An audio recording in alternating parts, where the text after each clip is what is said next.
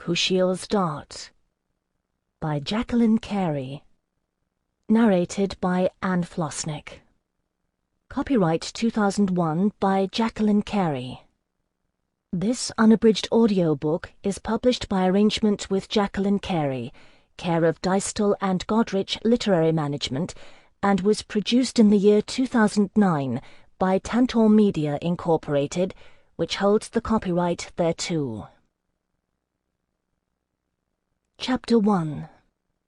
Lest anyone should suppose that I am a cuckoo's child, got on the wrong side of the blanket by lusty peasant stock, and sold into indenture in a short-fallen season, I may say that I am house-born and reared in the Night Court proper, for all the good it did me. It is hard for me to resent my parents, although I envy them their naivete.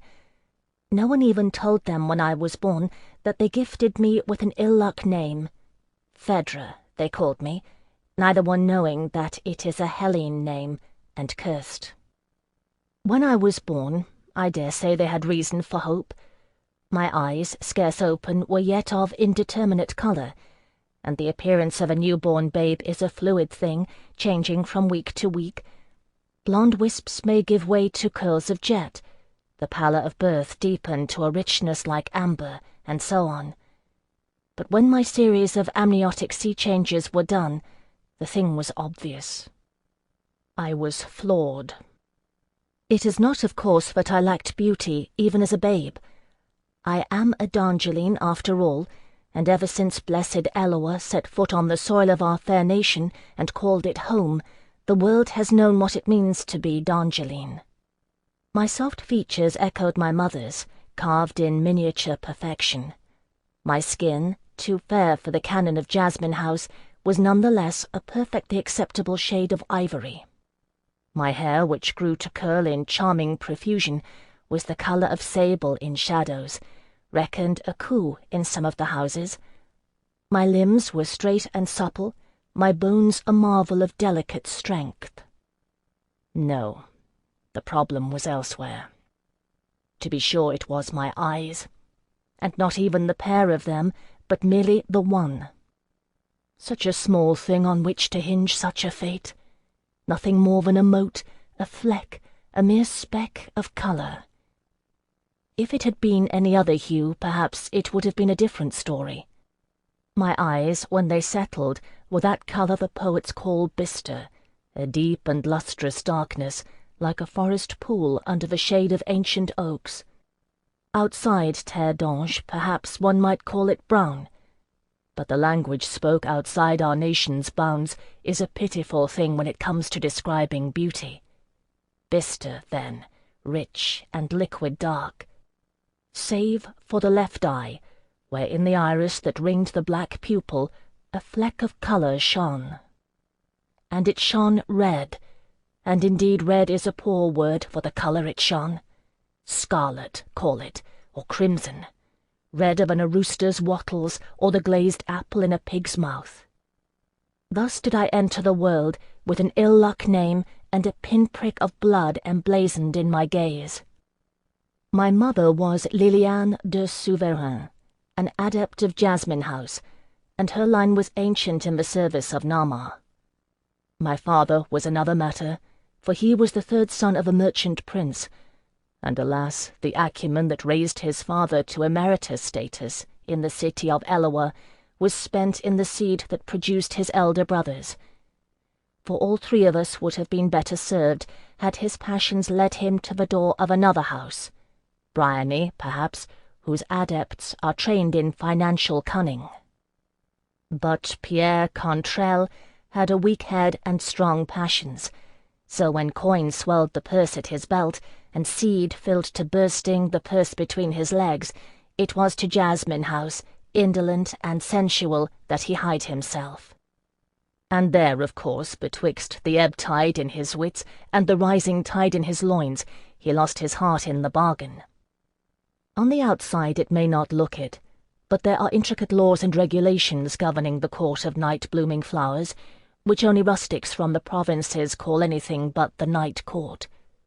So it must be, for we, odd that I say it still, serve not only Nama herself, but the great houses of Parliament, the scions of Eloa and his companions, and sometimes even the House Royal itself. Indeed, more often than royal cares to admit, we have served its sons and daughters. Outsiders say adepts are bred like livestock to produce children who fall within the house canon. Not so, or at least no more so than any other marriage is arranged for reason of politics or finance.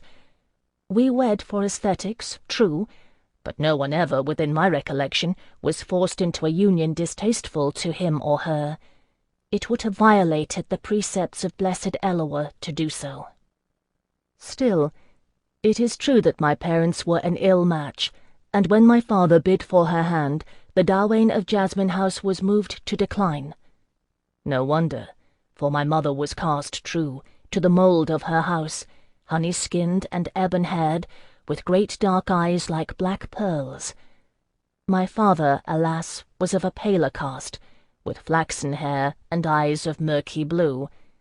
Who could say what the commingling of their seed would produce? Me, of course, proving the Dawain in the right. I have never denied it.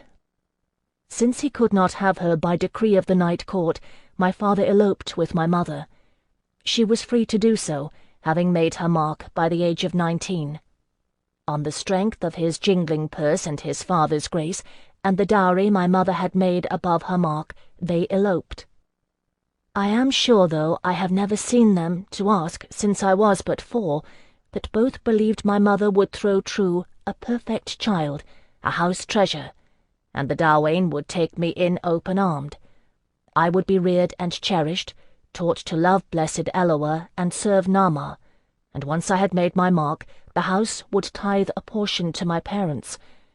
This I am sure they believed. Doubtless it was a pleasant dream. The Night Court is not unduly cruel, and during my mother's lying in, Jasmine House had welcomed her back. There would be no support from its coffers for her unsanctioned husband, but the marriage was acknowledged and tolerated, having been executed with due process before a rural priest of Eloa. In the normal course of events, if my appearance and budding nature fell within the canon of the house, I would have been reared wholly therein.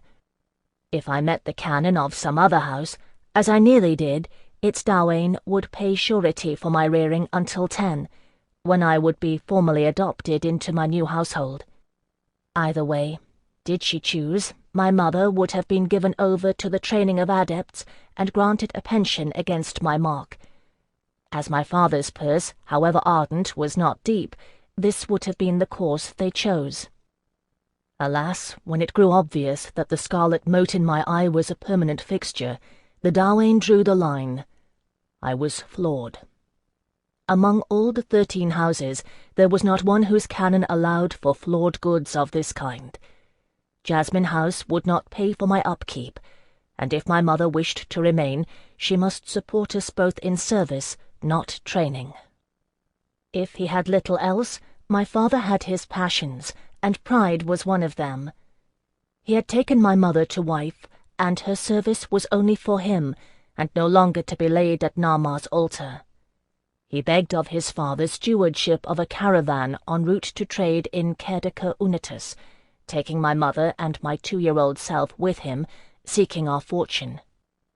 It will come as no surprise, I think, that after a long and arduous journey, in which he treated with brigands and mercenaries alike, and little enough difference between the two, since Tiberium fell and the surety of the highways was lost, that he traded at a loss. The Cerdici no longer ruled an empire, but they are shrewd traders. So it was that fate found us 2 years later, travel-weary and nigh unto penniless. I remember little of it, of course. What I remember best is the road, the smells and colours of it, and a member of the mercenaries who took it upon himself to guard my small person. He was a Scaldi tribesman, a northerner, bigger than an ox and uglier than sin. I liked to pull his moustaches, which hung on either side of his mouth. It made him smile, and I would laugh. He made me to understand with long talk and eloquent gestures, that he had a wife and a daughter my age, whom he missed. When the mercenaries and the caravan parted ways, I missed him, and for many months after. Of my parents, I remember only that they were much together and much in love, with little time or regard for me. On the road, my father had his hands full, protecting the virtue of his bride. Once it was seen that my mother bore the mark of Nama. The offers came daily, some made at the point of a blade.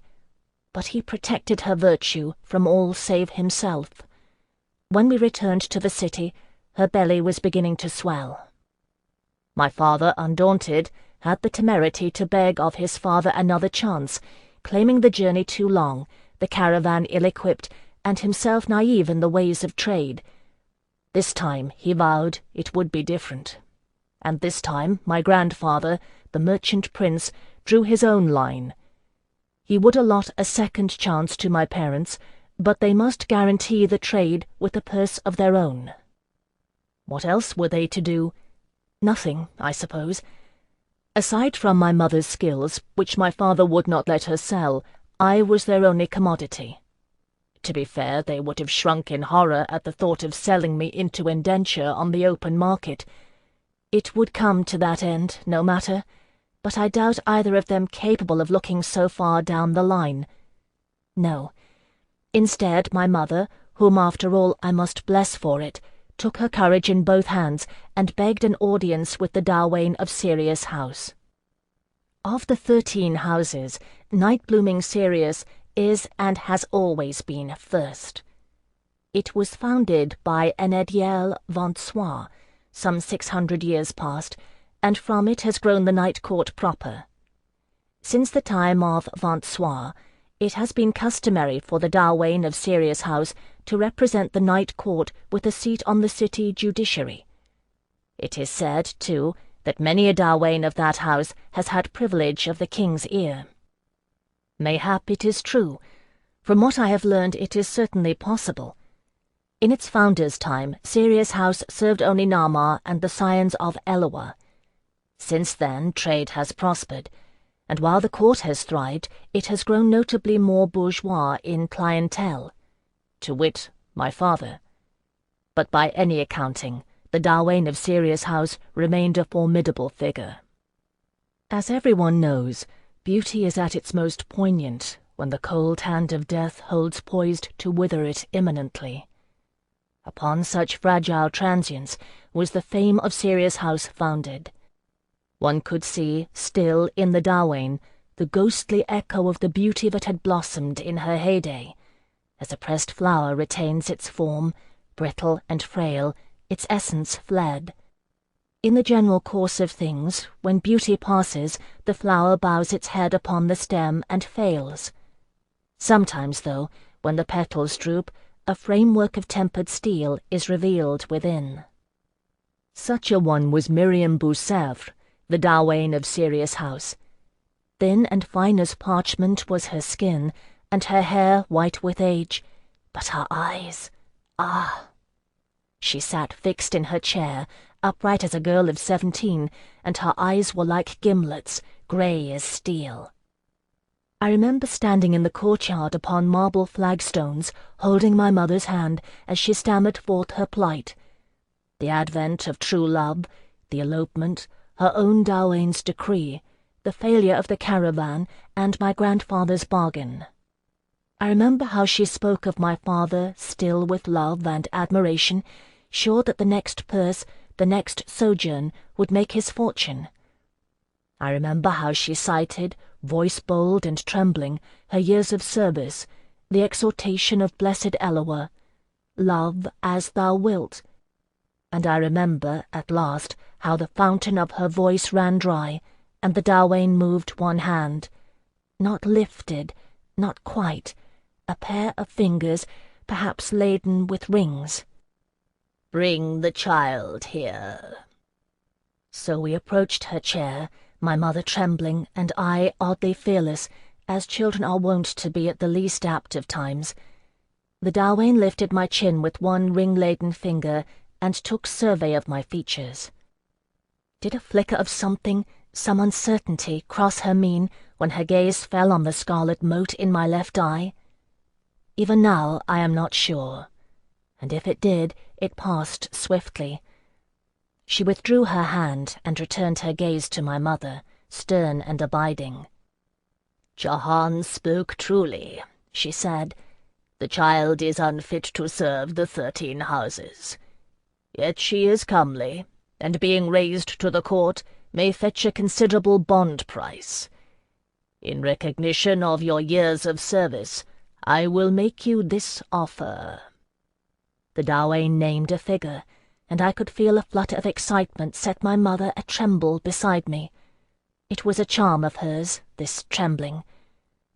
"Blessed lady," my mother began. Watching hawk-like, the ancient Dawain cut her off with a gesture. "These are the terms," she said, voice remorseless. "You will tell no one. When you take up residence, it will be outside the city.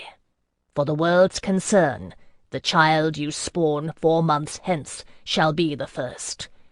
We will not have it said that Sirius House gives succor to a whore's unwanted get." At that I heard my mother's soft indrawn breath of shock, and witnessed the old woman's eyes narrow in satisfaction. So that is what I am, then, my child self thought, a whore's unwanted get. "It is not," my mother's voice trembled. "It is my offer." The ancient voice was pitiless. She will sell me to this cruel old woman, I thought, and experienced a thrill of terror. Even then, unknowing, I knew it as such. "We will raise the child as one of our own until she is 10. Any ability she has we will foster. Her bond price will command respect. That much I offer you, Liliane. Can you offer her as much?" My mother stood with my hand in hers and gazed down at my upturned face. It is my last memory of her, those great dark lambent eyes searching my own, coming at last to rest upon the left. Through our joined hands, I felt the shudder she repressed. "Take her, then!" Letting go my hand, she shoved me violently. I stumbled forward, falling against the Dawain's chaff. She moved only to tug gently upon the silken cord of a bell-pull. A sound like silver chimes rang in the distance, and an adept glided unobtrusive from behind a discreet screen, gathering me effortlessly, drawing me away by one hand. I turned my head at the last for one final glimpse of my mother, but her face was averted, shoulders shaking with soundless tears. The sun that filtered through the high windows and cast a green-tinged shade through the flowers shone with blue highlights on the ebony river of her hair. "Come," the adept said soothingly, and her voice was as cool and liquid as flowing water. Led away, I looked up in trust. She was a child of Sirius House, pale and exquisite. I had entered a different world. Is it any wonder, then, that I became what I did? Delaunay maintains that it was ever my destiny, and perhaps he is right. But this I know is true. When love cast me out, it was cruelty who took pity upon me. Chapter 2.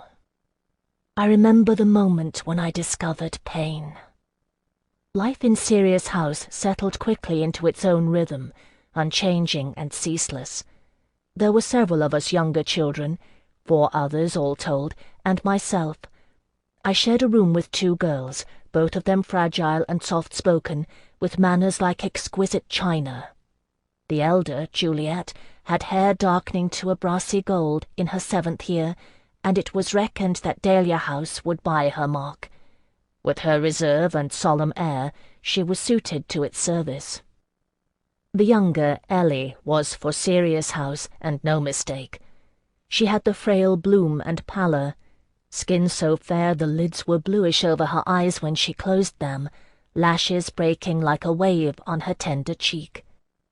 I had little in common with them, nor with the others in truth.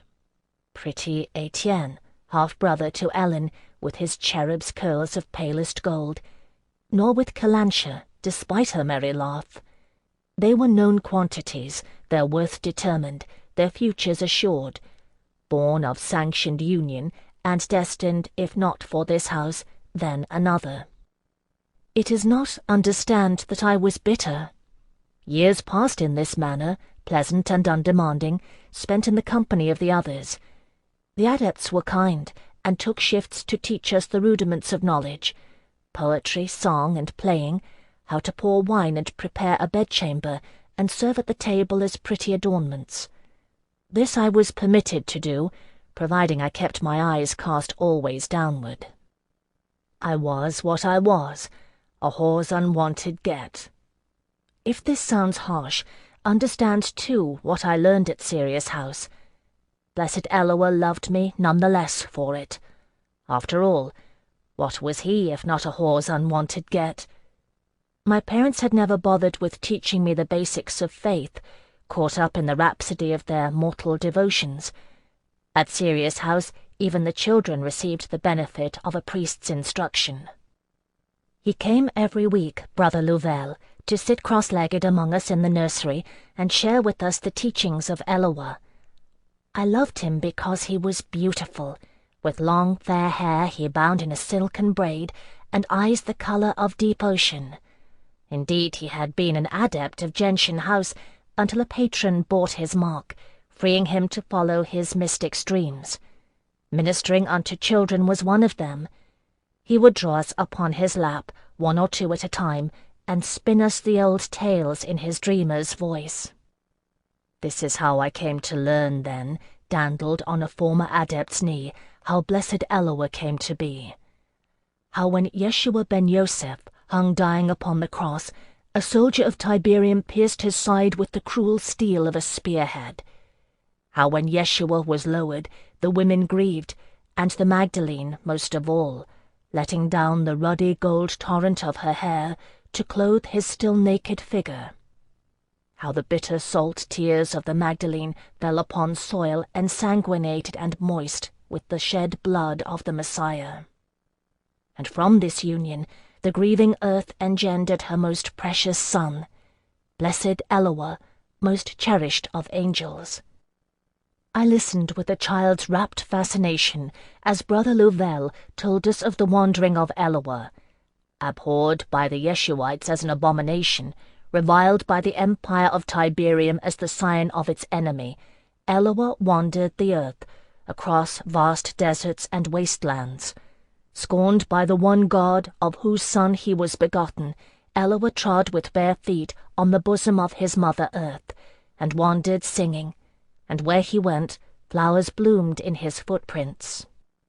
He was captured in Persis, and shook his head smiling when the king put him in chains, and vines grew to wreathe his cell. The tale of his wandering had come to reach the ear of heaven, and when he was imprisoned, there were those among the angelic hierarchy who answered. Choosing to flout the will of the one God, they came to earth in ancient Persis. Of these it was Naamah, eldest sister, who went smiling to the king and offered herself with lowered eyelids in exchange for the freedom of Eloa. Besotted, the king of Persis accepted, and there is a story still told of the king's night of pleasure. When the door to Eloa's cell was opened, a great fragrance of flowers poured forth, and Eloa emerged singing, crowned with vines. This is why, Brother Louvel explained, we revere Naamah and enter her service as a sacred trust.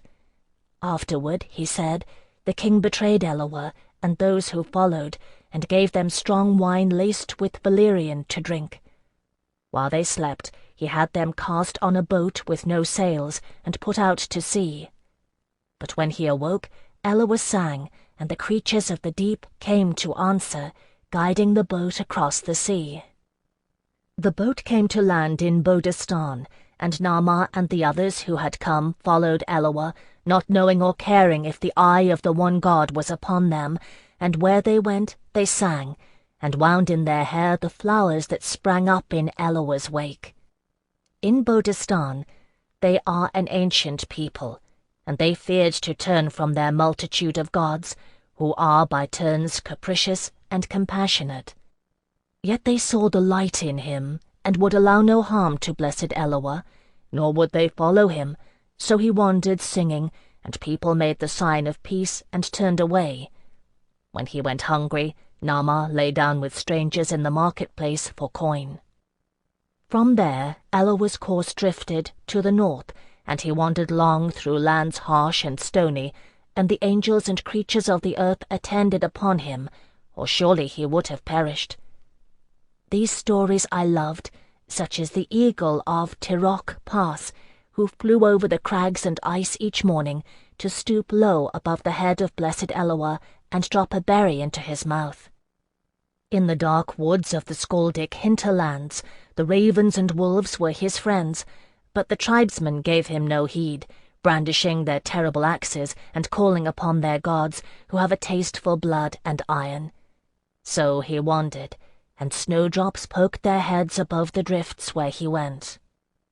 At last he came to Terdange, still unnamed, a rich and beautiful land, where olives, grapes, and melons grew, and lavender bloomed in fragrant clouds. And here the people welcomed him as he crossed the fields, and answered him in song, opening their arms. So Eloa, so Terdange, land of my birth and my soul. For 60 years blessed Eloa and those who followed him, Nama, Anil, Azar, Shemhazai, Carmiel, Kushiel, Ishith, and Kushiel, made to dwell here. And each of them followed the precept of blessed Eloa, save Kushiel, that which my mother had quoted to the Dawain, "Love as thou wilt."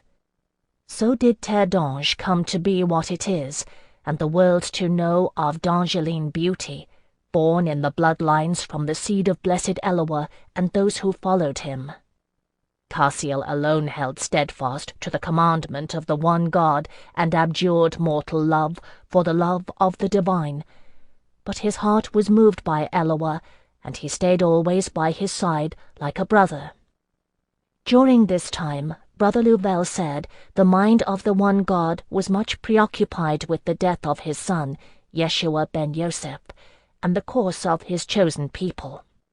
The time of deities does not move like our own, and 3 generations may live and die in the space between one thought and another. When the song of the Dangelines reached his ears, he turned his eye to Terdange, to Eloa, and those who had fled heaven to follow him.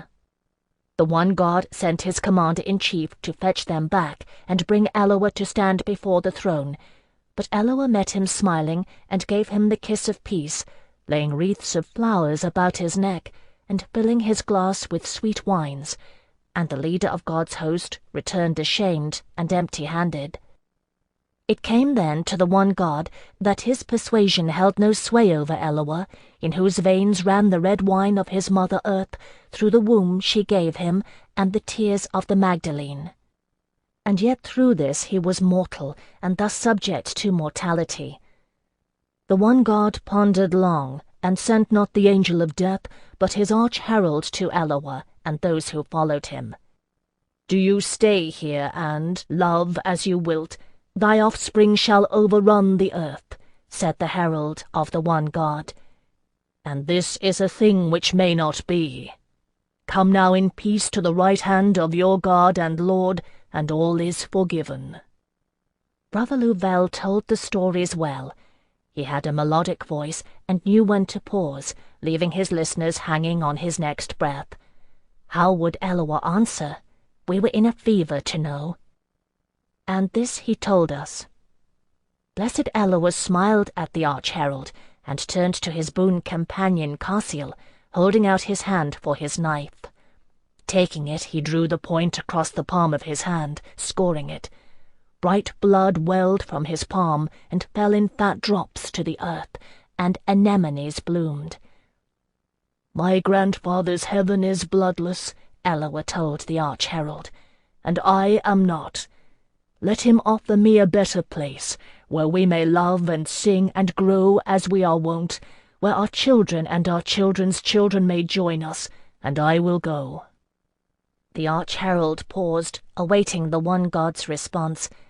"There is no such place," he answered. At that, Brother Louvel told us, such a thing happened as had not happened in many years, and never since. Our Mother Earth spoke to her once husband, the one God, and said, "We may create it, you and I." So was created the true Terre d'Ange, the one that lies beyond mortal perception, whose gate we may enter only after passing through the dark gate that leads out of this world.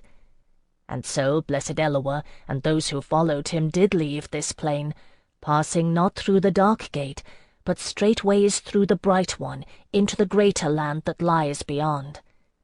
But this land he loved first, and so we call it after that one, and revere him and his memory in pride and love.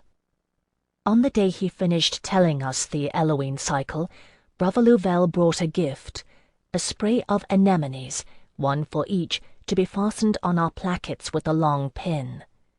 They were the deep, rich red, which I thought betokened true love, but he explained that these were a sign of understanding, of the mortal blood of Eloa shed for his love of earth and the Dongeline people. It was my wont to wander the grounds of Sirius House, soaking in the day's lesson. On that day, as I remember it, I was in my 7th year, and proud as any adept of the anemones fastened to the front of my gown. In the antechamber to the receiving room, those adepts summoned would gather to prepare for the viewing and selection by patrons.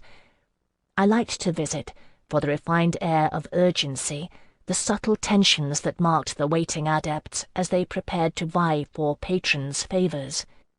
Not that overt competition was permitted.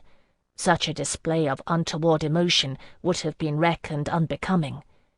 But it was there nonetheless, and there were always tales, a bottle of scent switched for cat piss, frayed ribbons, slit stays, the heel of a slipper cut to unevenness. I never witnessed such a thing, but the potential always eddied in the air. On this day all was quiet, and only 2 adepts waited quietly, having been requested already in particular. I held my tongue and sat quiet by the little fountain in the corner, and I tried to imagine being one of these adepts, waiting with a tranquil spirit to lie down with the patron, but a dreadful excitement gripped me instead at the thought of giving myself to a stranger. According to Brother Louvel, Nama was filled with a mystic purity of spirit when she went to the King of Persis, and when she lay down with strangers in the market.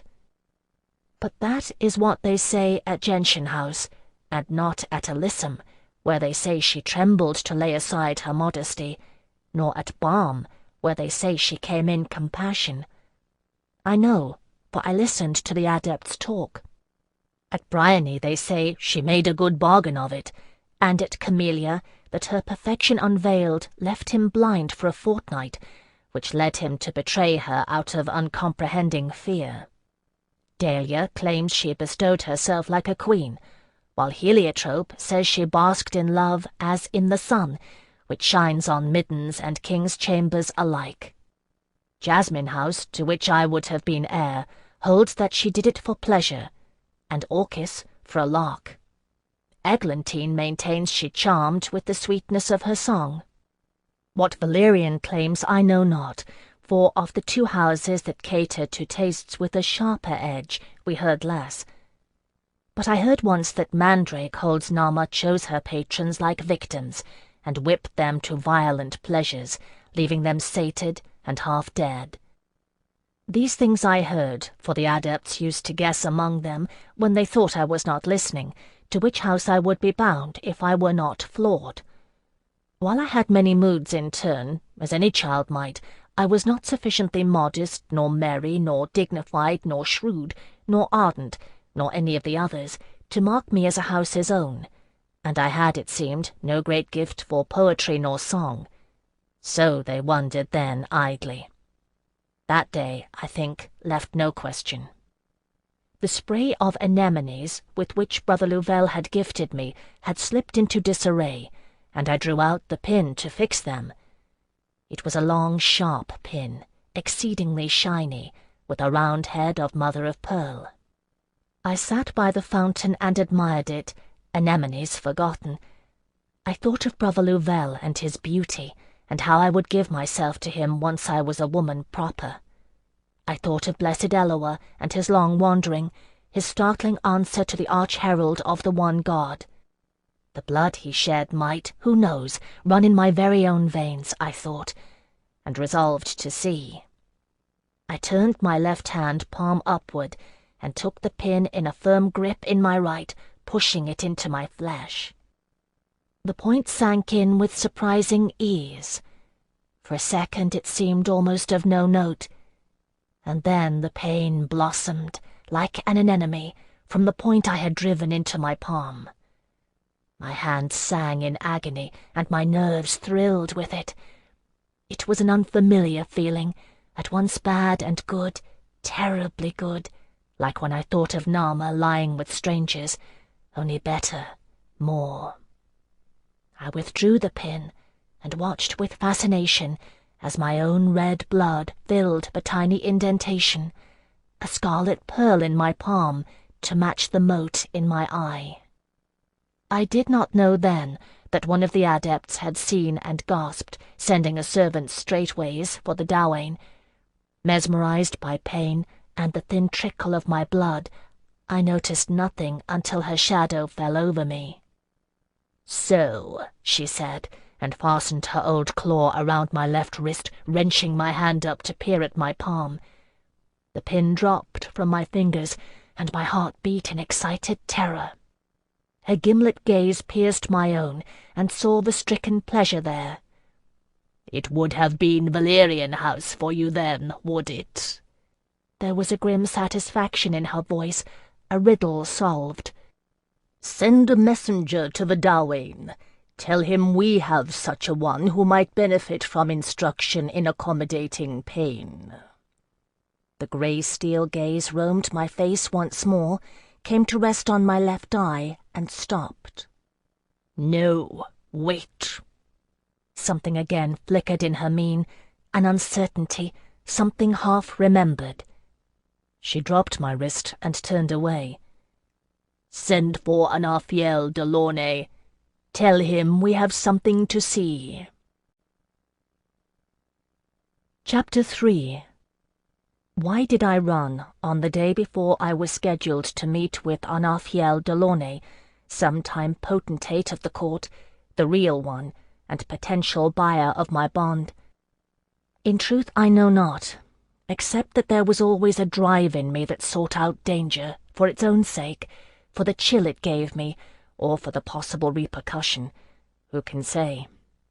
I was thick with one of the scullery maids, and she had shown me the pear tree in the garden behind the kitchens, how it grew along the wall, so one might climb it, and thus over the wall. I knew that the thing was done, for the Delaunay had told me a day prior that I might be forewarned of the preparations to come. Truly, the adepts murmured, I would be prepared as if for a prince, washed, combed, and adorned. No one would say, of course, who Anaphiel Delaunay was, nor why I should be grateful that he would come to look at me. Indeed, if any of them knew the whole truth, I would be much surprised to learn it now. But his name was spoken with a certain hush by the Delaunay of Sirius House, and there was no adept but took his or her cue from her. So, between awe and fear, I bolted. With skirts tucked about my waist, the pear tree was easy enough to navigate, and I jumped down unharmed on the far side of the wall. Sirius House sits atop the crest of a hill above the city of Eloa. The wall lends it discretion, and there is nothing save the perfume of its gardens to distinguish it from the other estates that sprawl below it, wending down to the centre. It is, as are the others, marked with a discreet insignia upon the gate that admits patrons into its domain. For 3 years I had been within those walls. Now, outside, I gaped to see the bowl of the city open before me, ringed by gentle hills. There, the river cleft it like a broadsword. There, surely, was the palace, gleaming in the sun. A carriage went past at a good clip. Its curtains were drawn, but the coachman cast me a quick wandering glance. Surely if I did not move, someone would stop. I was conspicuous enough, a small girl child in a damask gown, with my dark curls caught up in ribbons. And if the next coach stopped, surely someone inside would hear, and in a moment the Delaunay's guards would be out to usher me gently back inside. Eloa was born unwanted to the Magdalene, and what had he done? Wandered the earth. So then I resolved I would follow his footsteps. I set off down the hill. The closer I got to the city, the farther away it seemed. The broad, gracious streets lined with trees and gated manses gave way slowly to narrower, winding streets. These were filled with all manner of people, of a poorer sort than I was accustomed to seeing. I did not know, then, that below Mont-Nuit, where the 13 houses were situated, was a lower sort of entertainment. Cafes frequented by poets and gentlefolk of ill repute, unpedigreed bawdy houses, artists' dens, dubious chemists and fortune-tellers. It gave spice, I learned later, to nobles venturing into the night court. It was morning, though late. I clung to the edge of the street, overwhelmed by the noise and bustle. Above me, a woman leaned over a balustrade and emptied a wash-basin into the street. Water splashed at my feet, and I jumped back, watching it edge its way downhill, forming rivulets between the cobblestones. A gentleman rushing out of an unmarked establishment near to tripped over me and cursed. "Watch yourself, child." His voice was brusque. He hurried down the street, his pump striking a rhythm on the stones. I noted that his hosen were rucked and twisted, as though he had donned them in a hurry, and the hood of his cassock was inside out. No patron but left Serious House, cool and collected, having enjoyed a glass of wine or cordial. But then, no patron of Serious House would come for leisure clothed in fustian. Around the next corner a small square opened, pleasantly shaded with trees, a fountain in its centre. It was market day, and a clamour of vendors abounded. I had made my escape without provisions, and at the sight and smell of food my stomach reminded me. I paused at the sweet-seller's stall, mulling over her comforts and marchpane. Unthinking, I picked up an almond paste sweet. "You've touched it now, ye must be buying it." The old woman's voice rang sharp in my ear. Startled, I dropped the sweet and looked up at her. For a second she glowered, florid-faced, the sturdy country beauty of her bones hidden under the suet with which oversampling her wares had given her. I stared back, trembling, and saw beneath her weighty dower a not uncompassionate heart, and feared less. And then she saw my eyes, and her face changed. "Devil spawn!" Her arm rose like a loaf of bread, and one plump finger pointed at me. "Mark this child!" No one had told me that the neighbourhood below Mont-Nuit was superstitious in the extreme. Vendors began to turn, hands reaching to catch hold of me. In an excess of terror I bolted. Unfortunately, the first obstacle in my path was a stand of peaches, which I promptly upset. Stumbling on the vendor's wares, I measured my length beneath the market's awnings. Something squished unpleasantly under my left elbow, and the odour of bruised peaches surrounded me like a miasma. I heard the vendor roar with anger as he charged around the toppled stall toward me. Sst! From beneath another stand peered a small, swarthy face. A boy, near to my age, grinning, his teeth white against his skin. He beckoned with one grimy hand. I scrambled madly across the fruit-strewn ground, feeling a seam part as I tore loose from someone's grip on the back of my gown. My youthful saviour wasted no time, shoving me past him, guiding me at a rapid crawl under an elaborate series of stalls.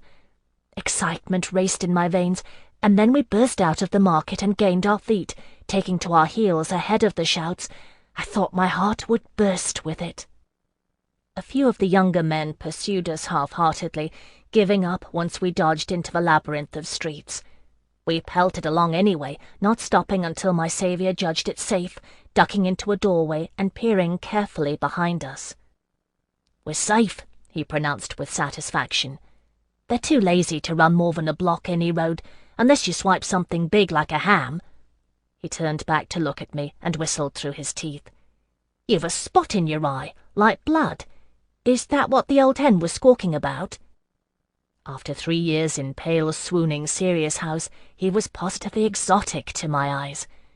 His skin was as brown as a Bodestani's, his eyes black and merry, and his hair hung to his shoulders in curls of jet.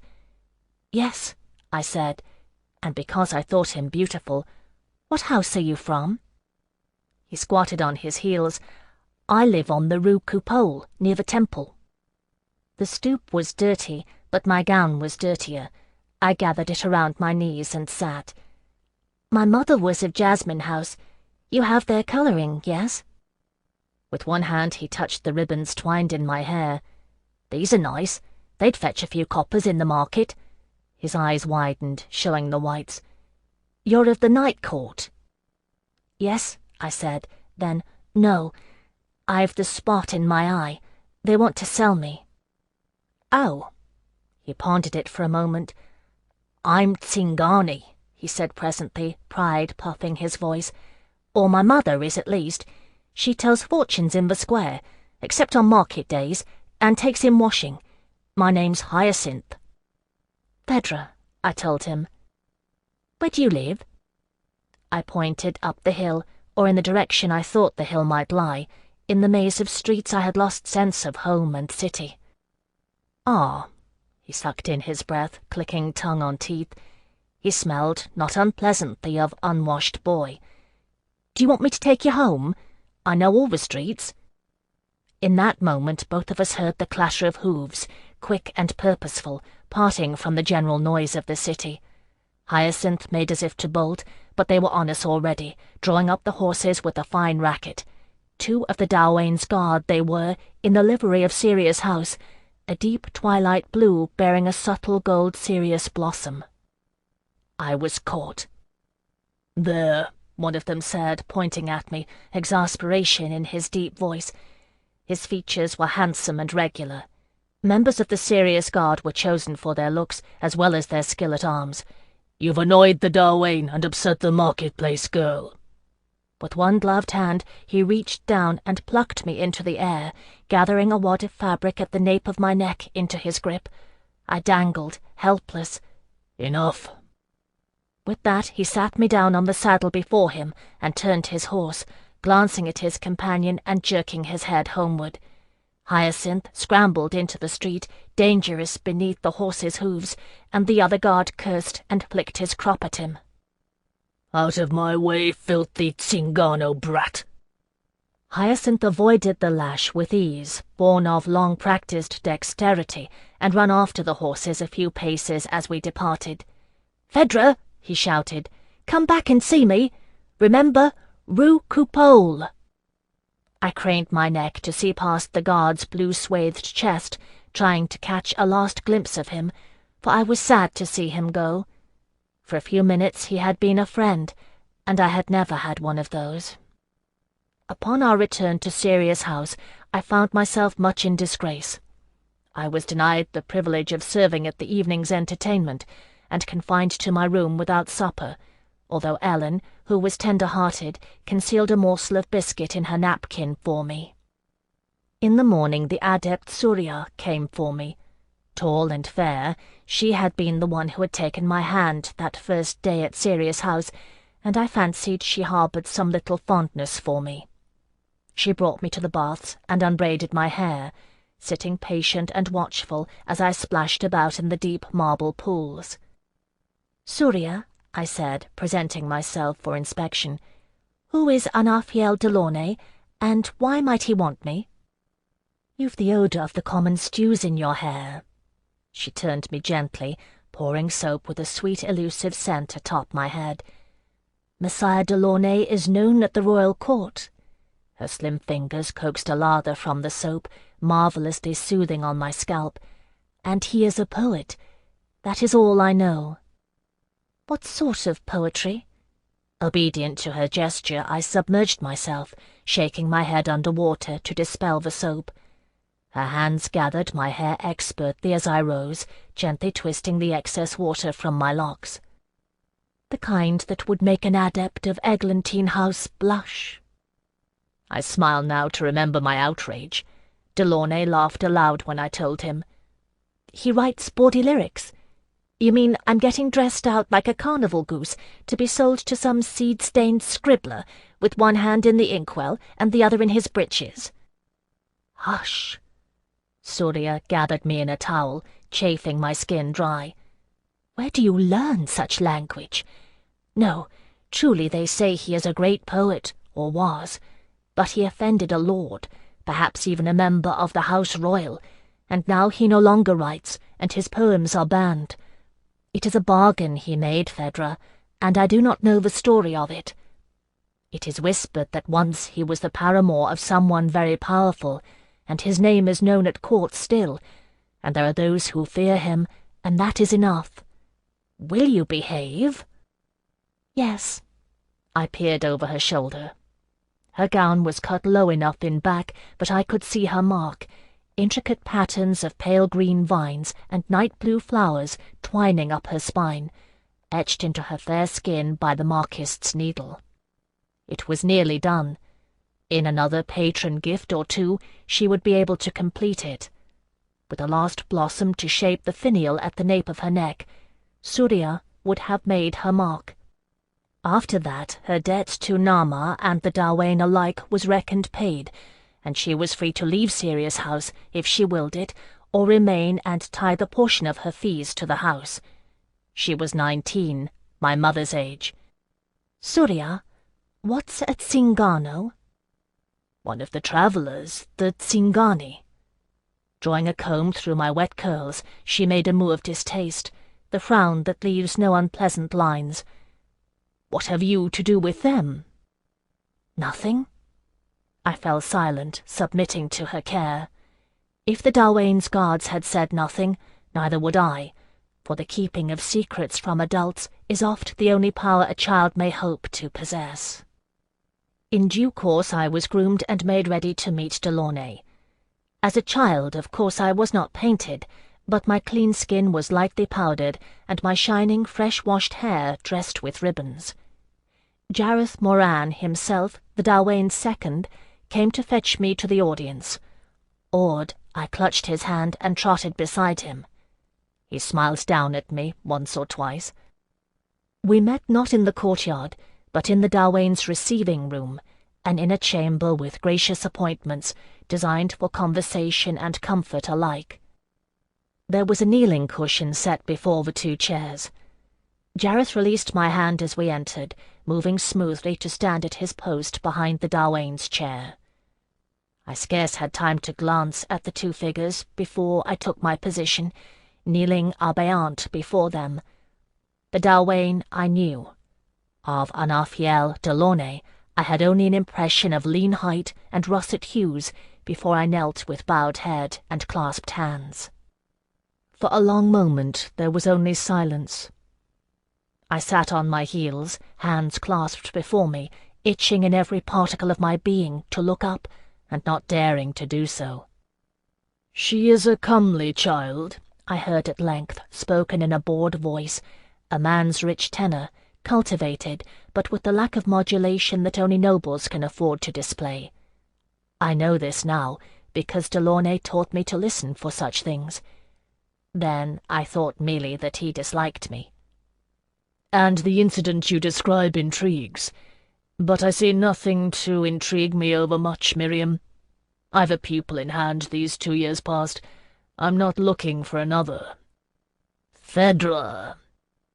My head jerked up at the command in the old Dawain's tone, and I stared at her wide-eyed. She was looking at Delaunay and smiling faintly, so I transferred my gaze to him.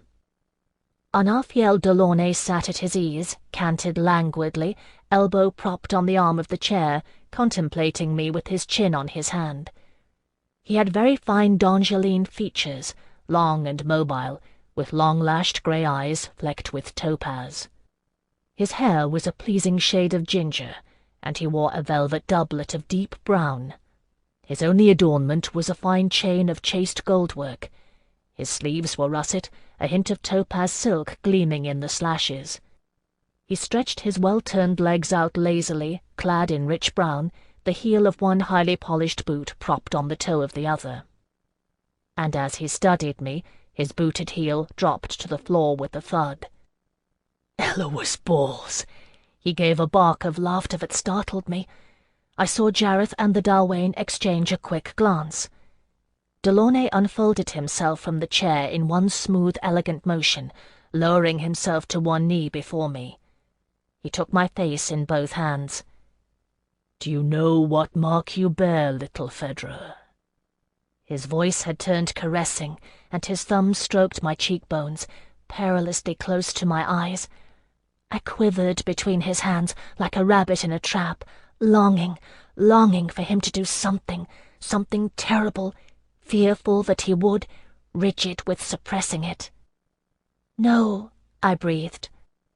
He took his hands away, touching my cheek briefly in reassurance, and stood. "Kushiel's dart," he said, and laughed. "You've an anguissette on your hands, Miriam, a true anguissette. Look at the way she trembles even now, caught between fear and desire." "Kushiel's dart." There was an echo of uncertainty in Jareth's voice. The Dalwain sat unmoving, her expression shrewd. Anaphiel Delaunay crossed to the side table and poured himself a glass of cordial, uninvited. "You should keep better archives," he said, amused, then spoke in a deeper voice. "Mighty Kushiel, of rod and wheel, late of the brazen portals, with blood-tipped dart, a wound unhealed, pricks the iron of chosen mortals." His voice returned to its conversational tone. "From the marginalia of the Lucino version of the Eloine cycle, of course." "Of course," the Dalwain murmured, composed. "Thank you so much, Anaphiel. Jean-Baptiste Marais at Valerian House will be gratified to learn it." Delaunay raised one eyebrow. "I do not say that the adepts of Valerian House are unskilled in the arts of algilagnia, Miriam. But how long has it been since they've had a true anguissette under their roof?" "Too long." Her tone was honey-sweet, but butter wouldn't melt in the old woman's mouth. I watched, fascinated and forgotten. I wanted desperately for Anaphiel Delaunay to prevail. He had laid his poet's hands on me and changed my very nature, transformed the prick of my unworth to a pearl of great price. Only Melisande Shahrazai ever named what I was so surely and swiftly. But that was later, and a different matter. As I watched, Delaunay shrugged eloquently. "Do it, and she'll go to waste. Another whipping toy for the ham-fisted sons of merchants. I can make of her such a rare instrument that princes and queens will be moved to play exquisite music upon her. Except, of course, that you already have a pupil." "Indeed." He drank off his cordial at one draught, set down the glass and leaned against the wall, folded his arms across his chest, smiling. "I am willing, for the sake of Kushiel's dart, to consider a second. Have you set a bond price?" The Dalwain licked her lips, and I rejoiced to see her tremble at bargaining with him, even as my mother had trembled before her. This time, when she named a price, there was no surety in her voice. It was high, higher than any bond price set in my years at Sirius House. I heard Jareth draw in his breath softly. "Done," Anaphiel Delaunay said promptly, straightening with a negligent air. "I'll have my steward draw up the papers in the morning. She'll foster here until the age of 10 as customary, yes?" "As you wish, Anaphiel." The Dalwain bowed her head to him. I could see from my kneeling perspective how she bit her cheek in ire at having set the bond price so low he didn't even deign to barter. "We shall send for you upon the 10th anniversary of her birth." And with that, my future was decided. Chapter 4. Life within the Night Court was ever a closed society, and I would have left it with Kushiel Delaunay the moment the bargain was struck, had he allowed it. But he did not want me, not yet. I was too young. Since I was to go into the service of a friend of the royal court, I must reflect well upon Sirius House, and the Dawain gave orders to ensure I received proper instruction. Reading and elocution were added to my curriculum, and in my 8th year I began to learn the rudiments of the Kediki tongue, the language of scholars. No one expected to make a scholar of me, of course, but it was rumoured that Delaunay had attended the University of Tiberium in his youth, and had a name as an educated man. He must not find embarrassment in a child fostered at Sirius House. Much to the surprise of my tutors, I enjoyed my studies, and would even spend spare hours in the archives, puzzling out the riddles of Kediki poetry. I was much taken by the works of Felice Dolophilus, who joyfully unmanned himself for love of his mistress. But when Jareth found me reading them, he made me stop. Delaunay, it seemed, had given orders that I was to be rendered unto him in as pure and untainted a state as it was possible to maintain for a child raised in the Night Court. If he wished me ignorant, it was of a surety too late. By the time I was 7, there was little I did not know, in theory, of the ways of Nama. Adepts gossiped, we listened. I knew of the royal jeweller whose work adorned the necks of the fairest ladies at court. For himself he preferred only the prettiest of youths, decked in naught but nature's array. I knew of the judiciary who was renowned for the sagacity of his advice, whose private vow was to pleasure more women in one night than blessed Eloa. I knew of one noblewoman who professed to be a Yeshuite, and required a particularly handsome and virile bodyguard to attend her for fear of persecution, and I knew what other duties he performed at length. I knew of another noblewoman renowned far and wide as a gracious hostess, who contracted maidservants skilled in the arts of flower arranging and languissement. These things I knew, and reckoned myself wise in the knowing, little dreaming how small the sum of my knowledge. Events turned outside the Night Court, wheels within wheels, politics shifting, while inside we spoke only of this patron's tastes or that, petty rivalries among the houses. I was too young to remember when the Dauphin had been killed, slain in a battle on the Skaldic border, but I remember the passing of his widowed bride. A day of mourning was declared. We wore black ribbons and closed the gates of Sirius House. Even this I might not recall, except that I grieved for the little princess, the Dauphine. She was my age, and alone now, unparented, save only for her solemn old grandfather the king. One day, I thought, a handsome duke would ride to her rescue, as one day soon Kushiel Delaunay would come to mine. Such trivial was the nature of my thoughts, for no one spoke in terms of gain and loss and political position, the possibility of poison, and whether or not the royal cup-bearer had mysteriously disappeared, or the steward wore a new silver chain and a secret smile. These things, like so much else, I learned from Delaunay. This knowledge was not meant for the servants of Nama to bear. We were night-blooming flowers that wilt beneath the weight of the sun, let alone politics. So the adepts held. If the Dawains of the 13 houses thought otherwise, they kept this knowledge to themselves, and used it for what gain they might. Nothing spoils idle pleasure like too much awareness, and the Night Court was built upon idle pleasure. What little knowledge I gained, beyond such gleanings as the fact that there are 27 places on a man's body, and 45 on a woman's, that provoke intense desire when appropriately stimulated, I learned from the lower echelons, the cooks, the scullions, the livery servants, and the stable boys. Bond-souled or not, I had no status at Sirius House, and they tolerated me on the edges of their society. And I had my one true friend, Hyacinth. For you may be sure, having tasted the sweetness of freedom and capture once, I sought it again. Once at least in a season, and more often in the warm ones, I would find my way over the wall, unchaperoned, unnoticed.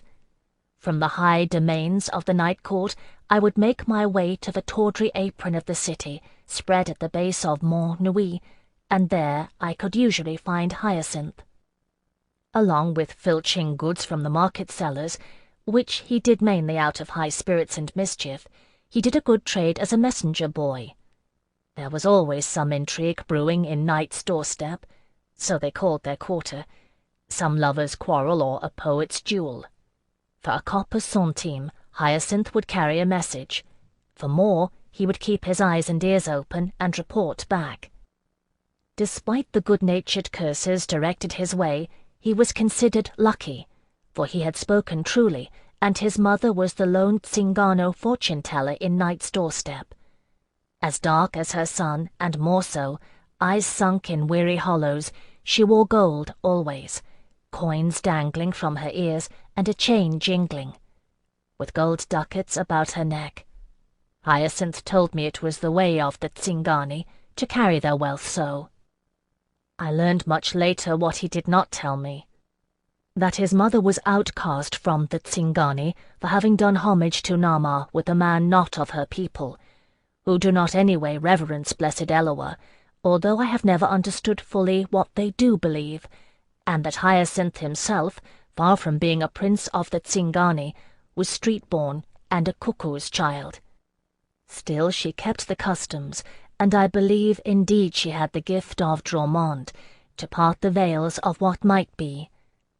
I watched once while a man, a painter coming into some fame, crossed her palm that she might read his.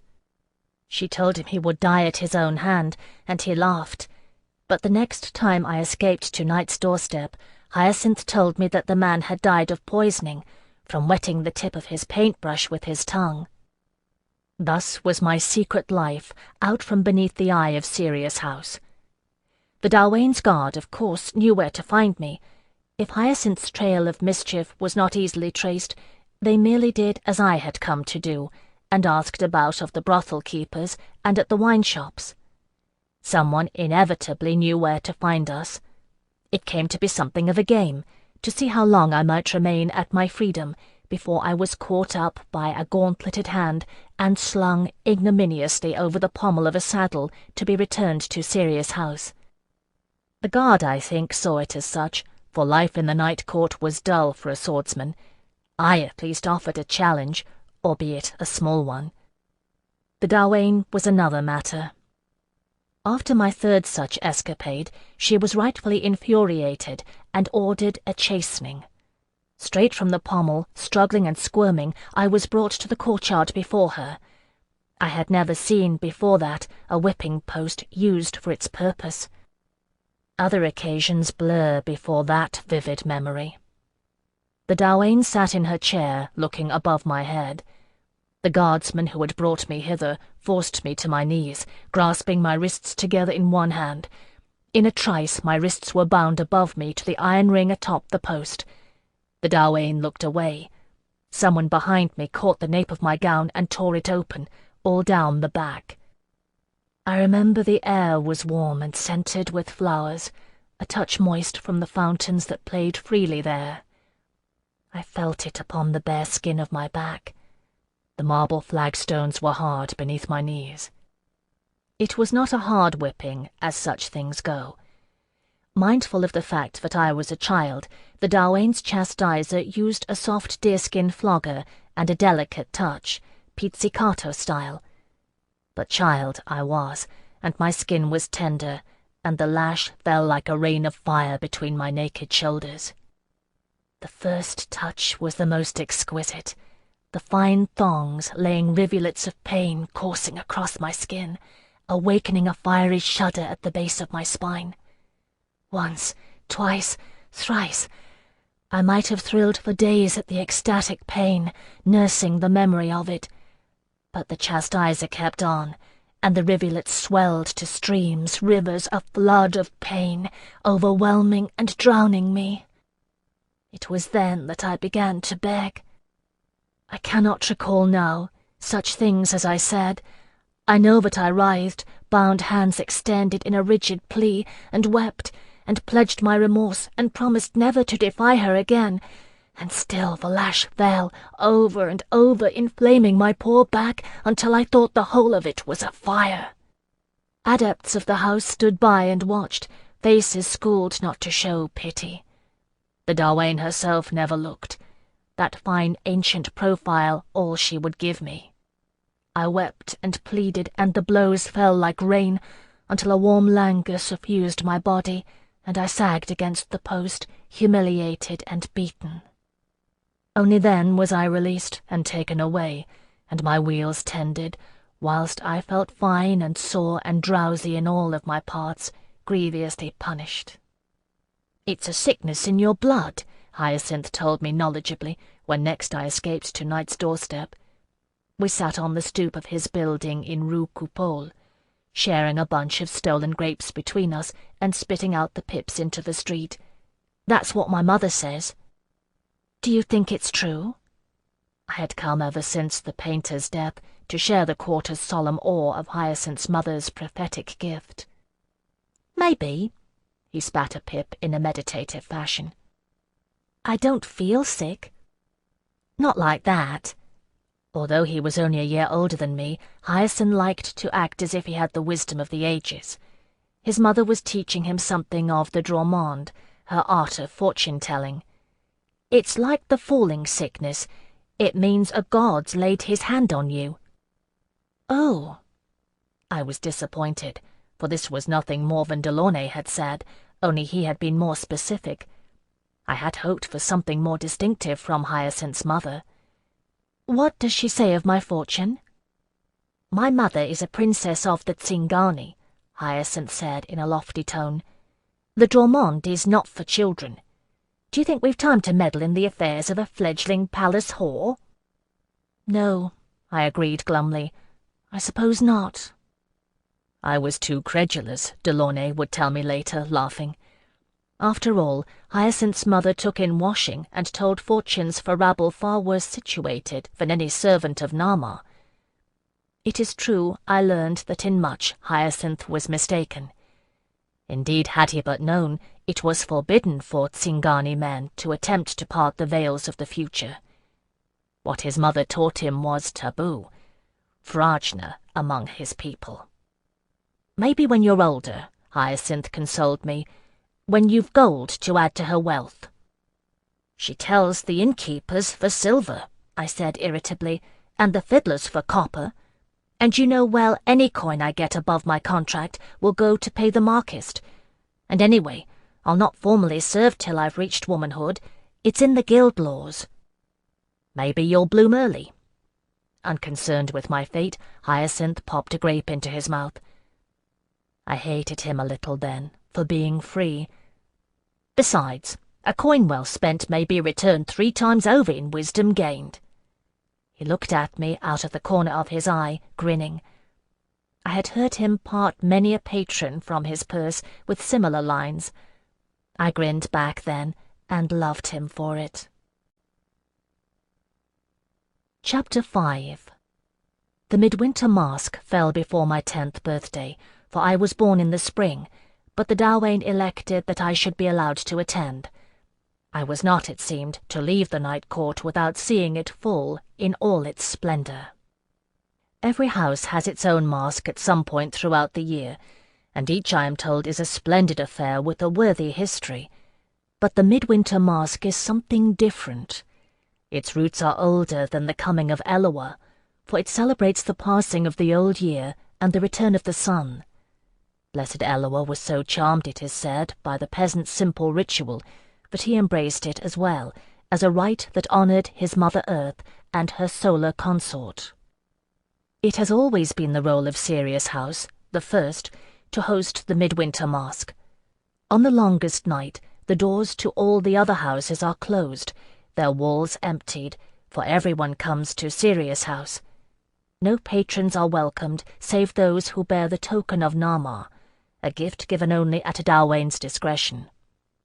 Even now, when the night of the 13 houses wanes under the light of profit, the tokens remain another matter, held only by those who lay claim to royal lineage and are deemed worthy of Nama's embrace.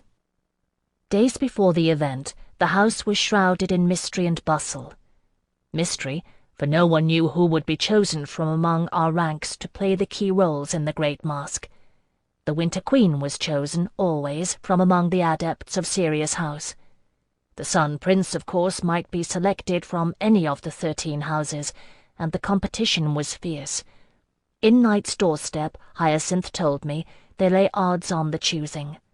It is said that the Sun Prince brings a year's luck to his house. I know why now. Delaunay told me. There is an old story, older than Eloa, about the Sun Prince wedding the Winter Queen to claim lordship of the land. Such stories, he said, are always the oldest, for they are born of our first ancestors' dreams and the eternal turning of the seasons. Whether or not this is true, I do not know, but I know of a surety that Anafiel Delaunay was not the only one who knew the story that night. But this was yet to come, and in the preceding days the mystery-shrouded confines of Sirius House abounded with activity. The doors to the great hall were thrown open, and it was given such a cleaning as was seldom seen. The walls were scrubbed, the colonnades polished, the floor waxed and buffed until it shined like mahogany satin. Every speck of ash was emptied from the massive fireplace, and rickety scaffolding was erected so teams of agile painters' apprentices could cleanse a year's accumulation of soot from the frescoed ceiling. Slowly the exploits of Nama brightened, colours emerging fresh and new from beneath the accretion of grime. When the empty and pristine hall was judged ready, it was decorated with fresh white candles, all unlit and smelling of sweet beeswax and great boughs of evergreen. And then the long tables were covered with brilliant white cloths to receive the bountiful feast that was being prepared in the kitchens. Indeed, I was manifestly unwelcome in all my usual haunts, as everyone from the concierge on down to the lowest scullery maid was busy making ready for the midwinter masque. Say what you will of the night court, but no one entered its service without pride. Even the stables were off limits, as the master of horse supervised through gritted teeth a thorough scouring of the entire premises. If Ganelon de la Courcelle himself, king of Terre d'Ange, were to attend the midwinter masque, and such a thing had happened in other times, he would find his horses better tended than in the royal stables. Of course I had witnessed such preparations before, but this year was different, since I was to attend. Of my erstwhile companions, only the frail beauty Ellen would be in attendance, for Juliet's mark had been bought by Dahlia House, as all had guessed, and the merry Calantia had gone on to foster at Orchis when her 10th birthday had arrived. Ellen's pretty half-brother, Etienne, was too young, and must pass the longest night in the nursery. There were 2 other new fosterlings, though, whom I'd not met, for Sirius House bought the marks of children from other houses too. Pale Jacinthe, whose blue eyes were almost but not quite too dark for the canon of Sirius, and a boy, Donatien, who never spoke. Like Ellen, they were destined to be initiated into the mysteries of Nama, and I envied them their surety of place. On the longest night, though, there would be no contracts, no exchange of coin. Among the servants of Nama and their elect guests, only such liaisons as pleased the fancy would be made. Our role was to adorn the festivities. It is tradition to drink joie on longest night, that clear, heady liqueur distilled from the juice of a rare white flower which grows in the mountains and blossoms amid the snowdrifts. We were to circulate among the guests, offering tiny crystalline glasses of joie, which we bore on silver trays. Because it is the privilege of Sirius House to elect the Winter Queen, it is the theme we maintain, in costumes of white and silver. I was hoping to see Surya, to show her mine. All 4 of us were adorned as winter sprites. We wore sheer white tunics of gossamer to mimic the effect of snow drifting in the wind, with dagged sleeves, beaded in glass, that hung down like icicles when we raised our trays in offering. Simple white dominoes edged in silver, suitable for children, masked our faces, and we wore only a touch of carmine on the lips for colour. An apprentice ribbonaire bound our hair, and did a very fine job too, plaiting our locks with white ribbons to evoke a tumbling fall of snow. But Surya did not come to see us, and it was another adept who gave us instruction in the kitchen. He wore white brocade trimmed with ermine, and the mask of a snow fox rode his brow, snarling above his own eyes. "Like this," he said impatiently, correcting the line of Donatien's arm as the boy lifted his tray. "No, no, smooth, elegant. You're not hoisting tankards in a tavern, boy. What do they teach you in Mandrake House?" What indeed, I wondered. The Dawain's chastiser had been a Mandrake adept. Donatien trembled, and the delicate glasses trembled like chimes on the tray, but he raised it gracefully. "Better," the adept said grudgingly. "And the invocation?" "Joy." It was more breath than utterance, and Donatien looked like he might faint from the effort of it. The adept gave a wry smile. "Such a fragile bloom. Perfect, sweetheart. They'll be marking their calendars until you come of age. All right, then. You'll see that guests are given first offer, and the Dawain second. After that, it's catch as catch can." He turned then to go, drawing down his mask. "But—" It was Jacinthe who had spoken. The adept turned, his face now a mystery behind the sly features of the snow fox, dark shadows behind the eye-holes on either side of the sharp, cunning muzzle. "How will we know?" she asked sensibly. "Everyone's in mask." "You'll know," said the snow fox, "or And with this none too reassuring piece of advice, he left us to the harried direction of the culinary staff.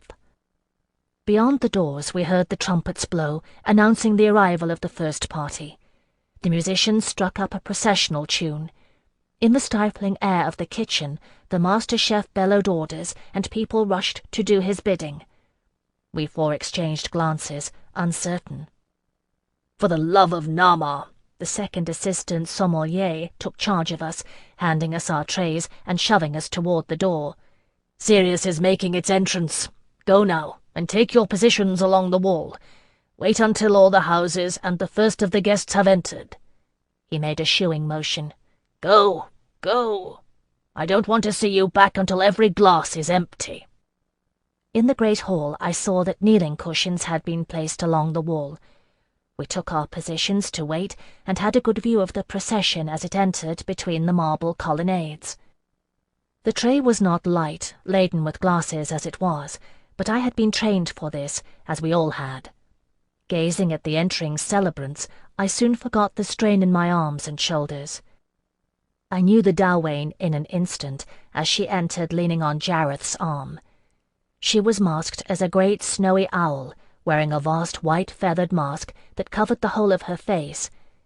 It was rumoured, I knew, that this would be her last midwinter mask. Jareth wore an eagle's mask, white feathers flecked with umber. The adepts of Sirius House followed them, a white and silver fantasia of creatures and wintry spirits. I lost count, with the froths of silk and gossamer and silver piping, homed and hooded and masked. And this was only the beginning. All 13 houses made their entrance. Even now, past its heyday, to those who have never seen the night court in all its splendour, I say, I weep for you. I have gone farther than I ever reckoned from my birthplace, and I have attended grand functions at the royal court, but nowhere else have I seen such exaltation in beauty, and beauty alone. It is as nothing else in the world is, quintessentially d'Angeline. If I had been trained by Delaunay then, which I had not, I would have noted, and could now recall exactly what the theme of each house was, but some of the highlights remain with me still. Dahlia challenged the sovereignty of Sirius with cloth of gold, and the adepts of Gentian came masked as seers, preceded by incensers of opium. Eglantine House, in its madcap genius, entered as a company of Tsingani, singing and playing and tumbling. The adepts of Alyssum, famed for their modesty, were robed and veiled as Yeshuite priests and priestesses, profanely provocative. Jasmine House flaunted, as ever, the exotica of faraway lands, and their Dawain's young second danced in naught but dusky skin, night-black hair, and a cloud of veils. This was ill-received by Valerian's Dawain, who had chosen a harem motif for his adepts, but such things are bound to happen. For my part, I was minded of my distantly remembered mother, and then only briefly, for the procession continued. One might suppose, and logically so, that I would be most curious about the adepts of Valerian House. It was there, as the Dawain had said, that I would have gone, had I not been flawed. And curious I was, sufficient that some things I had learned. I yield was the motto of the house. Its adepts were those who had a propensity to find pleasure in the extremity of pain, and were trained in the receiving thereof. Logical enough, but the magnet is drawn to iron. I dismissed the Pasha's dream that was Valerian House, and thrilled instead to the arrival of the adepts of Mandrake House, arrayed as the court of Tartarus. There, amid all the froth and gaiety of the other maskers, Orcus House, I am minded, had a stunning aquatic theme with mermaids and fantastic sea beasts. They struck a deliciously sinister note. Black velvet like a moonless night, and silk like a black river under stars. Bronze masks, horned and beaked, at once beautiful and grotesque. I felt a tremor run through me, and heard the crystalline sound of glasses shivering together. Not my tray. I looked, and it was Donatien, his face pale. I pitied his fear, and envied it. Then, at last, the procession was ended, and the trumpet sounded again, and the guests entered. Royal or no, they were a motley assortment, relative to the splendour of the night court. Wolves, bears, and harts, sprites and imps, heroes and heroines out of legend, though there was no theme to it. Still I could see, once they had entered, that when all began to mingle, it would make for a glorious array. The trumpet sounded once more, and everyone, Dawains, royalty, and adepts alike, drew back along the colonnade, for this sounded the entrance of the Winter Queen. She entered alone, hobbling. It is said that the mask of the Winter Queen was made 400 years ago by Olivier the Oblique, so sublime a master of the craft that no one knew his true features. Of a surety it was old, wafer-thin layers of leather soaked and moulded into the likeness of an ancient crone, painted and lacquered until it marked not life, but the preservation of it. An old grey mare's tail-wig crowned her head, and she was shrouded in grey rags, a dingy shawl wrapped around her shoulders. This, then, was the Winter Queen. Everyone bowed as she entered the great hall, and those of us kneeling bowed our heads. She hobbled to the head of the colonnade, leaning on an old blackthorn staff, and turned to face the crowd. Straightening only slightly, she hoisted her staff aloft. Trumpets blared, people cheered, and the musicians struck up a merry tune. The midwinter masque had begun. As for the Sun Prince, he would come later, or was already here, most likely, but not revealed in his costume.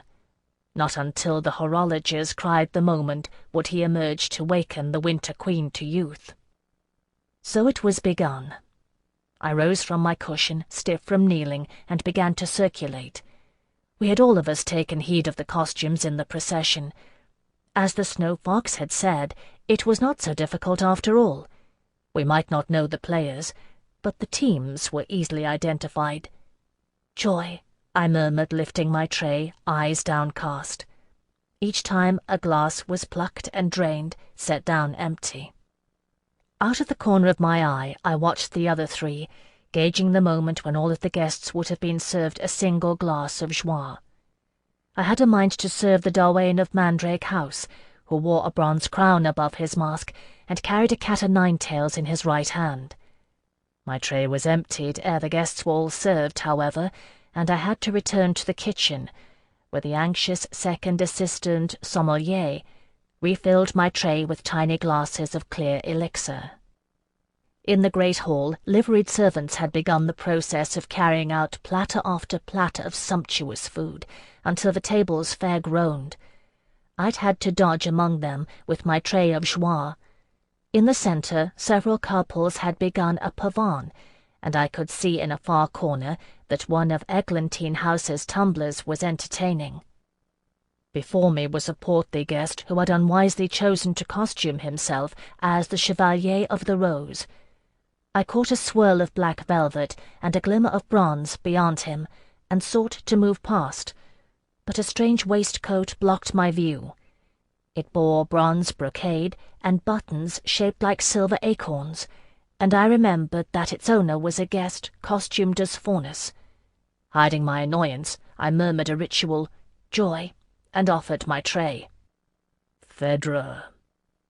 I knew the voice, a man's rich tenor, at once amused and bored, and looked up startled.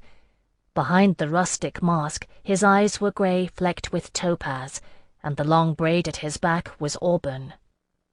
"My Lord Delaunay." "Indeed." Why did he sound so amused? "I did not think to see you here, Phèdre. You've not turned 10 without telling me, have you?" "No, my lord." I could feel the blush rising in my face. "The Dawain thought I should be allowed to serve, to see the mask once." He brushed my ribboned hair with his fingertips, adjusting a lock with a critical gaze. "You'll attend as you choose, unless I miss my guess. Though you'll never be a success on mask, my sweet, not with those eyes. Kushiel's dart shall give you away." I could have stood there forever while he fussed over my appearance. I don't know why. "Is that how you knew me, my lord?" I asked, to keep his attention. "Not at all. You never looked up." He grinned then, unexpectedly. Even masked, it made him look younger. He was only in his mid-30s then, I think. I never knew for certain, even when I knew far more than I knew then. "Think on it, Phèdre, and I'll tell you why when next we meet. And keep those dart-stricken eyes open tonight, my sweet. There may be more to see here than paid flagellants with a fetish for black velvet." With that he plucked a glass from my tray and drained it. "Joy," he said, setting it back empty, and turned away. Balancing the tray on one hand, I picked up the glass from which he had drunk and raised it to my lips. With the tip of my tongue, I caught a tiny drop of pure joie remaining at the bottom. The flavour blazed on my palate, clean and spicy, at once icy and burning. Watching him wind through the crowd, I savoured the taste of it and the secret sharing. Then, quick and guilty, I replaced the glass and continued on my rounds. It was on that night that I first began to discern the deeper patterns at work in Terre d'Ange, the swirls and eddies of power and politics that governed our unknowing lives. Despite this encounter, one can hardly say, I think, that it was all due to Delaunay's influence. Surely I would have taken heed, by the stir it created, of what happened later, warning or no. It was yet an hour shy of midnight by the horologist's calculations when Prince Baudouin's party arrived. By this time I had lost count of the number of times I had circulated with my silver tray, and the number of times the second assistant sommelier had provided me with fresh glasses. We had been granted reprieve in shifts, and given leave to fill our plates at the great tables. I secured for myself a whole capon smothered in grape sauce, a tender slice of venison dressed with currants, and even a small salad of greens, and was well content. I had just resumed my duties when I heard the commotion. A new party arriving, loud and high-spirited. Pushing my way through the crowd, I came upon the forefront of the audience. It was 4 young men, and from their attire and demeanour alone I could tell they were of royal blood, true scions of Eloa and his companions. "Prince Baudouin," someone said in a tone of hushed awe, and I surmised which was he. Slender and raven-haired, with fair skin and sea-grey eyes, the stamp of House Trevelyan. The others deferred to him, for all that he leaned drunken on the shoulder of a comrade. He wore a mask of azure, which was surpassingly lovely, though askew on his pure d'Angeline features, and a large velvet hat with a drooping feather. Seeing the gathering crowd, he pushed himself off his companion's supporting arm and raised a goblet in his right hand. "Joy!" he shouted, his voice clear and carrying, even slurred with wine. "Joy to the Night Court on this longest night!" To my left I heard the faint sound of trembling crystal. Donatien. He glanced once at me, terrified. Well then, I thought, so be it. Squirming past an antlered hart, I approached the prince's party. I could feel the eyes of the Night Court upon me, and my heart pounded. "Joy," I echoed softly, holding up the tray. "What's this?" A grip like a pincer caught my upper arm, fingers digging into flesh, making me gasp. I looked up into the gaze of the prince's companion. He wore a Jagarundi mask, but behind it his eyes shone dark and cruel, smiling. His hair fell straight about his shoulders, a gold so pale it glittered like silver in the candlelight. "Dennis, taste it." One of the others took a glass from the tray I offered and tossed it down. "Ow!" He shook his head, wolf-masked, and smacked his lips. "Pure joie, Isidore. Have some." I stood trembling, while the scions of Eloa snatched with greedy hands at my tray. Glass after glass was drained and hurled to smash on the gleaming parquet floor. The prince let loose a laugh, high and wild, like trumpets. His mask rode crooked on his white brow, and I could see a hectic gleam in his eyes. "A kiss for luck, little joy-bearer," he declared, sweeping me into his arms. My tray was crushed between us and fell clattering to the floor, more glasses crushed to shards. His lips brushed the corner of mine for one breathless instant, tasting of joie. And then I was cast aside, forgotten, and the prince's party swept onward into the great hall. The man in the Jagarundi mask glanced once my way and smiled his cruel smile. I knelt on the floor, gathering shards of broken glass upon my tray, not heeding the tears in my eyes. Why, I could not even have said, whether it was the kiss or the casting aside that seared my heart. But I was a child, and such things are quickly forgotten. In the kitchen, Jacinthe shot me hateful glances, and I remembered only pride that a prince of the royal blood had named me joy-bearer and kissed me for luck. Ironic that, as Anarfiel Delaunay could have told him, mine was an ill-luck name. If I'd luck to spare, I'd have shared it with him. I could not have known then that I would be there when his luck turned at last. Some would say he was a fool to have trusted Melisande, and perhaps he was.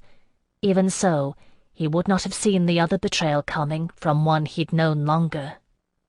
But that night such plots had not even begun to be dreamt. As if the revelry hadn't been in full stride before, it swung into a faster pace. Stately pavans gave way to the galliard and the antic hay, and the musicians played in a frenzy, faces shining with sweat. So great were the proportions of the masque, it swallowed even the prince's party.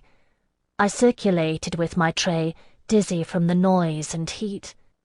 The evergreen boughs above the roaring fireplace loosened a piney fragrance. Rising above the olfactory din of 100 competing perfumes and heated flesh, punctuated by the pungent opium smoke of gentian houses' incensers. We were running short of glasses. The style of the evening had been set, and I'd no way of counting how many guests and adepts downed their joie and shattered their glasses on the floor, shouting. There were naught any of the four of us could do. We carried on, our trays sparsely laden, while the liveried servants of Sirius House darted amid the crowd with brooms and dustpans. Such were the profundities that occupied my mind when beneath the merry skin of music the slow beat of the tocsin began.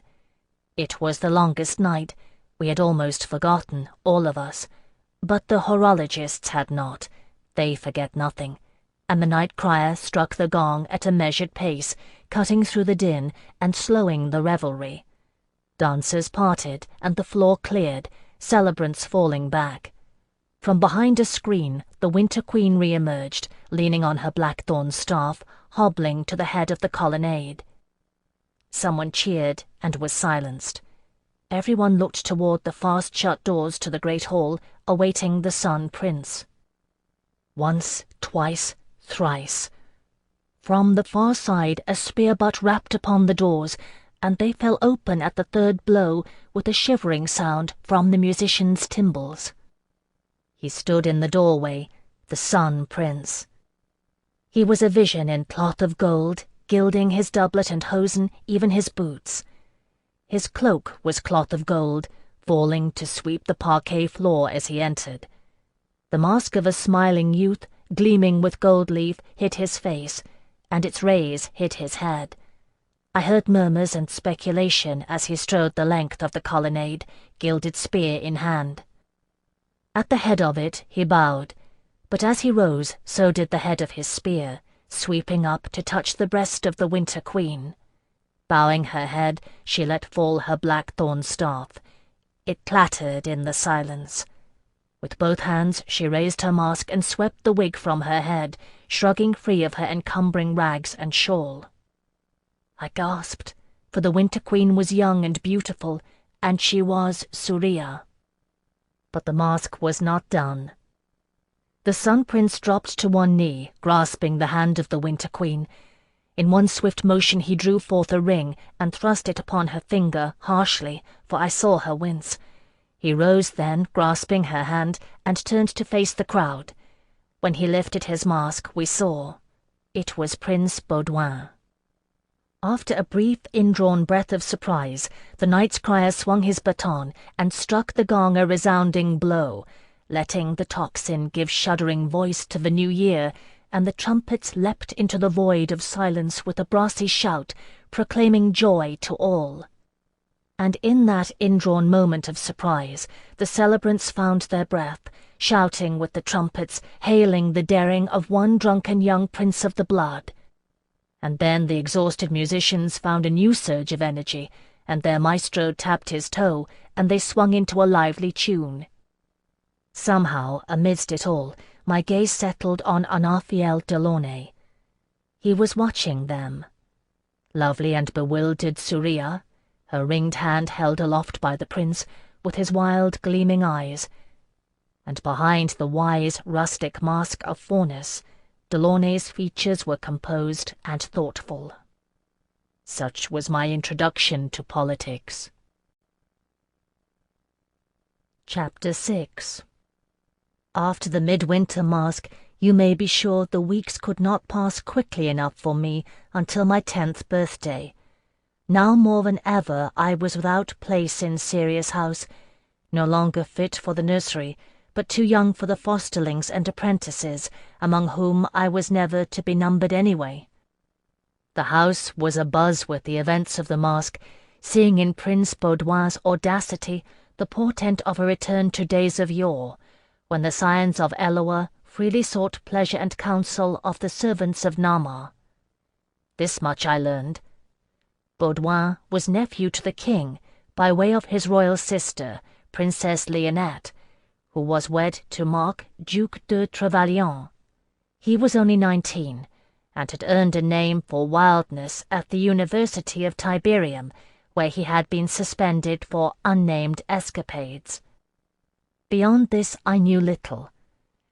Hyacinth told me that it was rumoured in Knight's doorstep that there had been, unlikely as it seemed, 2 wagers placed on Baudouin de Trevelyan to play the role of the Sun Prince, and no one, not even he, knew in whose pocket the considerable sums had been paid.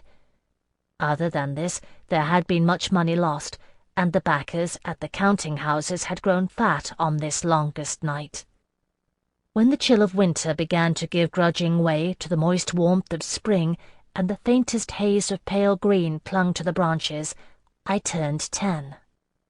For children of the night court this was a grand and solemn occasion. It is upon this day that one moves out of the nursery and into the fosterlings' quarter to live side by side with those favoured apprentices who have come of age and been initiated into the mysteries of Nama, who it is said will whisper secrets in the small hours of the night of the training they have begun.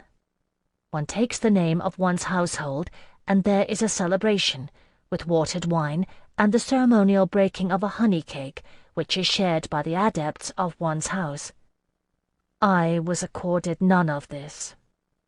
Instead, as before, I was sent to attend in the Delaunay's receiving room, where I once again knelt abeyant upon the cushion. Our Phèdre Delaunay was there, and the Delaunay and Jareth her second. She had grown older and querulous, and I noted from beneath my lashes how her hand shook as she held the papers to review. "Everything is in order," Jareth said soothingly, patting her hand. He cast an impatient glance toward the doorway, where the Chancellor of the house lurked with the official guild seal. "You have but to sign, and Phèdre has to leave to go with my Lord Delaunay." "Should have asked for more," the Delaunay complained. Her voice was louder than she thought it, as happens with the elderly. Phèdre Delaunay laid a hand on my head, briefly stroking my curls. I dared an upward glance, and saw him smiling reassuringly.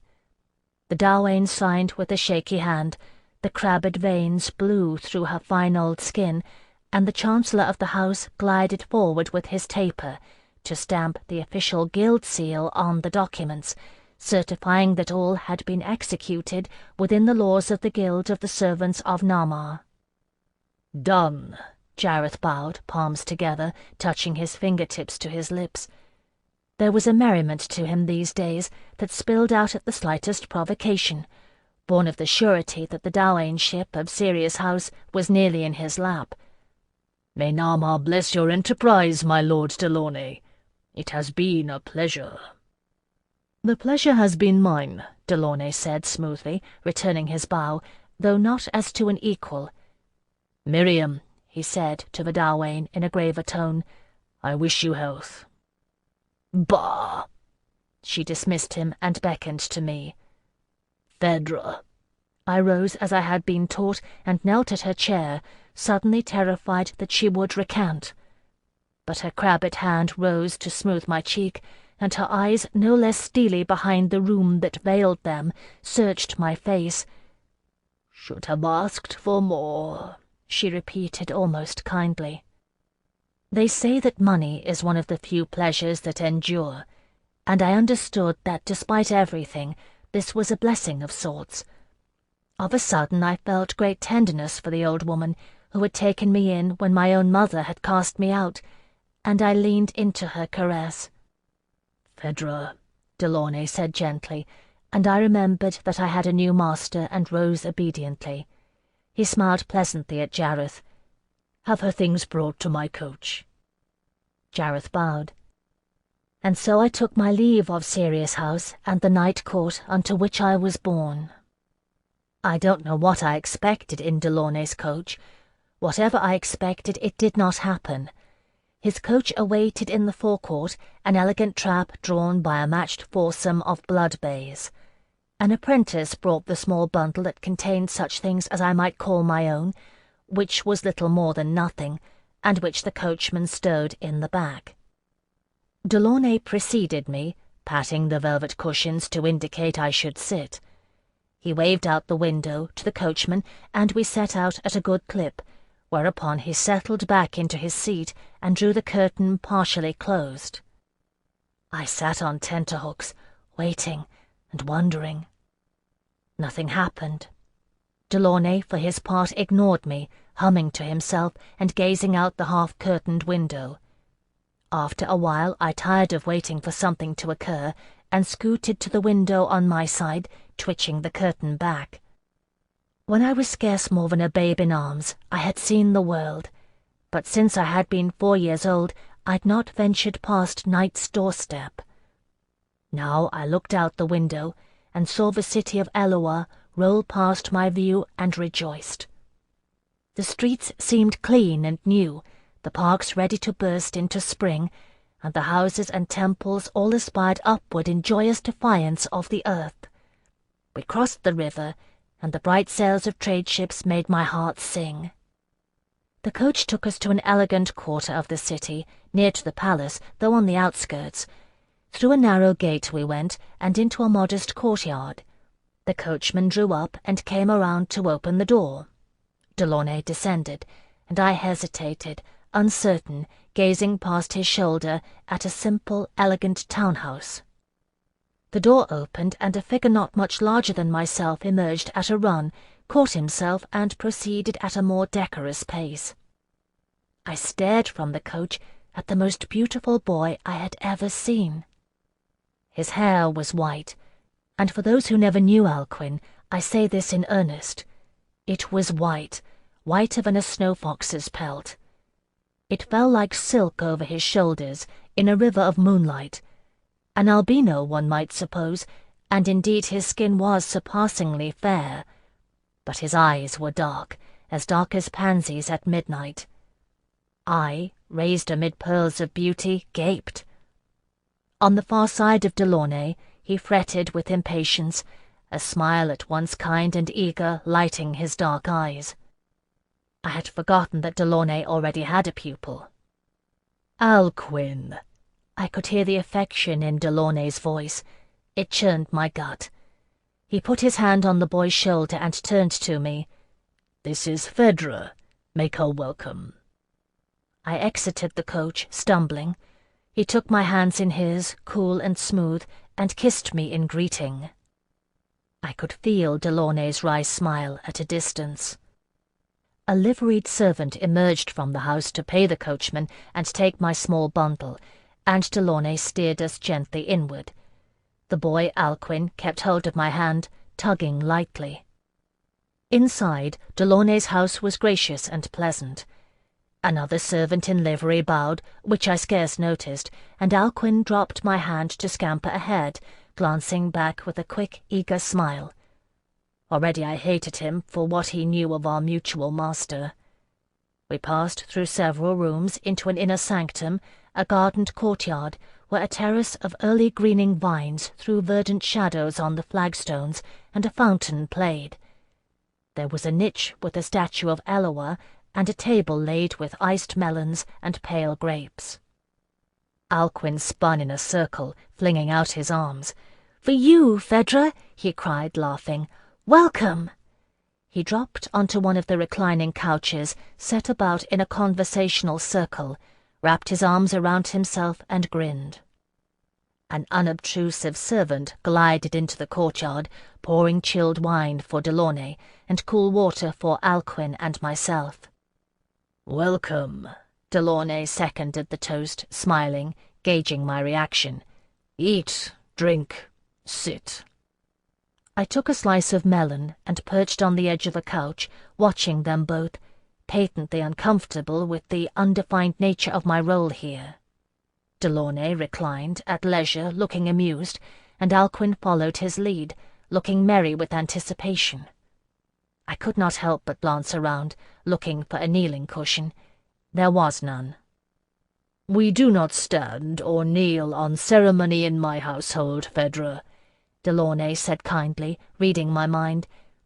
"It is one thing to observe the courtesies of rank, and quite another to treat humans as chattel." I looked up to meet his eyes. "You own my mark," I said bluntly. "Yes." He gave me that gauging look. "But I do not own you, and when one day your mark is made, I would have you remember me as one who lifted you up, and not cast you down. Do you understand?" I plucked at a button on the velvet cushioning of the couch. "You like people to owe you favors." There was a pause, and then he gave the startling bark of laughter I'd heard before, Alcuin's higher laugh echoing above it. "Yes," Delaunay said thoughtfully, "you might say that. Although I like to think I am a humanist too, in the tradition of blessed Eloa." He shrugged, dismissing the matter in his amused fashion. "I am told you have learned somewhat of the Kediki tongue." "I have read all of Telecus the Elder and half the Younger," I retorted, nettled by his attitude. I did not mention the poetry of Felice Dolophilus. Good. He was unperturbed. You're none too far behind Alcuin, then. You can take your lessons together. Have you other languages? No? No matter. When you've settled in, I'll arrange for you to start lessons in Skaldic and Cruenia. My head swam. I picked up my plate of melon and set it back down.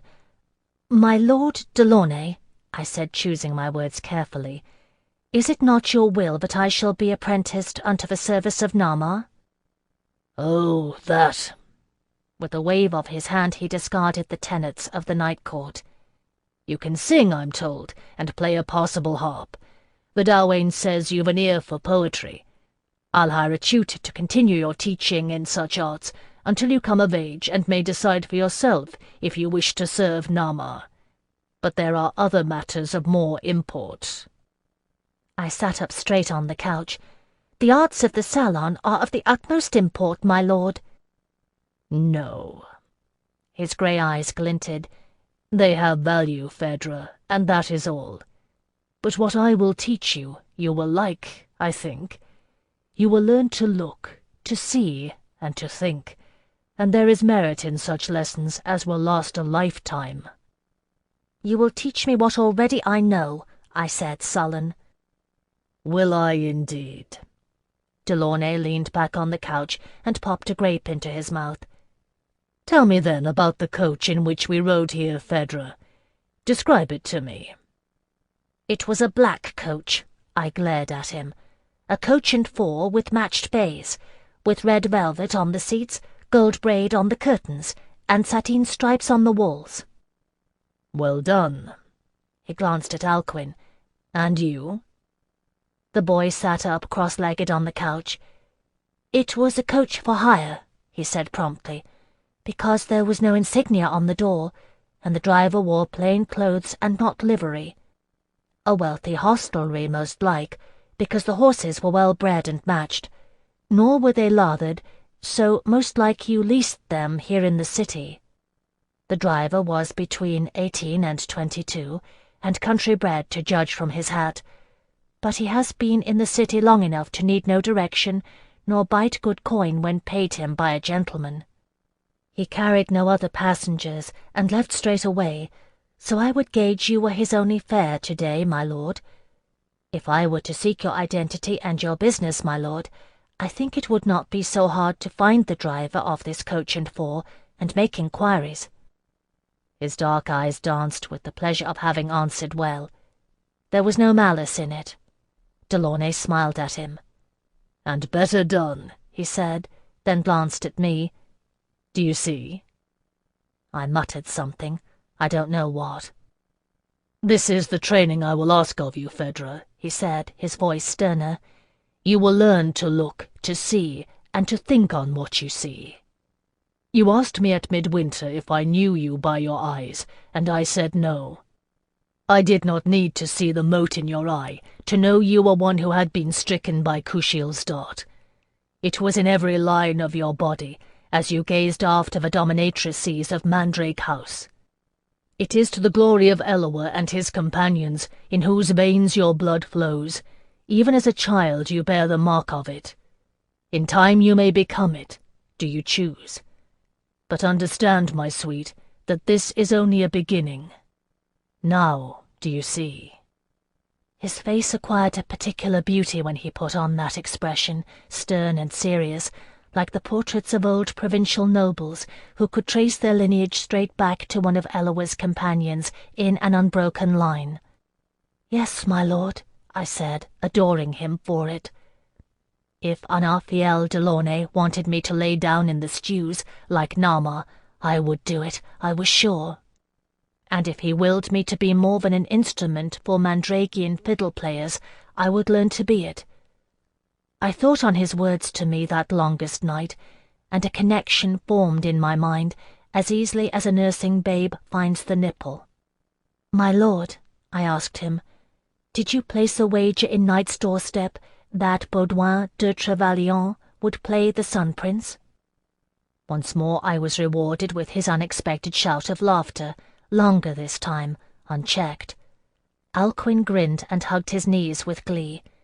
At last Delaunay wrestled his mirth under control, removing a kerchief from his pocket and dabbing his eyes.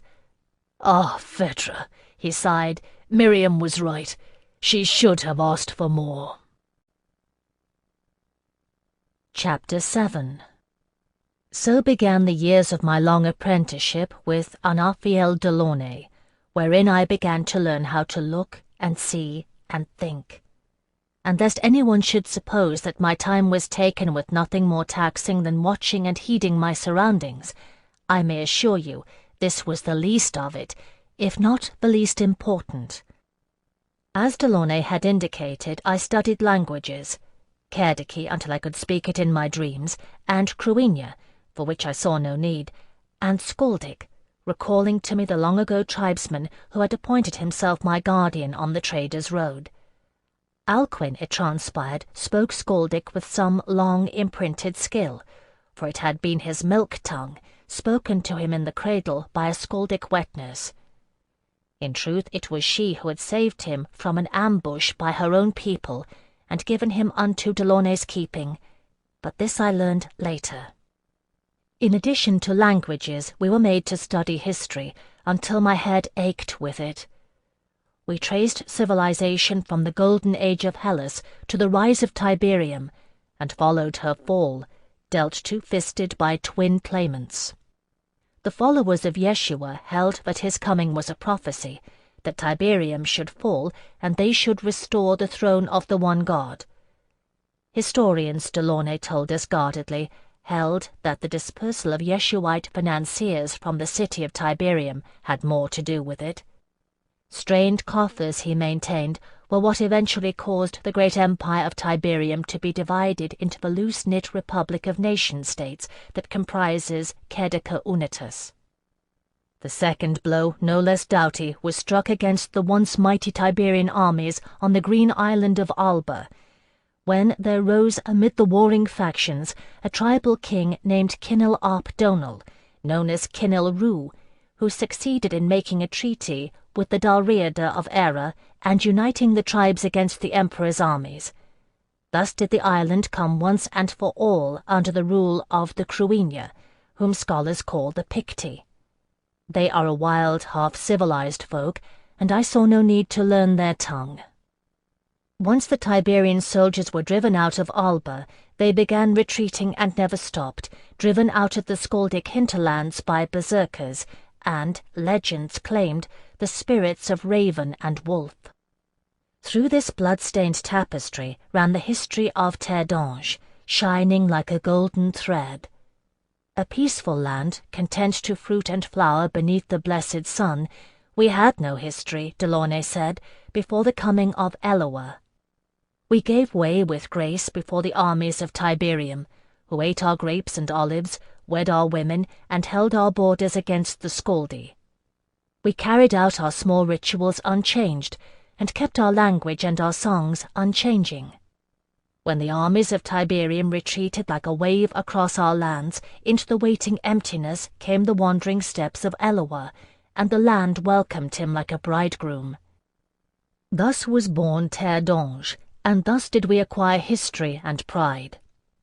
In the 80 years of Eloah, the companions dispersed, placing their numinous stamp on the land and its people.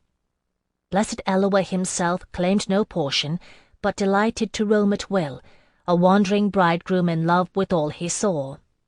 When he tarried, it was in the city, which is why she is the queen of all cities, and beloved in the nation, but he tarried seldom. All this I knew, and yet it was a different thing to learn it from Delaunay.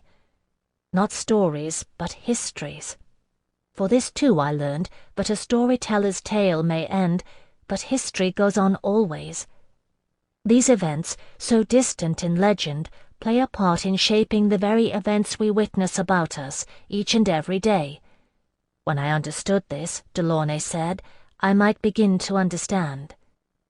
What I was to understand, it seemed, was everything. It was not until I began to study the labyrinthine maze of court politics that I truly despaired of my sheltered life in the night court. Alcuin had been learning such things for 2 years and more, and could effortlessly recite the lineage of each of the 7 sovereign duchies, the royal family and its myriad entanglements, the duties of the exchequer, the limits of judiciary powers, even the bylaws of the Guild of Spice Trading. For this, as for so much else, I despised him. And yet I admit freely that I loved him too. It was impossible not to love Alcuin, who loved nigh the entire world. Unlikely as it seemed, to one raised in the night court, he was unaware of his startling beauty, which only increased as he got older.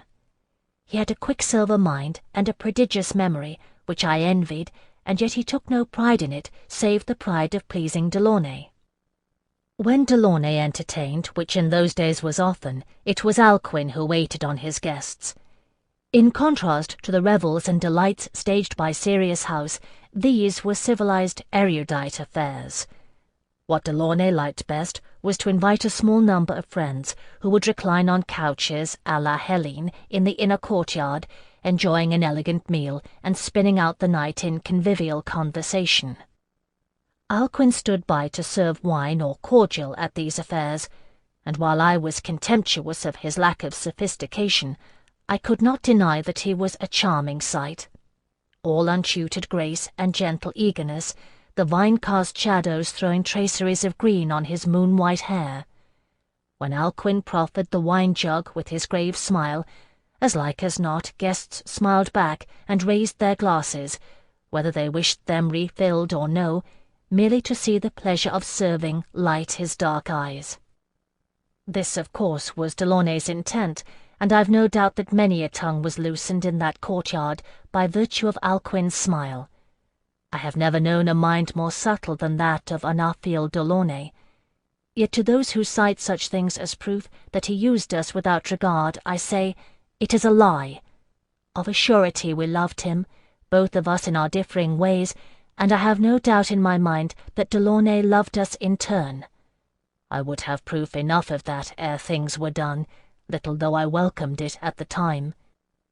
As for the guests, they varied, and so widely it scarce seemed possible that one man could have so many acquaintances from such far-flung quarters of the nation. He chose his guests with great care, and never did I see a mix that soured, unless it was at his will. Delaunay knew court officials and judiciaries, lords and ladies, shippers and traders, poets and painters and moneylenders. He knew singers and warriors and goldsmiths, breeders of the finest horseflesh, scholars and historians, silk merchants and milliners.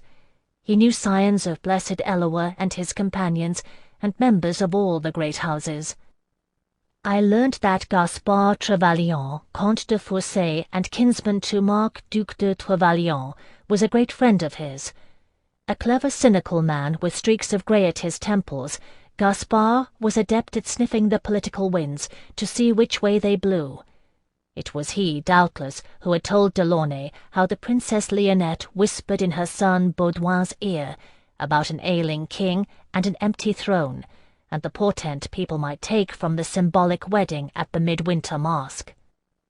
Such things surrounded me and were a part of my life on a daily basis, for what I did not observe I later learned when Delaunay obtained Alcuin's recitation of a night's events. He was ever scrupulous in including me during these sessions, that I might increase the knowledge that already crammed my aching skull. For a long time I resented his favouritism of Alcuin, when I was better trained to serve, but even so, I listened. I understood later why he held me back during those first long years. Those whom Delaunay would choose for his clientele would be chosen with care. They were among the elite and mistrustful of the nation, too deeply embroiled in money and power to be lured easily into spilling pillow secrets. With Alcuin, Delaunay was wise enough to set the wheels of desire in motion long before the day would arrive. There were nobles who yearned for years, watching him grow with tantalizing slowness from a beautiful child to a breathtaking youth. When they spilled their secrets, there were years of pressure behind the force that burst the dam. With me, it was different.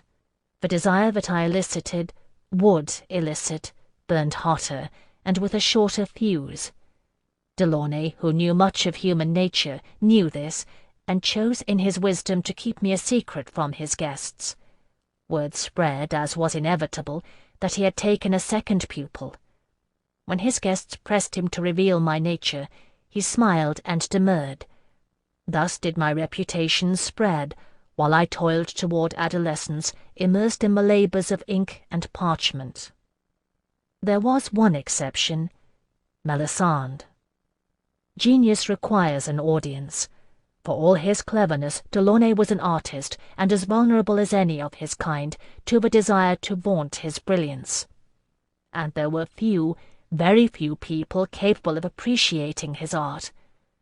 I did not know then how deep laid a game they played with each other, nor what part in it I was to play. All I knew was that she was the audience he chose. I had been 3 years and a half in his household, and had been some time training with a tumbling master Delaunay had found Eloa knows where. He believed, Delaunay did, in a balanced approach to shaping one's nature, and thus were Alcuin and I subjected to an endless series of physical training to ensure that our well-honed minds were ensconced in vigorous bodies. I had just finished my day's lesson, in which I had learned to throw a standing somersault, and was toweling off the sweat, when Delaunay entered the gymnasium with her. The tumbling master was packing his things, and seeing her, bid to make a hasty retreat, which Delaunay ignored. To describe Melisande Shahrazai is, as the poets say, to paint a nightingale's song. It is a thing which cannot be done. She was 23 years of age at that time, though time never seemed to touch her, either way it flowed. If I say her skin was like alabaster, her hair a black so true it gleamed blue where the light touched it, and her eyes a sapphire that gemstones might envy, I speak only the truth. But she was a Darjeeling, and this only hints at the beginning of beauty. "Melisande," Delaunay said, pride and amusement in his voice, "this is Phèdre." As I am Darjeeling and Night Court born, you may be sure I am not easily awed by beauty. But I am what I am, and there are other things that awe me. The Shahrazai are an ancient house of courtiers, and many, knowing little of the nomenclature of Terre d'Ange, suppose they are of Shemhazai's lineage. It is not so. The namesakes among the descendants of Eloa's companions are intertwined in such a way that only a Darjeeling scholar can comprehend them. I, who had studied such things, had no need of history to tell me House Shahrazai's lineage. When I glanced up politely to meet the blue eyes of Melisande Shahrazai, her look went through me like a spear. My knees turned to water, and I knew that she was a scion of Kushiel. "How charming!" She crossed the gymnasium floor with careless grace, sweeping the train of her gown over one arm. Cool fingers stroked my cheek, lacquered nails trailing lightly over my skin. I shuddered. With a faint smile she held my chin up, forcing me to look her in the face. "Anaphiel," she said lightly, amused, turning to him, "you've found a genuine anguissette." He laughed, coming to join us. "I thought you would approve." She loosed me, and I nearly fell on the floor. "I've wondered what you are hiding, you magician, you. I know people who've wagered a considerable amount of money in speculation." Delaunay wagged one finger back and forth at her. "We had an agreement, Melisande. Do you want Cousin Augier to know why his son cancelled his wedding at the last moment?" "Just thinking aloud, sweet man." She gave him the same treatment, a trailing caress down the side of his face. Delaunay merely smiled. "You must think of me when you decide it's time for her to serve Nama, Anaphiel." She turned back to me, smiling sweetly. "You do wish to serve Nama, don't you, child?" Her smile made me tremble, and at last I understood what Delaunay had meant. The memory of the Dalwain's chastiser and the adepts of Mandrake House paled beside the exquisite cruelty etched in that smile. I would like to say that I sensed then the long corridor of history stretching before us, the role I was to play, and the terrible lengths to which it would drive me, but it would be a lie. I thought nothing of the kind. I thought nothing at all. Instead, I forgot my manners, my long training in the night court, and wallowed in her blue gaze. "Yes," I whispered in answer, "my lady." "Good." She turned away again, dismissing me, taking Delaunay's hand and steering him toward the door. "There is a small matter I wish to discuss with you." This was my introduction to Melisande Shahrazai, who had a mind as subtle as Delaunay's, and a far colder heart. Chapter 8. "And here," Delaunay said, pointing, "is the stronghold of Comte Michel de Ferrot, who commands 600 men and holds the border at Longview Pass." History, politics, geography, the lessons were unending. In accordance with the diaspora of the Companions, the land of Terre d'Ange is divided into 7 provinces, and the king, or betimes the queen, rules from the city in reverent memory of blessed Eloa. Gentle Aishith went to the southern coastal lands, which hold dreamers and sailors, healers and traders, as well as the 1,000 birds and wild cavaliers of the salt marshes. Her province is called Isande, and it is the smallest of the 7. There are Tsingani who dwell there and live unmolested. Also to the south went Shemhazai, westerly to the mountainous borders of Aragonia, with whom our long peace still stands. Sioval is the name of this province, and it is a prosperous one, with a great tradition for learning, for Shemhazai ever treasured knowledge. Inland to the north of Sioval is Lanyas, the grape-rich province of Anil, who is betimes called the Star of Love. Alongside it, on the rocky coast, is the province of Kushiel, where Kushiel made his home, all the way up to the Pointe d'Ouest. It is a harsh land, like its namesake. Further northward is Azal, which clings along the coast, close enough at one point to see the white cliffs of Alba. Were it not for the fact that the Master of the Straits controls the waters that lie between us, indeed there might be danger of a powerful alliance between Azal and Alba. Of this I took note, for Trevelyan is the ruling duchy of Azal, and my heart still beat faster to remember Baudouin de Trevelyan's kiss. Beneath the province of Azal is Namar, where Nama dwelt, and it is a place of many rivers, very beautiful and fruitful.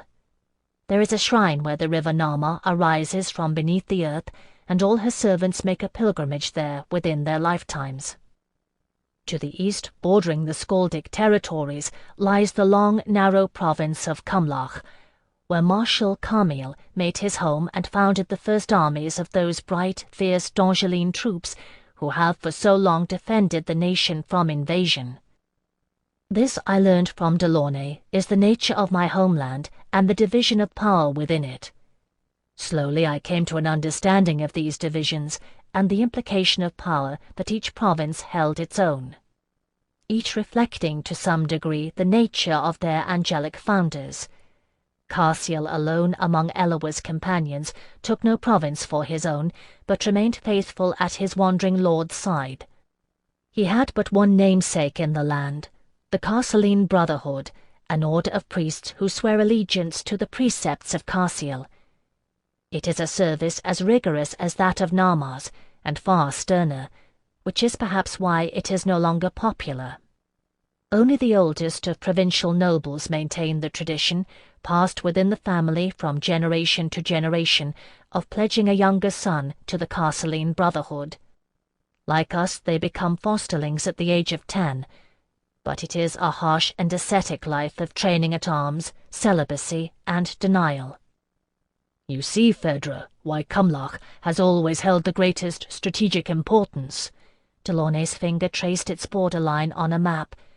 I glanced up into his questioning eyes and sighed. Yes, my lord. Good." His finger moved back up, hovering. He had beautiful hands, with long tapering fingers. "Here, see, is where the fighting has been." He indicated a dense patch of mountainous terrain. "You marked what the iron trader was saying last night. The Skaldi have been threatening the passes again, as they've not done since the Battle of Three Princes." There was an undertone of sorrow in his voice. "When Prince Roland was killed," I said, remembering. "The Dauphin was one of the three princes." "Yes." Delaunay pushed the map away brusquely. "And the other two?" "The king's brother Benedict and—" I struggled to recall. "Percy of Lagnasse, Comte de Somerville, cousin germain to Prince Roland," Alcuin's soft voice supplied. He pushed his white hair from his eyes and smiled. "Kinsman on his mother's side to Queen Geneviève, which made him a prince of the blood in accordance with matrimonial law, though he seldom claims the title." I glowered at him. "I knew that." He shrugged and gave his inarguable smile. "Bide your peace." There was no jest in Delaunay's tone, and his gaze was sombre. "We paid dear for that victory when it cost Roland de la Courcelle's life. He was born to rule, and would have held the throne with strength and grace upon his father's passing, and none would have dared take up arms against him. We have paid for the security of our borders with instability in the city itself, and now our gains stand threatened in the bargain." Pushing himself away from the table, he rose to pace the library, standing at last to gaze silently out a window onto the streets below. Alcuin and I exchanged wordless glances. Delaunay was in many ways the gentlest of masters, reprimanding us with nothing harsher than an unkind word, and that only when we were truly deserving. But there was a darkness in him that surfaced only sometimes, and we who attended his moods closer than a farmer watches the weather knew well enough not to rouse it. "Were you there, my lord?" I ventured at length. He answered without turning around, and his voice was flat. "If I could have saved his life, I would have. We shouldn't have been mounted, that was the problem. The ground was too uncertain. But Roland was always rash. It was his only flaw as a leader. When he led the third charge, he got too far ahead. His standard-bearer's horse stumbled and went down, and we were held back in getting around him. Not long, but long enough for the Skaldi to cut him off." He turned back to us with that same sombre look. "On such small things empires may hang. For want of a sure-footed mount, half the scions of Eloa have their gaze set on becoming prince consort and claiming the throne through marriage. And princes of the blood like Baudouin de Trevelyan scheme to take it by force of acclaim. Remember it, my dears, and when you plan, plan well and thoroughly." "You think Prince Baudouin wants the throne?" I asked, startled. After more than 3 years, I still found myself struggling to grasp the shape of these patterns Delaunay studied. Alcuin looked unsurprised. "No, not exactly," Delaunay smiled wryly. "But he is the king's nephew, and I think his mother, who is called for good reason the Lioness of Azal, would like to see her son seated upon it." "Ah." I blinked, and at last this pattern, Baudouin's actions, Delaunay's presence at the midwinter masque, came clear to me. "My lord, what has that to do with Skaldic raiders on the eastern border?" "Who knows?" he shrugged. "Nothing, perhaps. But there is no saying how events in one place may affect what happens elsewhere, for the tapestry of history is woven of many threads. We needs must study the whole warp and weft of it to predict the pattern on the loom." "Will the Skaldi invade?" Alcuin asked softly, a distant glimmer of fear in his dark eyes. Delaunay smiled kindly and stroked his hair. "No," he said with certainty. "They are as unorganized as the tribes of Alba before Kinelrue, and lords such as the Comte de Ferrot and Duke Maslin d'Aiglemort hold the passes well defended. They have built their strength since the Battle of Three Princes, that such may never occur again. But it is something to note, my dears, and you know what we say about that. All knowledge is worth having. I knew it by rote. If Delaunay had a motto, that was surely it. Indeed. He turned his smile on me, and my heart leapt at his approval. Go on and entertain yourselves. You've earned a respite, he added, dismissing us. We went, obedient to his words, though reluctant always to be denied his presence. For those who never knew him, I can say only that there was a charm about Delaunay that compelled the affections of all who surrounded him. For good or for ill, I might add, for I knew later some who despised him. But those who hated him were the sort who envied excellence in others. No matter what he did, Kushiel Delaunay did it with a grace that eludes most people in this world. A panderer, his detractors called him, and later the whoremaster of spies. But I knew him better than most, and never did he conduct himself with less than perfect nobility. Which is part of what made him such a mystery. It's not his real name, Hyacinth informed me. How do you know? He flashed me his white grin, vivid in the dim light. I've been asking. He thumped his slender chest. I wanted to know about the man who took you away from me. I came back, I said mildly. Delaunay, to my great annoyance, had been amused. My first escape had been planned with much forethought, executed while he was away at court, by climbing out a second-story window, disguised in boy's clothes, purloined from Alcuin's wardrobe. I had studied a map of the city and made my way on foot, alone and unaided, all the way to Knight's doorstep. It had been a tremendous reunion. We stole tarts from the pastry vendor in the marketplace for old time's sake, running all the way to Tertius Crossing, to crouch under the bridge and eat them, still warm, juices dripping down our chins. Afterward, Hyacinth had taken me to an inn, where he was known to the travelling players who lodged there, strutting about and making himself important by knowing bits of gossip this one or that would pay to hear. Players are notorious for their intrigues, worse even than adepts of the night court. Filled with the thrill of my adventure and the edge of anticipatory dread of its repercussions, I scarce noticed when a boy of some 8 or 9 years wormed his way through the throng to whisper in Hyacinth's ear. For the first time, I saw my friend frown. "He says a man in livery sent him," Hyacinth said to me. "Brown and gold with a sheaf of corn on the crest." "Delaunay," I gasped. My chest contracted with fear. "Those are his colours." Hyacinth looked irritated. "Well, his man is outside with a coach. He said to send our deal when you're ready to go."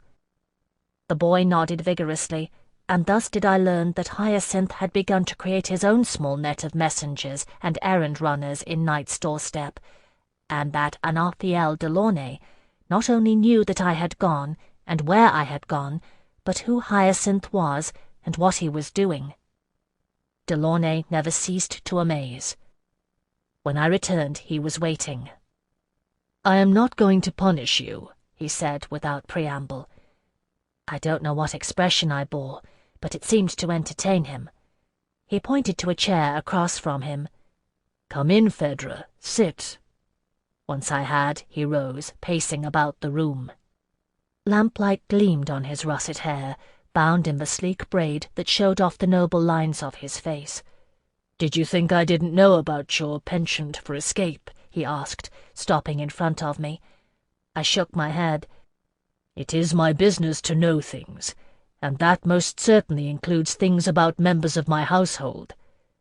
What the Dawain preferred to conceal, my sweet, the members of her guard did not." "I'm sorry, my lord," I cried, guilt-stricken. He glanced at me with amusement and sat back down. "Only in so far as you enjoy being sorry, my dear, which, while it is a considerable amount, occurs only after the fact, thus making it a singularly ineffective deterrent, yes?" Confused, I nodded. Delaunay sighed and crossed his legs, his expression turning serious. "Phèdre, I don't object to your ambitious young friend. Indeed, you may well learn things in that quarter you'd not hear elsewhere. And," a flicker of amusement returned, "to a certain degree I don't object to your penchant for escape, and," leaning forward to pluck at the sleeve of Alcuin's tunic which I wore, "disguise. But there are dangers for a child alone in the city, to which I cannot have you exposed. Henceforth, if you wish, in your free time to visit your friend, you will inform Guy." I waited for more. "That's all?" "That's all." I thought it through. A man who spoke softly and seldom, Guy served Delaunay with intense loyalty and efficiency in a variety of unnamed capacities. "He'll follow me," I said finally, "or have me followed." Delaunay smiled. "Very good. You're welcome to try to detect and evade him, with my blessing. If you can do that, Phèdre, I've no need to worry about you on your own. But you will inform him if you leave these grounds for any reason." His complacency was maddening. "And if I don't?" I asked, challenging him with a toss of my head. The change that came over his face frightened me, truly frightened me, without a single tremor of excitement.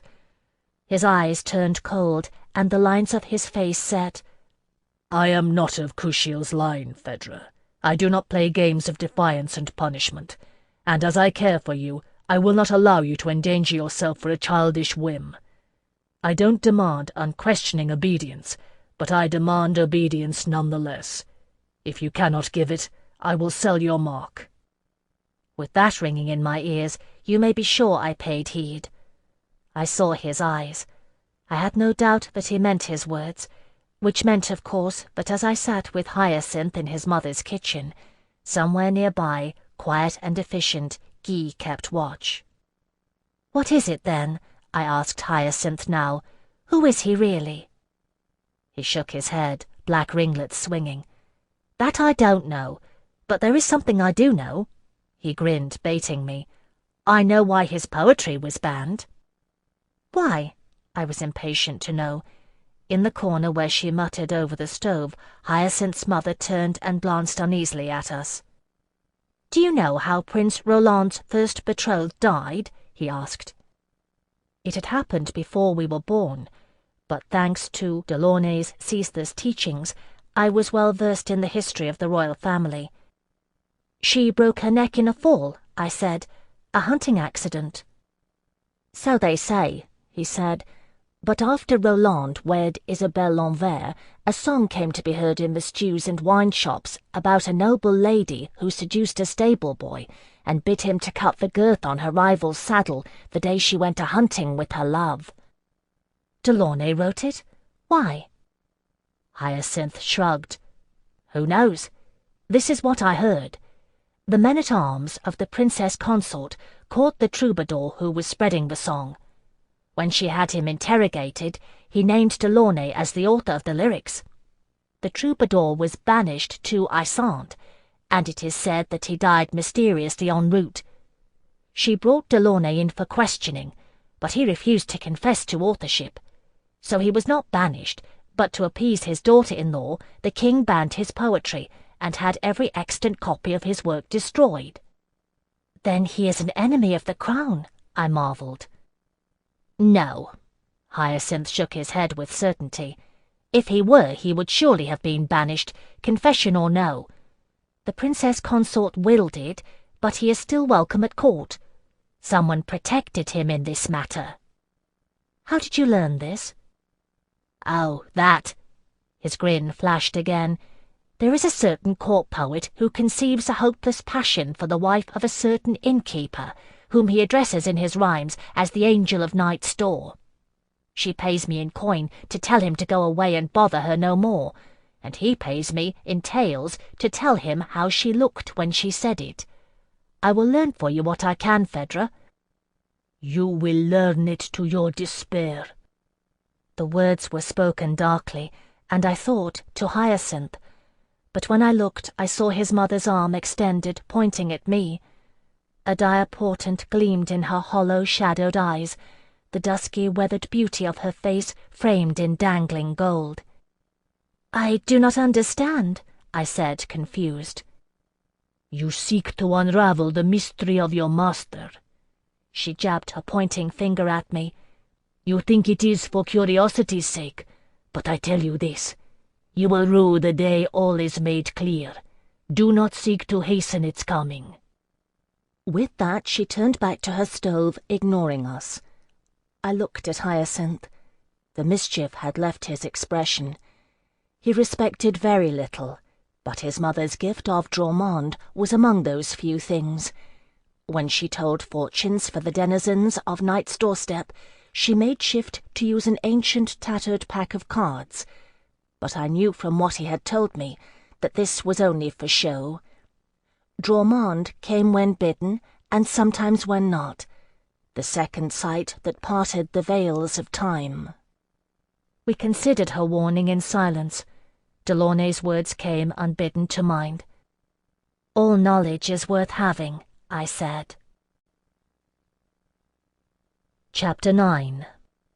By the end of my 4th year of my service to Anafiel Delaunay, I had come of age.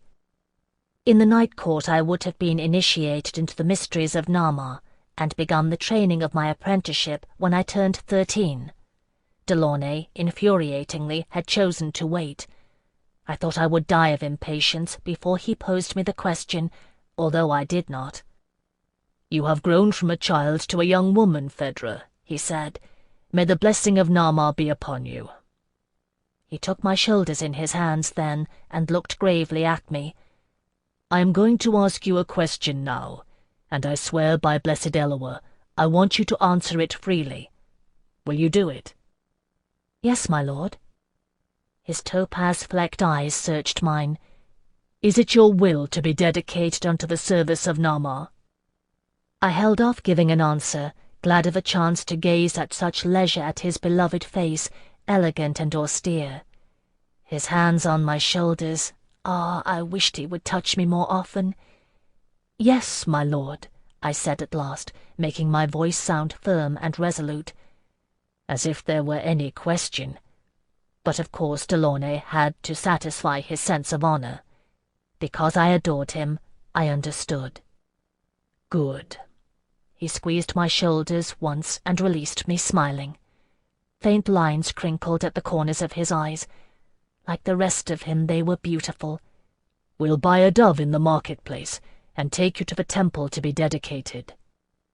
If I had felt cheated of ceremony upon my 10th birthday, this day compensated for it. Clapping his hands, Delaunay called for the mistress of the household, and gave orders for a feast to be prepared. Lessons were dismissed for the day, and Alcuin and I were sent away to dress in our best festival attire. "I'm glad," Alcuin whispered to me, grasping my hand and giving me his secret smile.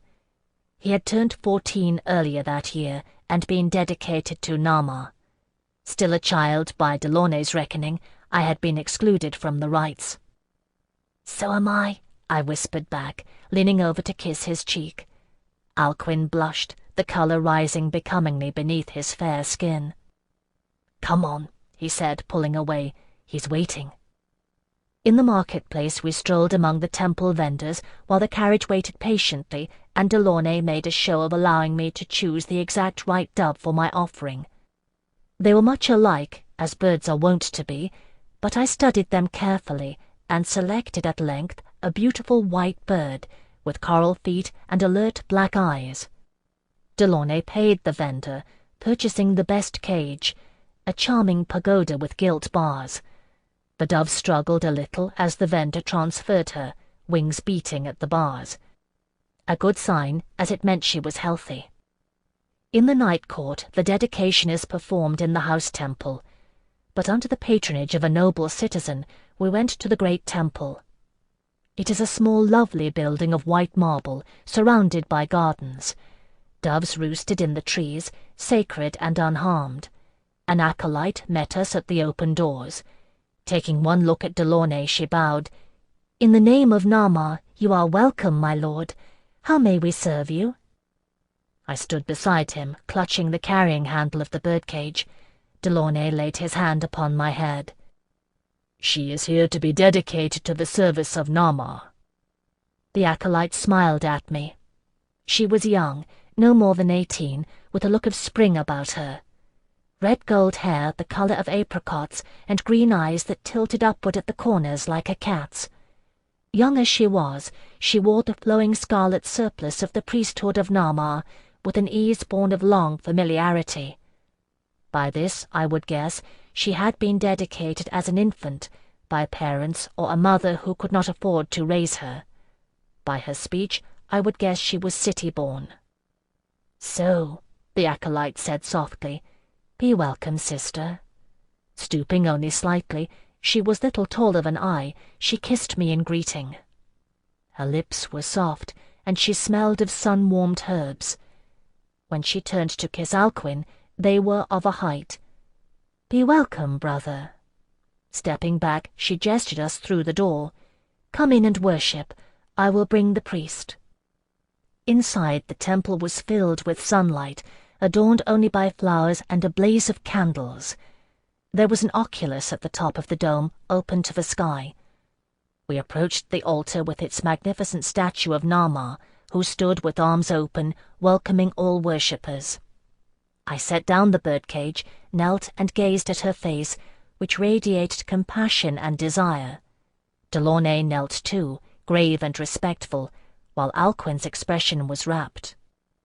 When the priest emerged, attended by 4 acolytes, ours among them, he was tall and slender, handsome in his age, with fine lines engraving his face, and silver hair bound in a long braid. He indicated that we should stand.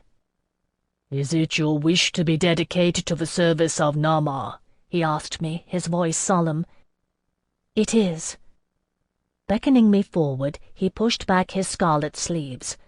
One acolyte held a basin of water, and the priest dipped an aspergillum into the bowl and sprinkled a few drops over me. "By Nama's sacred river, I baptize you into her service." Taking honey cake from another, he broke it open and placed a portion on my tongue. "May your flesh be bound unto the sweetness of desire," he said. I chewed and swallowed, tasting honey. The green-eyed acolyte handed him a chalice, which he held to my lips.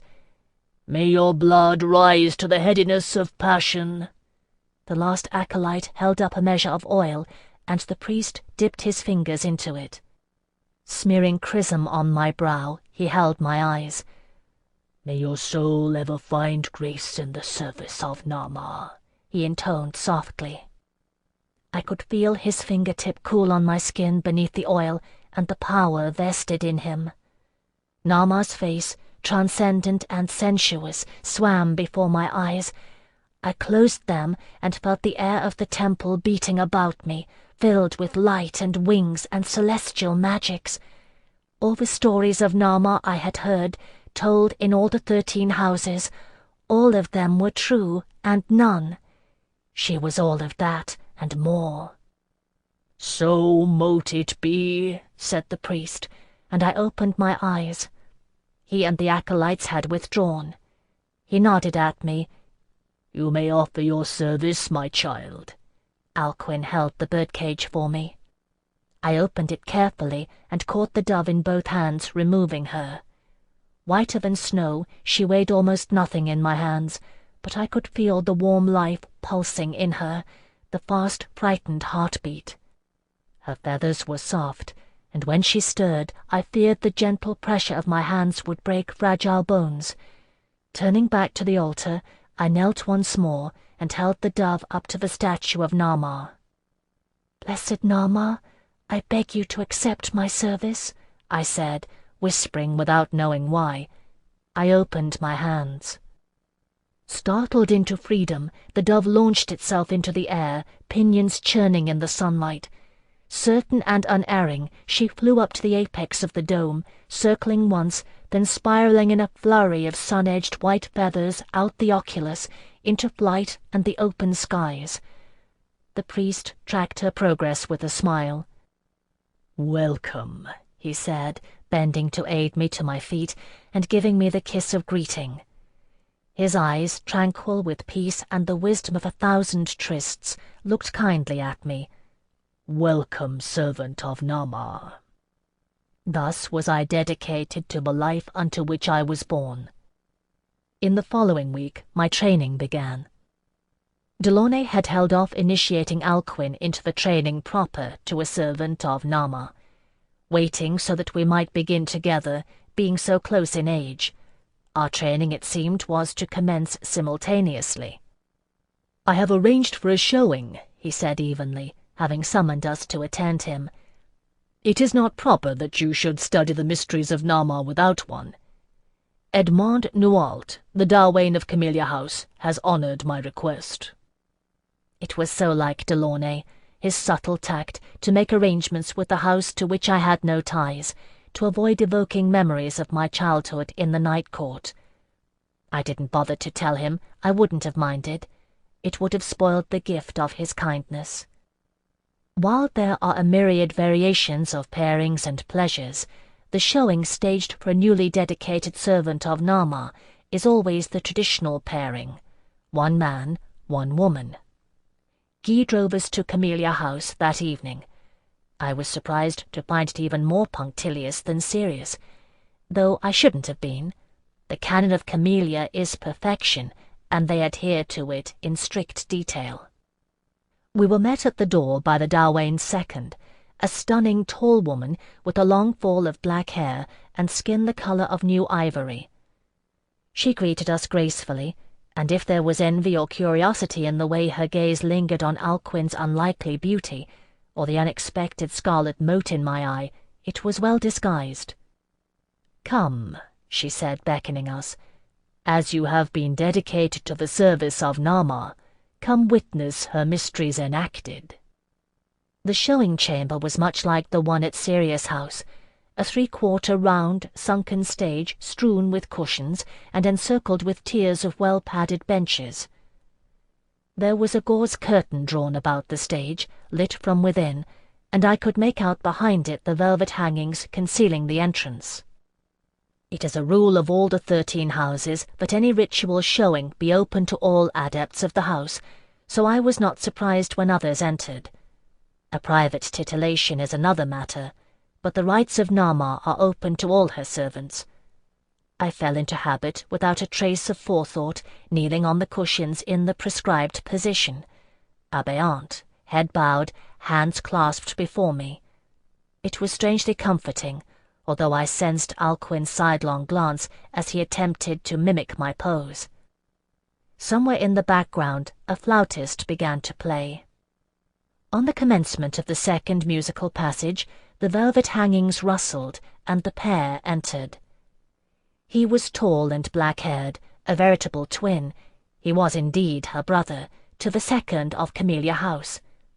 She stood a hand's breadth shorter than he, even paler of skin, with hair like an autumn tumbrel. There is no canon save perfection in this house. When they faced each other and reached out to perform the disrobement, it was evident, even through veils of gauze, that both amply met the standards of their canon. Their joining was like a dance. He touched her with reverence, fingertips resting at the sides of her waist, drawing them up in a delicate caress and lifting the glorious weight of her hair, letting it flow over his hands and fall back in a shining mass. His hands caressed her face, tracing the feathery arch of her brows, the perfect line of her lips.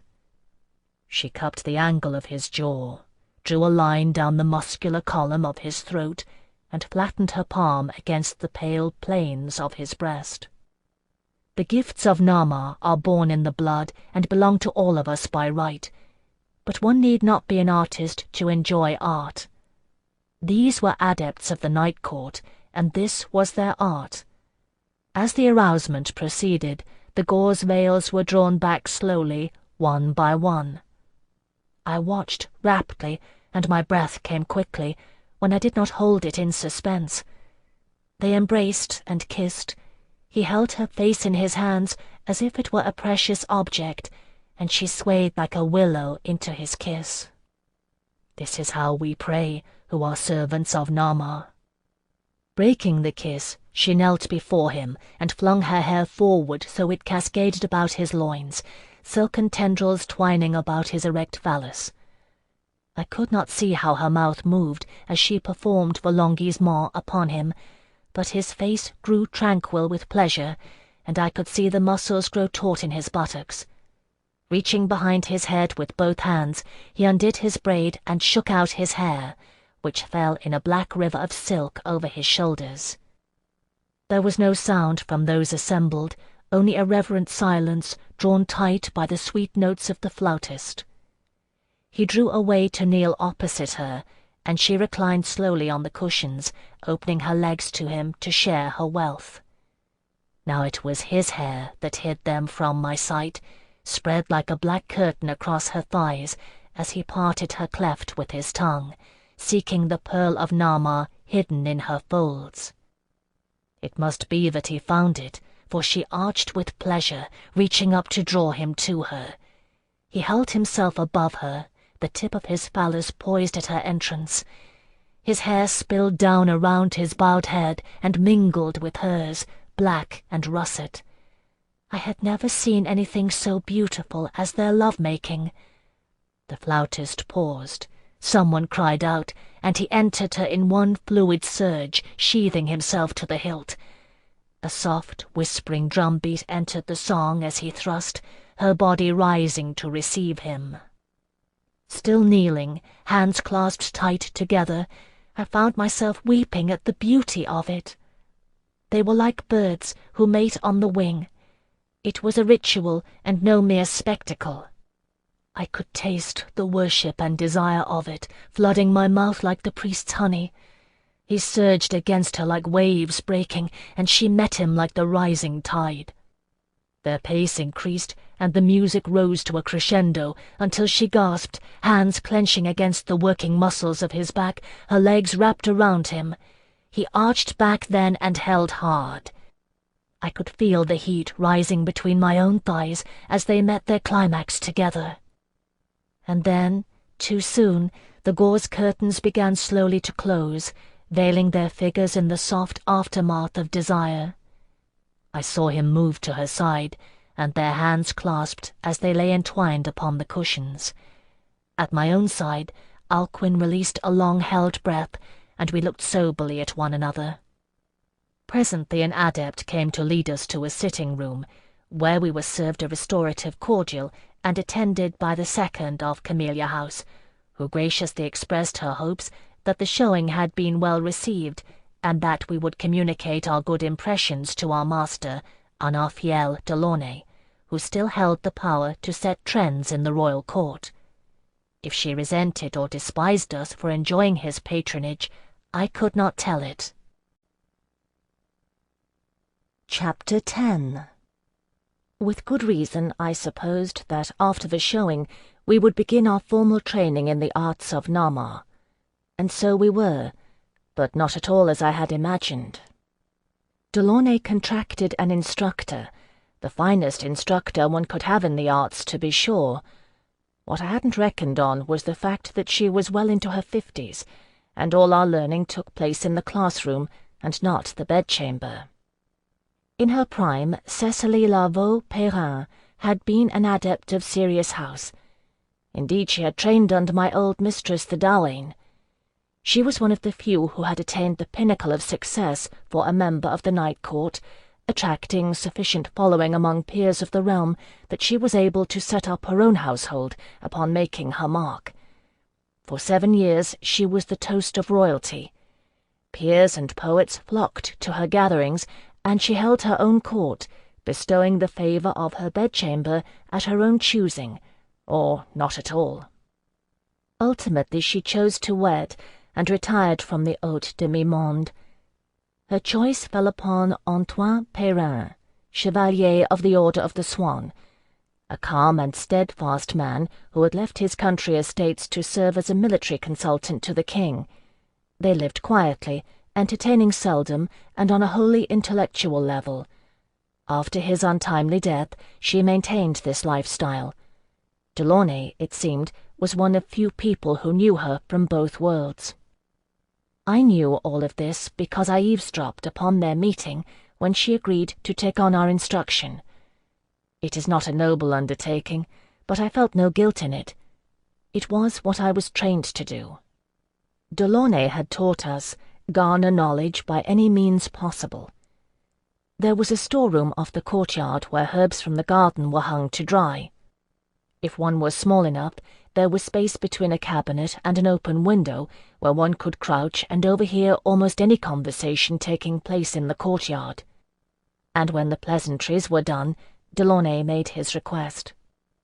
Her voice had retained all its charm, even and mellifluous. I could still hear it in the faint cadences of Serious House, the attentive pauses, a merest hint of breathiness, but I doubt it would have been evident to an untrained ear. Years of reserve had tempered it. "What you ask is impossible, Anarfiel." I heard a rustle. She shook her head. "You know I have been long retired from the service of Nama." "Do you take your pledge so lightly?" His voice countered hers smoothly. "I do not ask you to offer carnal instruction, Cecily, merely to teach. All the great texts, the Extatica, the Journey of Nama, the 3000 Joies. Would you have me teach the boy Antinous's Ode to his Beloved?" Her voice was light, but I heard for the first time steel in it. "No." Delaunay's reply was explosive. When he spoke again, I could tell it was from a different location. He had risen, then pacing. His voice was under control now, and his tone was dry. "To speak that poem aloud is proscribed, Cecily. You know better than that." "Yes." She offered the word simply, with no apology. "Why are you doing this?" "You have to ask who was the greatest courtesan of our age." He was too charming. It was not often I heard Delaunay being evasive. She would have none of it. "That's not what I meant." Why? His voice was moving. He was pacing again.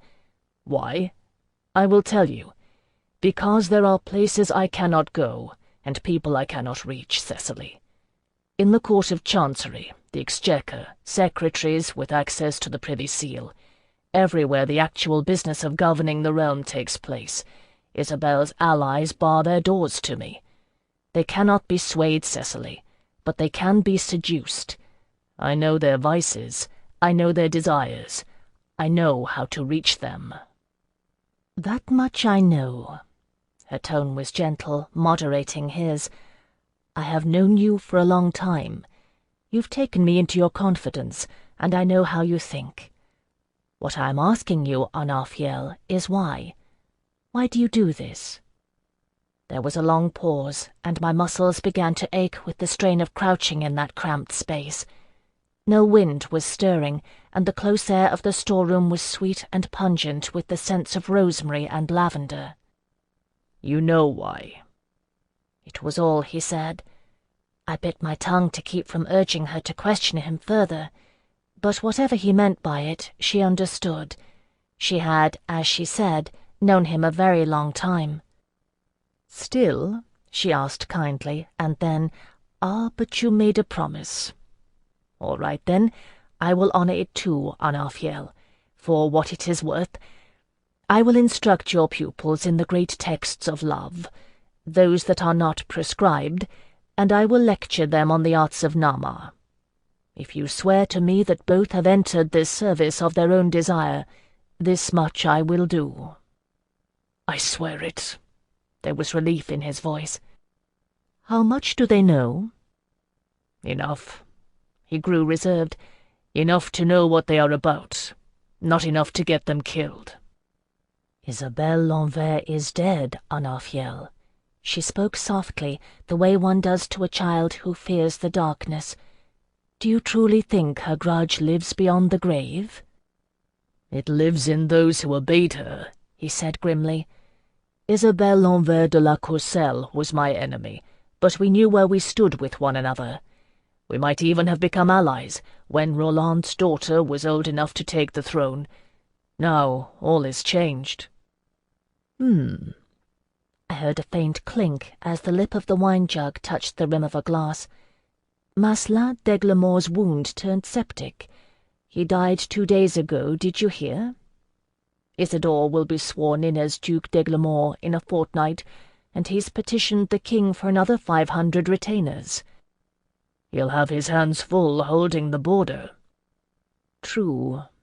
The undertones of serious house had given way to a pensive edge in her voice. Nonetheless, he found time to visit Namur and pay tribute to Melisande Charizai at her country house there. Now Melisande is seen in the company of Prince Baudouin, and it is said the Lioness of Azal is displeased. Melisande Charizai collects hearts as the royal gardener collects seedlings, Delaunay said dismissively. Gaspard says Mark will have a word with his son, if it becomes needful. Another soft clink, a glass being replaced on one of the low-tiled tables. I had learnt to discern such distinctions, even with the crick in my neck. Perhaps, but don't underestimate either of them.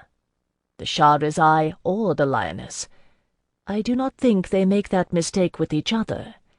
And after all, the failure to understand women has been your downfall, Anarfiel.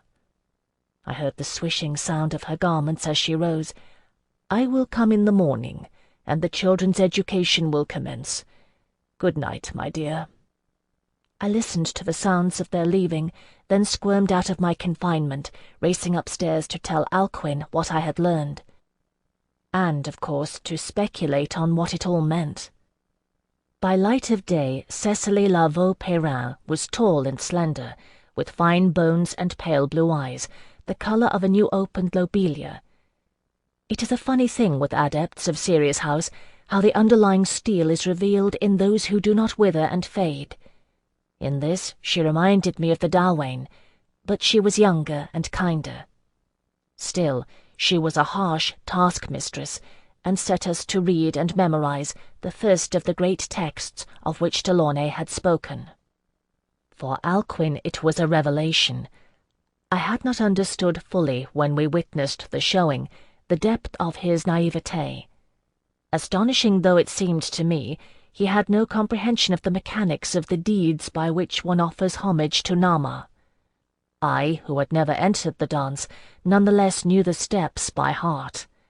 Alcuin had only the instincts of his gentle heart and eager flesh, such as any peasant in the field might have. Later I understood that this was part of his charm, as Delaunay meant it to be. The unspoiled sweetness that was ever a part of Alcuin was part and parcel of his charm, and irresistibly seductive to the over-sophisticated palate. But then I did not understand. I would watch him in the evenings when we studied together, reading with lips parted, and wonder suffusing his features. "The caress of winnowed chaff," he would read, murmuring. "Place your hands on the waist of your beloved, drawing them upward slowly, gathering and lifting your beloved's hair, so that it floats like chaff above the threshing floor, letting it fall like soft rain. Did you know that, Phèdre?" "Yes." I gazed into his wide dark eyes. "They did that at the showing, remember?" I had known these things since I was a child, had grown up learning them. It was slowly and surely driving me mad not to practice any of them. "I remember. The caress of the summer wind." He read the directions aloud, shaking his head in amazement. "Does that really work?" "I'll show you." If I knew no more than he in practice, I at least had seen these things done. I led him to the floor, where we knelt facing each other. His features were grave and uncertain. I placed my fingertips lightly on the crown of his head, barely touching his milk-white hair, then drew them slowly down the silken fall of his hair, over his shoulders, down his slender arms. My heartbeat quickened as I did it, and a strange certainty rose in my blood. I was scarce touching him, fingertips hovering above his pale skin, but where they passed, the fine hair rose on his arms like a wheat field stirred by the summer wind. "See?" "Oh!" Alcuin drew back, gazing in awe at his skin, shivered into goose-flesh with subtle pleasure. "You know so much." "You are better than I at the things which matter to Delaunay," I said shortly. It was true. As much as I had learned, I could not match the quicksilver facility with which Alcuin observed and recorded. He could remember whole conversations and relate them in their entirety, right down to the speaker's intonations. "Alcuin," I changed my own tone, putting on the murmurous, beguiling inflections of serious house, but I heard underlying Cecily's voice. "We could practice, if you like. It would help us both to learn." Alcuin shook his head, with the susurrus of moonlight-coloured hair, wide eyes ingenuous. "Delaunay doesn't want us to, Phèdre. You know that." It was true. Delaunay had made it explicit, and not even the law of gathered knowledge was enough to tempt Alcuin to disobedience. With a sigh, I returned to my books. But of course there was nothing to prevent me from practicing on myself. It began that night in the darkness of my little room, which I had all to myself. We were studying the opening caresses of arousement. Throwing off my coverlet to lie naked on my bed, I whispered their names to myself, tracing their patterns on my skin, until my blood burned beneath the touch of my fingers. And yet I refrained from seeking the release I knew was to be gained, adhering strictly to the lessons we were allotted. I cannot say why, save that it was a torment, and as such was sweet to me.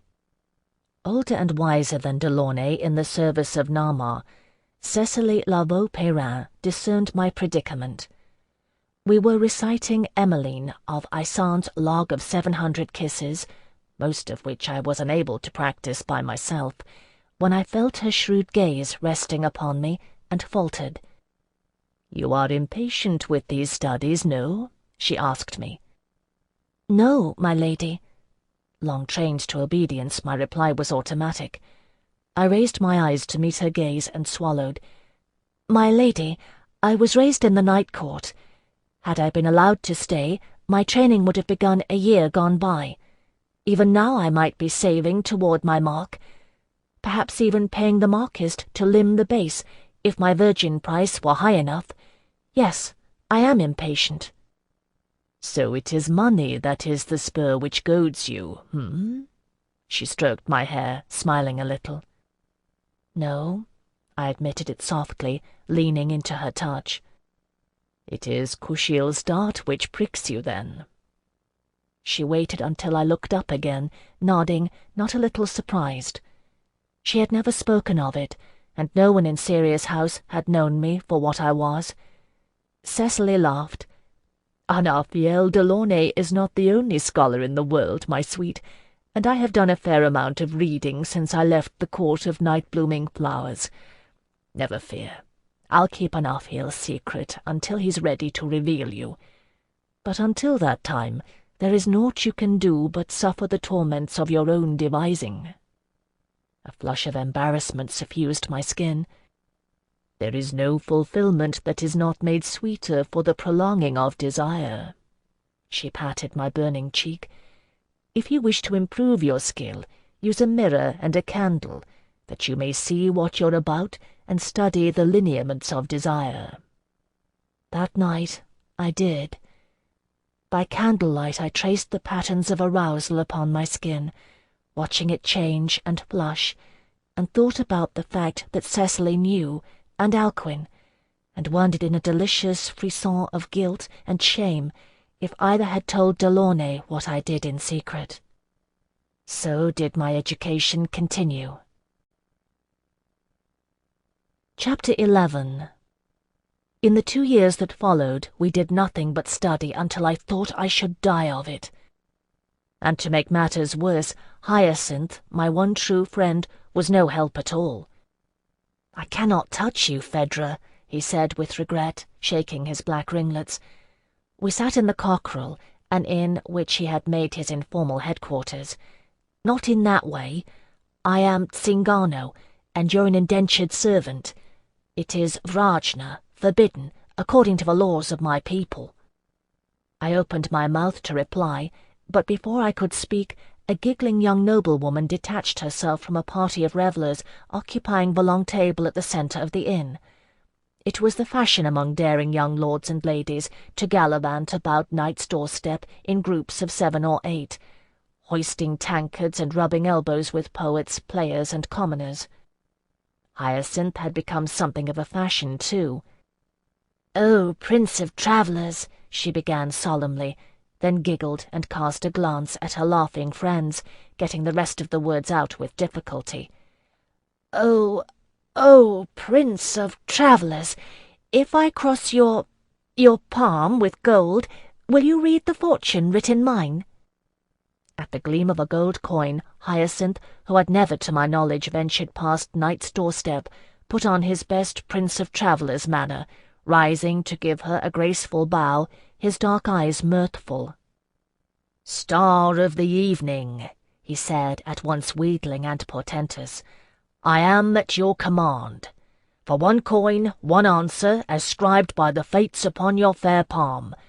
What would you know, gracious lady?" Deliberately ignoring me, she arranged her skirts and sat rather closer to Hyacinth than was necessary. She gave him her hand with the air of someone bestowing great favour, then whispered, "I wish to know if Reine la Sœur will take me to wife." Hyacinth gazed intently at her palm. She stared at his bowed head. I could see the rapid, shallow breaths she took, heaving her bosom, upon which she sported a daringly low décolletage beneath a daringly costly filigree necklace. Across the inn her friends clustered and watched. The young lords surrounded one of their number, jabbing him with pointed elbows and laughing. He bore it with crossed arms, and a hint of displeasure flared his nostrils. One of the young noblewomen smiled, secretive and self-possessed. It needed no touch of Dromond to answer her question, but Hyacinth answered without looking, shaking his head. "Fair lady, the answer is no.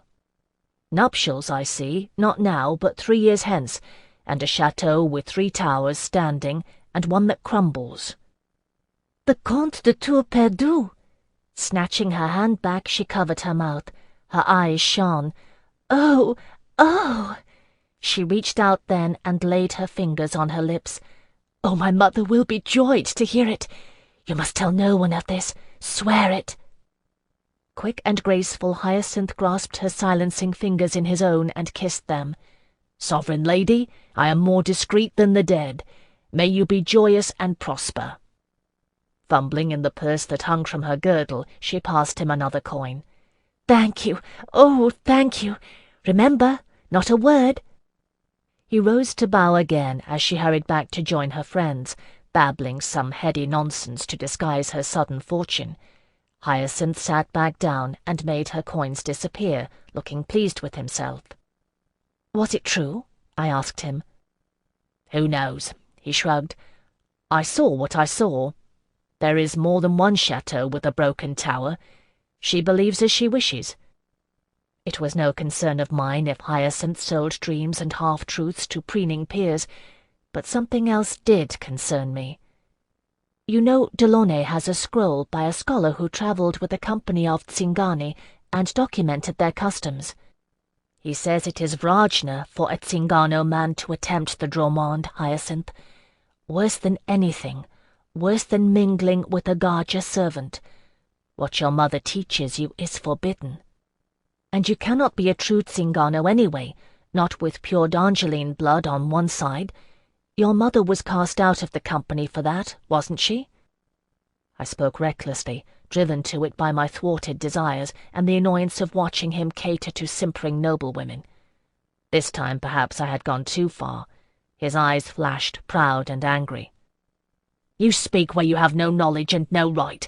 My mother is a princess of the Tsingani, and the gift of Dromond is mine by right of blood. What would your Delaunay's Garja scholar know of that?" "Enough to know that Tsingani princesses do not take in washing for a living," I shot back. Unexpectedly, Hyacinth laughed. "If he thinks that, then truly he learned little of the Tsingani. We have survived many centuries in any way we could. Anyway, I earn enough money now that she no longer need wash the clothes of others." He looked soberly at me, shrugging. "Maybe it is a little bit true, what you say. I do not know. When I am old enough, I will seek out my mother's people. But until then, I must trust her words. I know enough of her gift to know I dare not defy it." "Or you're afraid of Delaunay," I grumbled. "I'm afraid of no one." He looked so like the boy I had first known, puffing out his slender chest, but I too laughed, and our quarrel was forgotten. "Hey, Zingano!" It was one of the young lordlings, drunk and arrogant. He swaggered up to our table, one hand hovering over the hilt of his rapier. He had cruel eyes and fine clothes. With a negligent gesture he tossed his purse on the table. It fell with a heavy clinking sound. "How much for a night with your sister?" I don't know what either of us would have answered. I was accustomed to venturing into night's doorstep, well cloaked, and we sat always in one of the darker corners, away from the hearth. Hyacinth was known and tolerated with no small affection, and the innkeep and regular patrons permitted him the small mystery of my visits without prying into my presence. All these things I thought at a flash, and on their heels came pleasure and pride that this lordling's gaze had penetrated the shadows and come to rest on me with desire. And hard upon that thought came a swell of excitement at the very prospect of selling myself from under Delaunay's nose and going with this stranger, whose blade-ready hands and careless offer promised the kind of hard usage I craved. In the space of a breath I thought these things and saw Hyacinth eyeing the heavy purse. And then Delaunay's man Guy was there. "You cannot afford her virgin price, my friend." His seldom-used voice was as mild as ever, but the point of his poniard rested below the lordling's chin, and I caught glimpse of a second dagger poised at belly level. I had not even seen him enter the inn. The lordling stood with upraised chin and glaring eyes, pricked by steel into humiliating attentiveness. "Go now, and rejoin your companions." The calm voice and cold steel were more convincing than brawn and volume could ever have been. I watched the lordling swallow, all arrogance leaving him. He turned without a word and retraced his steps. Guy sheathed his dagger without comment. "We will leave now," he said to me, puffing up the hood of my cloak and fastening it under my chin. I went obediently, able to spare only a quick wave of farewell in Hyacinth's direction, as Guy shepherded me out of the crowded inn. Hyacinth, who was used from our earliest acquaintance to abrupt and forceful departures on my part, took it with aplomb. For me it was a long coach ride home. I huddled silent in my cloak until finally Guy began to speak. "It is not always for us to choose." It was dark in the carriage, and I could not see his face, only hear his flat voice. "My parents gave me to be reared by the Kushiel Brotherhood when I was but a babe, Phèdre, and the Brotherhood cast me out when I was 14 and broke my oath with the farmer's daughter. I made my way to the city and fell into a life of crime. Though I was good at it, I despised myself and wished to die. One day, when I thought I could fall no lower, I took a commission from an agent of someone very powerful to assassinate a nobleman on his way home from a party." "Delaunay!" I gasped, astonished. Guy ignored the interruption. "I resolved to succeed or die, but the nobleman disarmed me.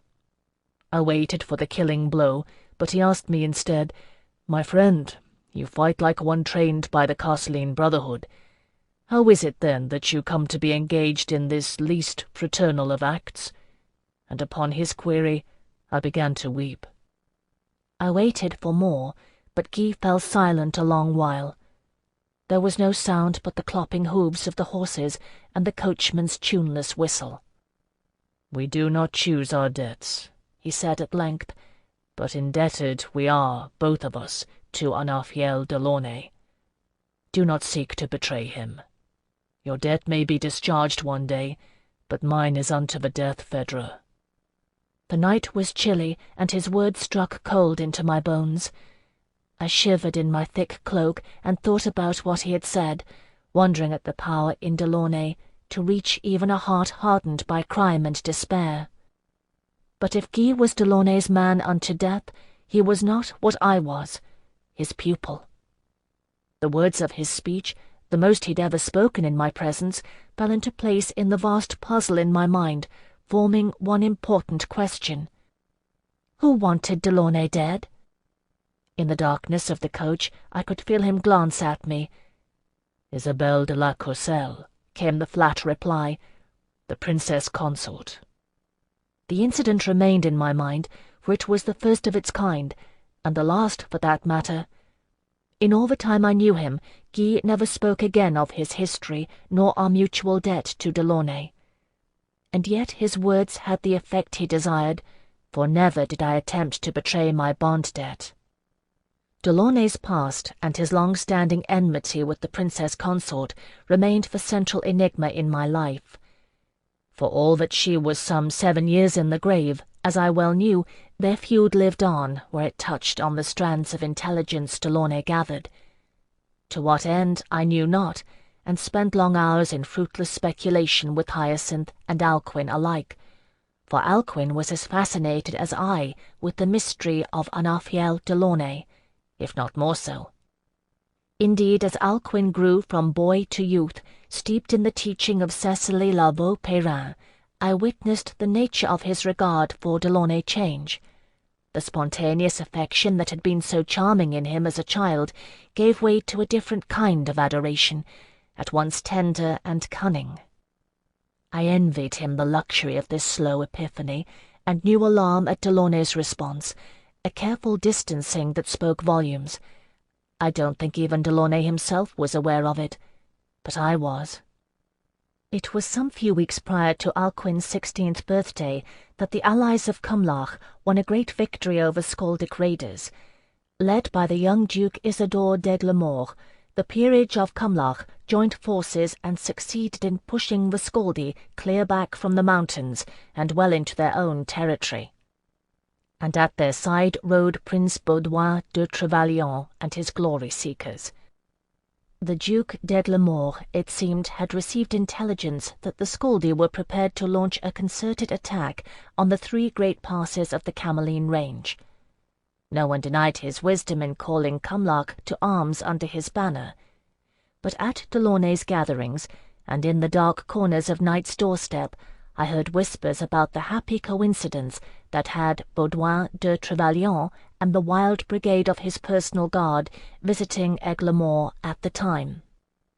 Still, it was a great victory, the greatest gain of territory since the Battle of the Three Princes, and the king would have been a fool to have denied Cumlach a royal triumph, or to have failed to acknowledge Prince Baudouin's part in the battle. One thing Ganelon de la Courcelle was not, was a fool. As it happened, the triumph fell upon the eve of Alcuin's birthday, and the processional route fell along the way of Cecily's townhouse. Taking the convergence for an omen, she threw a fete and threw her house open, almost as in days of old. Only this time we were all invited. Chapter 12. I have never known Delaunay to fuss over his appearance, though he always looked the height of elegance, but the day of the triumph he stewed over his attire like an adept with a prospective lover, settling at length upon a doublet and hosen of sober black velvet, against which his braided hair lay like a twist of auburn flame. "Why is it so important, my lord?" I asked, adjusting the pomander that hung from his belt. Delaunay had his own valet, of course, but on special occasions he allowed me to oversee the details. One did not grow up in Sirius House without acquiring a keen eye and nimble fingers for such niceties. "For Cecily, of course." He gave me his broad grin, always unexpected and thrilling. "She's not held a gathering such as this since before Antoine died. I've no wish to embarrass her." He had loved her, then. I'd suspected it had been so in the old days. Delaunay had had mistresses aplenty in the 5 years I'd been in his household, but that was nothing new. Many a time I had heard them after the other guests had gone, Delaunay's low voice and the thrill of a woman's laughter. I felt no threat from them. in the end they left, while I stayed.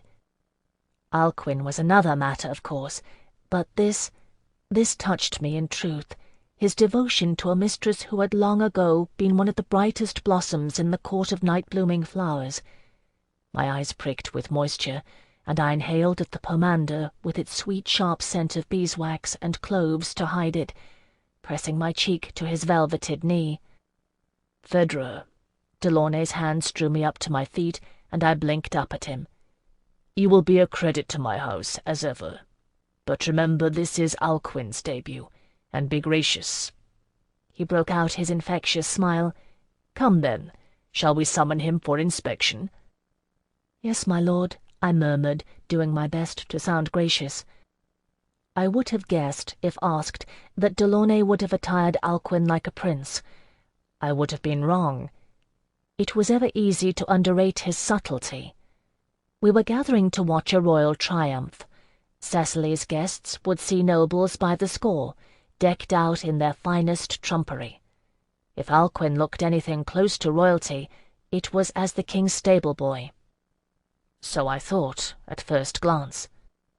Upon second glance I saw that his white shirt was not canvas but cambric, the linen spun so fine one could barely see the weave, and what I had taken for buckram hose were breeches of moleskin.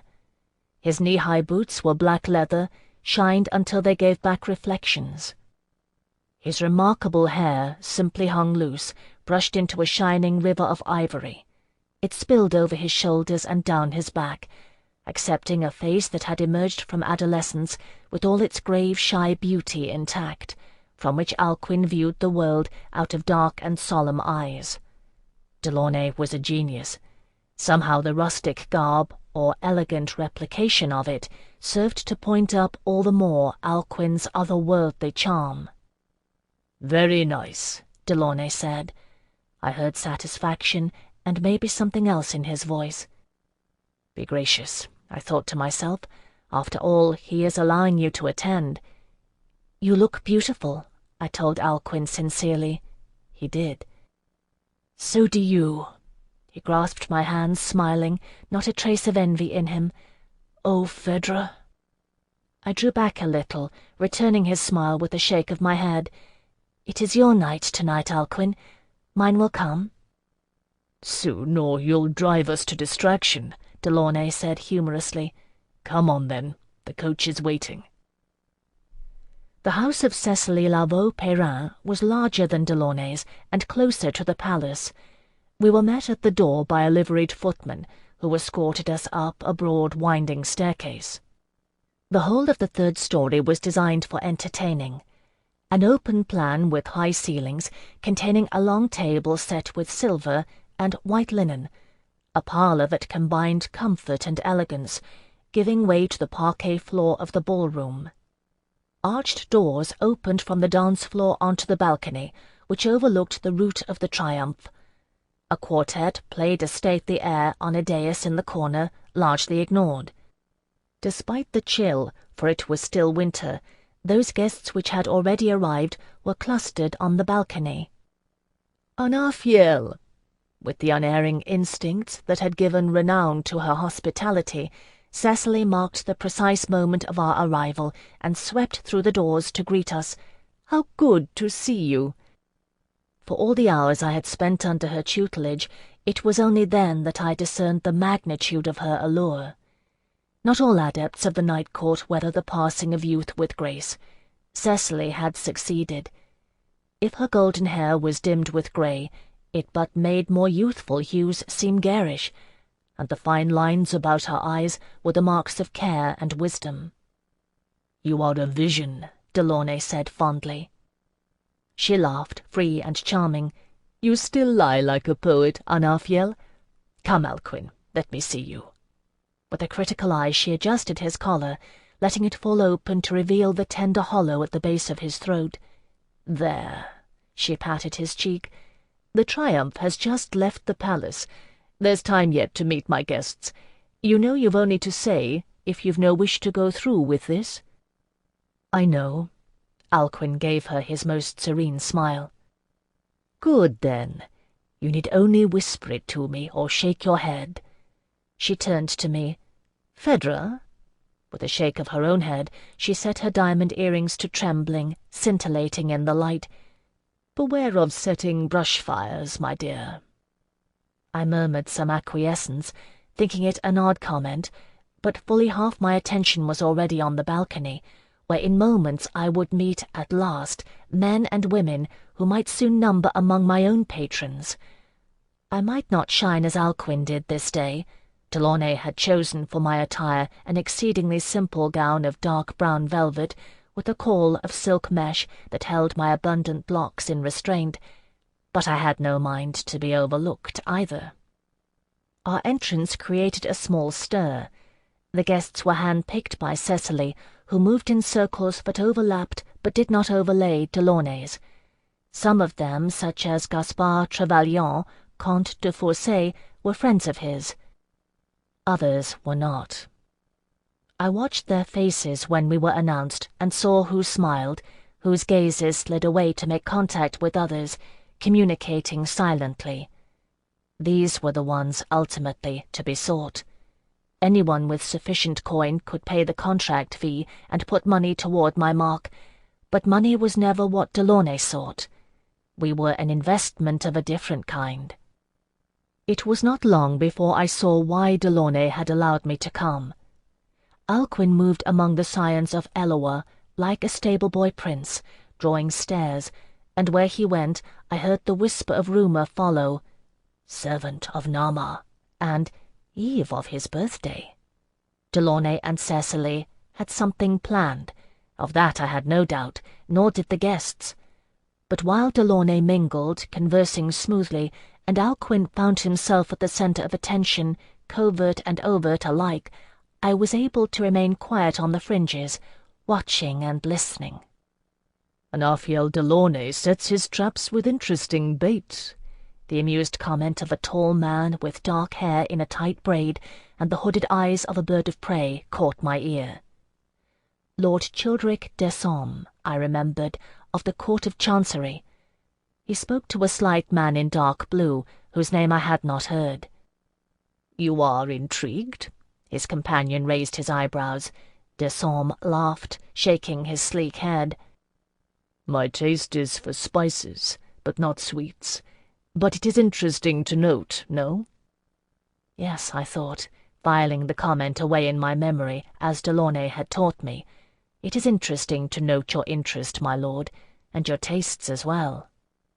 The two men parted, and I followed the smaller, straining to overhear as a tall woman with an elaborate headdress greeted him by name. But just then the trumpet sounded, and someone cried out that the triumph was approaching. Everyone crowded to the edge of the balcony. I had lost sight of Delaunay and Cecily, and was trapped behind the press of bodies. For a moment it seemed that my view of the royal triumph would consist of the brocaded and silk-swathed backsides of Cecily's guests. Then a portly gentleman with a grey beard and a gentle smile took note, and made room for me at the parapet. Thanking him, I gripped the stone and leaned over to see. Every terrace along the route was crowded with people, and there were crowds lining the street. The triumph approached at a distance, shining under the weak winter sun, announced by the brazen call of trumpets. A detachment of the palace guard rode ahead, pressing the spectators back against the buildings. Behind them came the standard-bearer, riding alone. We were near enough that I could make out faces, and his was young, stern, and handsome. He gripped the haft firmly, and the standard snapped in the air below us, a golden lily on a field of rich green, surrounded by 7 golden stars, the sign of blessed Eloa and his companions, emblem of Terre d'Ange. After the standard-bearer came another row of guards, and then Ganelon de la Courcelle, scion of Eloa, king of Terre d'Ange. I had known the king was elderly, but still it surprised me to see it. Though his carriage in the saddle was straight and tall, his hair and beard were almost completely white, and his fierce eyes were set in hollows, partially overhung by grizzled white brows. At his side rode Isandre de la Courcelle, his granddaughter, Dauphin, and heir to the throne of Terre d'Ange. If this were an allegory play, they might have represented the old winter and new spring, for Isandre de la Courcelle was as fresh and beautiful as the first day of spring. She rode side-saddle on her dappled courser, clad in a gown the colour of the first shoots of the crocus to poke through the cold earth, with a cloak of royal purple over it. A simple gold fillet bound her flowing hair, which was of the palest blonde, and her face was youthful and fair. On the street d'Angelines hailed her with affectionate cries, but on the balcony I detected a murmurous undertone. Isandre de la Courcelle was young, beloved, and beautiful, heir to a kingdom, and notably unwed, neither betrothed nor promised. Though her face betrayed nothing, she had to be aware of the undertone, I thought, watching from above. Surely it must follow her everywhere she went. The emblem of de la Courcelle, the house royal, flew beside them, lower than the flag of Terre d'Ange, but preceding all others, as was custom. A silver swan on a field of midnight blue, the small party gathered beneath it, made it look somehow forlorn. Ganelon de la Courcelle's line ended with Isandre. His only son was dead, and his only brother, Prince Benedict, had wed into the ruling Cerdicchi family in La Serenissima, to a woman who gave him only daughters. All these things, of course, I knew, yet somehow seeing it made it so. On that balcony, surrounded by murmurs, I watched the elderly king and the young Dauphin, no older than I myself, and I felt around me the eddies of hunger, centred on a precariously held throne. And behind the king stood his sister and her husband, the Princess Lionette and her Duke Marc de Trevelyan. The Lioness of Arzal looked indulgently pleased. The Duke's face was unreadable. 3 ships and the navigator's star flew on their standard, and under these arms too rode their impetuous son.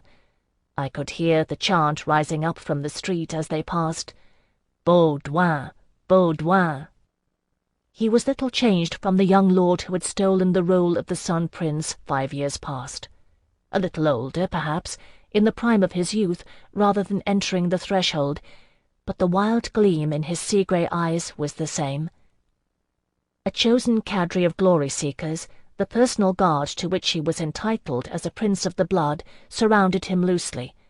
They took up the chant too, shouting his name, raising their swords to catch the light.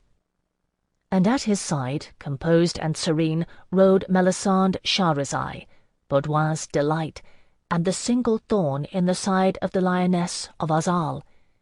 Her raven hair fell in ripples, gleaming like black water in moonlight, and her beauty made the young Dauphin who preceded them look pallid and unfinished. It was only the second time I had seen her, but even at a distance I shuddered. "Well, that's clear enough," murmured the portly gentleman who had made room for me. His voice held a faint accent. I wanted to turn to look at his face, but I was pressed too tight against the stone parapet to do it with any subtlety. A lone rider followed the company of House Trevelyan, bearing the standard of the province of Cumlach, a blazing sword on a sable field. It had a sobering effect on the gathered crowds, reminding us all that battle was the cause of the day. If d'Aigulemort had asked them to ride under his banner, a woman's voice said softly somewhere near me, they would have acknowledged his right. "Do you say he's politic enough to be dangerous?" The man who answered her sounded amused. "The scions of Camille think with their swords." "Give thanks to blessed Eloa that they do," someone else said sharply, "for I've no wish to become part of Scaldy tribal holdings." The allies of Cumlach made an impressive array, and whatever rights he may have ceded, the young Duke d'Aigulemort rode square in their midst. I counted the banners, putting faces to the names Delaunay had made me memorize. Ferrot, Montchapetre, Vallier, Basilisque, all the great holdings of Cumlach. Hardened warriors, most of them, lean and keen-eyed. Isidore d'Aigulemort stood out among them, glittering like the silver eagle on his standard. His eyes were dark and merciless, and as his gaze swept over the crowds, I remembered where I had seen them. He had been the man in the Jaguarundi mask at the midwinter fete. "He would be interesting to put to the test," another woman mused languidly. "So would a mountain lion," one of the men who had spoken before answered tartly, "but I don't recommend taking one to bed." I ignored the ensuing laughter, watching the allies of Cumlock pass. Even represented by a symbolic few, the bulk of their forces remained in Cumlock, securing the regained border. They made for a powerful assemblage. Azal and Cumlock bracketed the realm to the west and east. The popular acclaim accorded Baudouin de Trevelyan, in combination with the might represented by the allies of Cumlock, sent a message that was indeed frightening in its lack of subtlety. After the Cumlock host came the train of spoils, loot seized in battle. Arms aplenty were displayed, and I shivered at the massive battle-axes. The Scaldi almighty poets, I know, having studied their tongue long enough, but their songs are all of blood and iron, and those whom they defeat they enslave.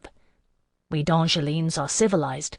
Even one sold into debt bondage, as I was, has the eventual hope of purchasing freedom. At length the baggage train too passed, and Cecily's guests began to move back into the house. I turned about to see the smiling face of the bearded man behind me. His features were distinctly un-D'Angeline. Recalling the trace of an accent, I marked him as Aragonian. "You are of the household of Anafiel Delaunay, I think. Did you enjoy the parade?" he asked me kindly. "Yes, my lord." I had no idea of his status, but the response was automatic. He laughed. "I am Gonzago de Escabares, and no lord but a sometime historian. Come, give me your name, and let us go inside together." "Phèdre," I told him. "Ah." He clucked his tongue and held out his arm. "An unlucky name, child. I will be your friend then, for the ancient Hellenes said a good friend may stand between a man and his Moira. Do you know what that means?"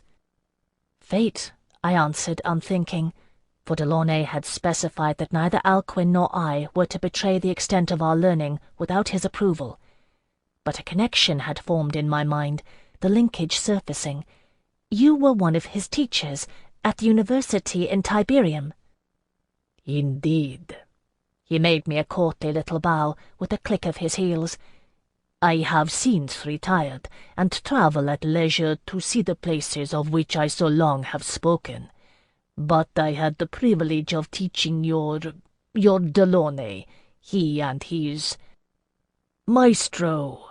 Delaunay's voice, ringing with unalloyed pleasure, interrupted us as we entered the ballroom. He crossed the floor in great strides, beaming, embracing the older man with great affection. "Cecily didn't tell me you would be here." Gonzago de Escabares wheezed at his embrace, thumping Delaunay's back. "Ah, Anafiel, my boy, I am old, and allow myself one luxury. Where the crux of history turns, I may be there to watch it grind. If it turns in terre d'ange, so much the better, where I may surround my aging form with such beauty." He patted Delaunay on the cheek, smiling. "You have lost none of yours, young Antinous." "You flatter me, maestro." Delaunay took de Escabares' hands in his, but there was a reserved quality to his smile. "I must remind you, though." "Ah." The Aragonian professor's expression changed, growing sharper and sadder. "Yes, of course, forgive me. But it is good to see you, Anafiel. Very good." "It is." Delaunay smiled again, meaning it. "May we speak later? There is someone I wish Phèdre to meet." Of course, of course." He patted my shoulder with the same indulgent affection. "Go, child, and enjoy yourself. This is no time to waste on aging pedants." Delaunay laughed and shook his head, leading me away. Silently I cursed his timing, but aloud I merely asked, "He taught you at the university?" The Tiberians collect scholars the way they used to amass empires, Delaunay said absently. Maestro Gonzago was one of the best. Yes, my lord, I thought, and he called you Anaphiel and Antinous, which is a name from the title of a poem which is proscribed. But he stumbled once over the name Delaunay, which Hyacinth says is not truly yours, and he might have told me a great deal more had you not intervened. So while I do as you say, be mindful that I do also as you have taught. But these things I kept silent, and followed obediently as he turned in a way that caused me to bump into a blonde woman with aquiline features, who turned about with a sharp exclamation. "Phèdre," Delaunay's voice held a chastising note. "Sarlane, I am sorry. This is Phèdre's first such gathering. Phèdre, this is the Marquise Sarlane Belfort, to whom you will apologize." "You might let the girl speak for herself, Delaunay." Her voice held irritation. Sarlane Belfort had no great love for Delaunay, and I marked it well, even as I cast an annoyed glance at him for placing me in this position. The collision was of his manufacturing. No child was trained in Sirius House without learning to move gracefully and unobtrusively through a crowd. "The Marquise is a secretary of the Privy Seal," Delaunay remarked casually, placing a hand on my shoulder, letting me know the import of her position. He wanted contrition from me, I knew, but while Delaunay may have known his targets and their weaknesses, he was not what I was. What I knew was born in the blood. "Sorry," I muttered with ill grace, and glanced sullenly up at her, feeling the thrill of defiance deep in my bones. Her blue-green eyes grew cold, and her mouth hardened. "Your charge needs a lesson, Delaunay." She turned away abruptly, stalking across the ballroom. I looked at Delaunay to see his brows arched with uncertainty and surprise. "Beware of setting brush fires," Cecily had said. Her comment made more sense to me now, although I did not of a necessity agree with it. I shrugged Delaunay's hand off my shoulder. "Tend to Alcuin, my lord. I am well enough on my own." "Too well, perhaps." He laughed ruefully and shook his head. "Stay out of trouble, Phèdre. I've enough to deal with this night." "Of course, my lord." I smiled impudently at him. With another despairing shake of his head, he left me. Left to my own devices, I dare say I did well enough. Several of the guests had brought companions, and we made acquaintance. There was a slight dark youth from Eglantine House, whose quick grin reminded me of Hyacinth. He did a tumbling dance alone with hoops and ribbons, and everyone applauded him. His patron, Lord Chavez, smiled with pride. And there was Miarette from Orchis House, who had made her mark and kept her own salon now. Steeped in the gaiety for which her house was renowned, she brought laughter and a sense of sunlight with her, and where she went I saw pleasure and merriment light people's faces. Many of them, though, eyed Alcuin, who moved through the gathering oblivious to it all, serene and dark-eyed. I watched their faces, and marked that among them all one stood out. I knew him, for Vital Bouvard was an acquaintance of Delaunay's. Not a friend, I think, but he had been a guest at Delaunay's house. He was a trader of common stock. Indeed, it was rumoured there was Kediki blood in his lineage, but an excessively wealthy one, by virtue of an exclusive charter with the Stragazza family in La Serenissima. His gaze followed Alcuin, and his face was sick with desire. When the last rays of sun had gone, and darkness filled the long windows around the balcony, Cecily clapped her hands and summoned us to dine. No fewer than 27 guests were arrayed about the long table, ushered to our seats by solicitous servants clad in spotless white attire. Dishes came in an unceasing stream, soups and terrines followed by pigeon en daube, a rack of lamb, salads and greens, and a dish of white turnips whipped to a froth, which everyone pronounced a delight of rustic sophistication, and all the while rivers of wine poured from chilled jugs into glasses only half empty. "A toast!" Cecily cried when the last dish, a dessert of winter apples baked in muscat wine and spiced with cloves, had been cleared. She lifted her glass and waited for silence. She had the gift still of commanding attention. The table fell quiet. "To the safety of our borders," she said, letting the words fall in a soft voice. "To the safety and well-being of blessed Terre d'Ange." A murmurous accord sounded the length of the table. This was one point on which each of us agreed. I drank with a willing heart, and saw no one who did not do the same. "Telesis," Cecily said in the same soft voice. Near the head of the table a woman rose. She was small and dark, and not, I thought, a great beauty. Her features were unremarkable, and her best asset, luminous dark eyes, were offset by a low brow. And then she spoke. "There are many kinds of beauty. We are d'Angeline." "Beneath the golden balm," she said aloud, simply, and her voice filled every corner of the room, imbued with golden light. "Settling on the fields, evening steals in calm, and farmers count their yields." So simple her lyric, and yet I saw it all. She offered the words up unadorned, plain and lovely.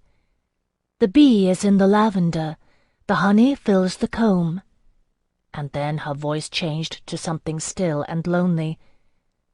"But here a rain falls, never-ending, and I am far from home." Everyone knows the words to the exile's lament. It was written by Telesis de Mornay when she was 23 years old and living in exile on the rain-swept coast of Alba. I myself had heard it a dozen times over, and recited it at more than one tutor's behest. Still, hearing it now, tears filled my eyes. We were d'Angeline, bred and bound to this land which blessed Eloa loved so. Well, he shed his blood for it. In the silence that followed, Telesis de Mornay took her seat. Cecily kept her glass raised. "My lords and ladies," she said in her gentle voice, marked by the cadences of serious house, "let it never be forgotten what we are." With a solemn air, she lifted her glass and tipped it, spilling a libation. "Eloa have mercy on us." Her solemnity caught us all, and many followed suit. I did, and saw Delaunay and Alcuin did as well. Then Cecily looked up again, a mischievous light in her eyes. "And now," she declared, "let the games begin. Cotabus." Amid shouts of laughter we retired to the parlour, united by love of our country and Cecily's conviviality. Her servants had prudently removed the carpet, and in its place was a silver floor-stand. Standing on tripodal legs, it pierced and held a broad silver crater, polished to mirror brightness. Chaste figures around the rim depicted a d'Angeline drinking party, à la Hellene. D'Angelines regard the golden era of Hellas as the last great civilization before the coming of Eloa, which is why such things never go out of style.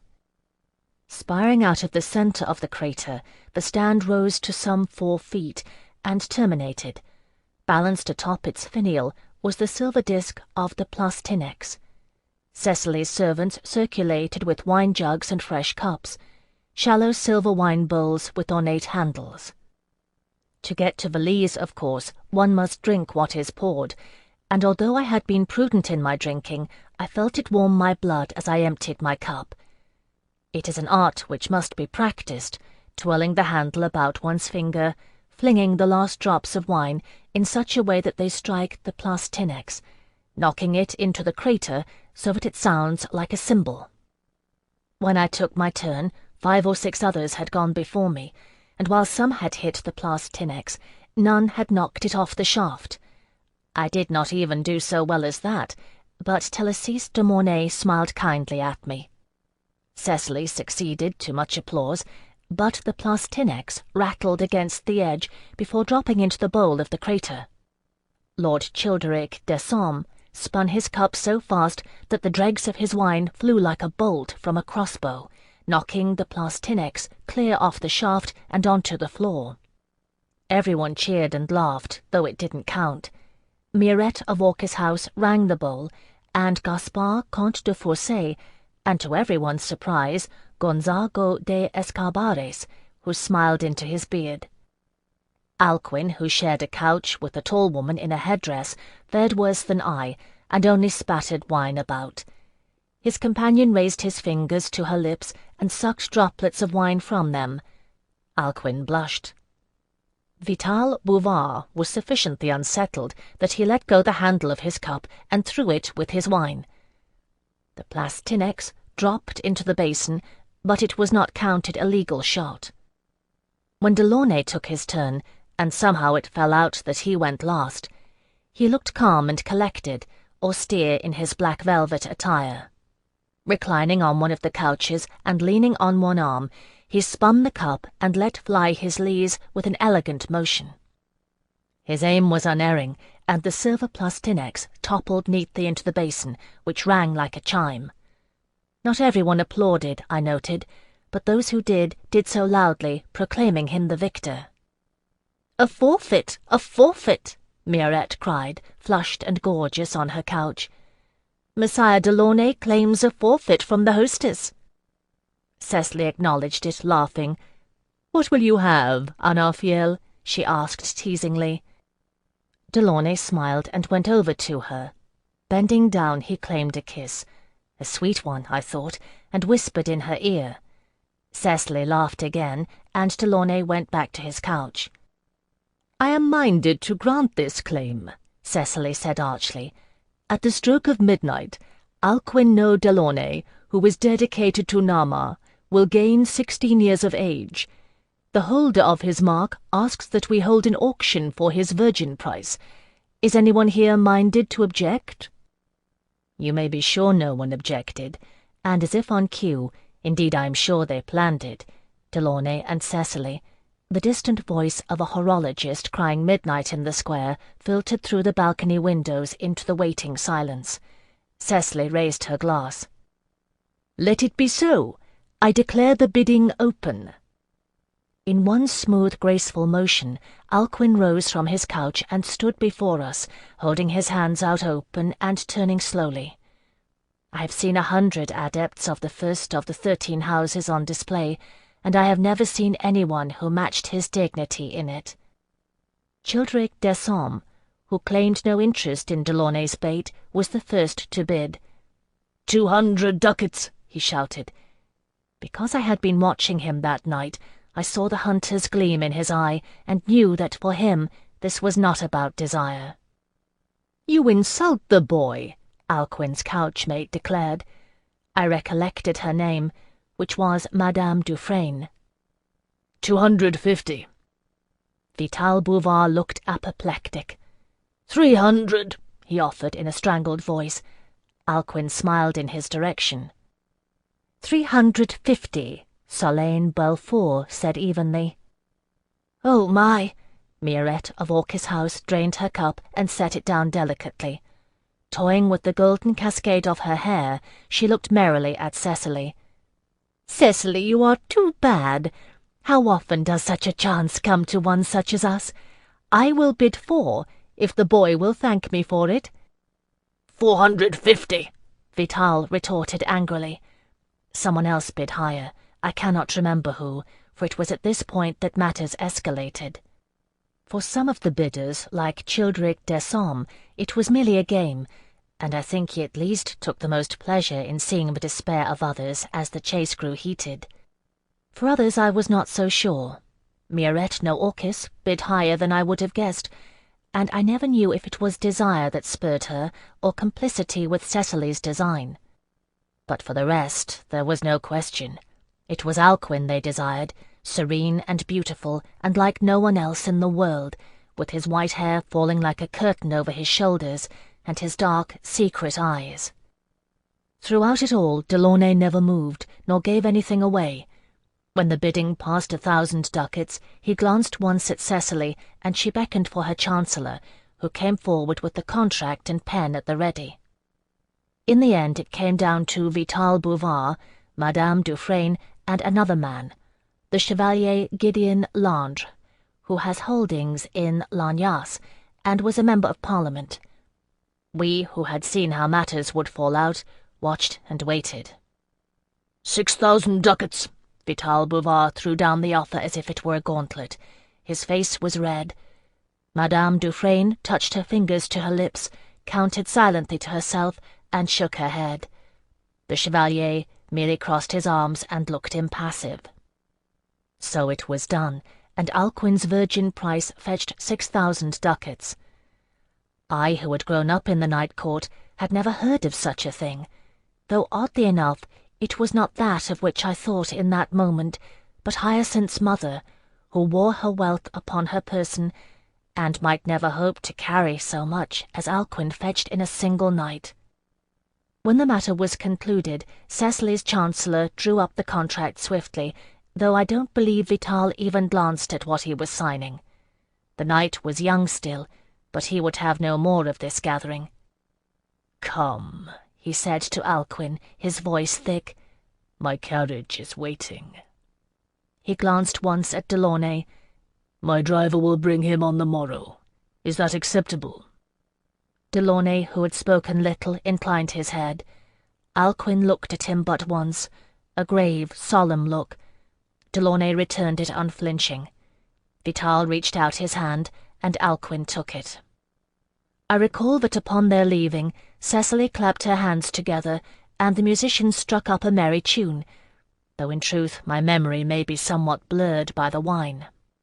There was dancing, and I danced with Gonzago de Escobares and the Chevalier Lange, stoic at his loss, and once with Lord Childeric de Somme, who smiled and looked at me as the hawk eyes the sparrow. And then Lord Chavez called for a stamping rhythm with timbrels and finger-drums, and I danced with his lover from Eglantine House, the agile youth who had tumbled for us, and I kept the rhythm and was grateful for the lessons Delaunay had foisted upon me. Late in the night, I remember, Delaunay brought Thélassise de Mornay to be introduced, and she touched my face lightly with her slim dark fingers, and declaimed the lines about Kushiel's dart from the Lucenot text, and there was a little silence, then murmuring. So everyone knew then what the scarlet mote in my eye betokened, and I would have gone with any one of them were it not for Delaunay's grip at my elbow, reminding me like an anchor where my duty lay. Chapter 13. Alcuin was quiet for the better part of a week afterward. Whether he and Delaunay spoke of it, I do not know. There are certain things one does not ask, certain privacies we respected, but after several days of silence I could stand it no longer. I asked Alcuin what it had been like. We were studying together at the time, facing each other across the great table in Delaunay's library, and reading by lamplight. Alcuin, poring over a speculative treatise on the Master of the Straits, marked his place with one finger and looked up at me. "It was fine," he said quietly. "Messire Bouvard was pleased.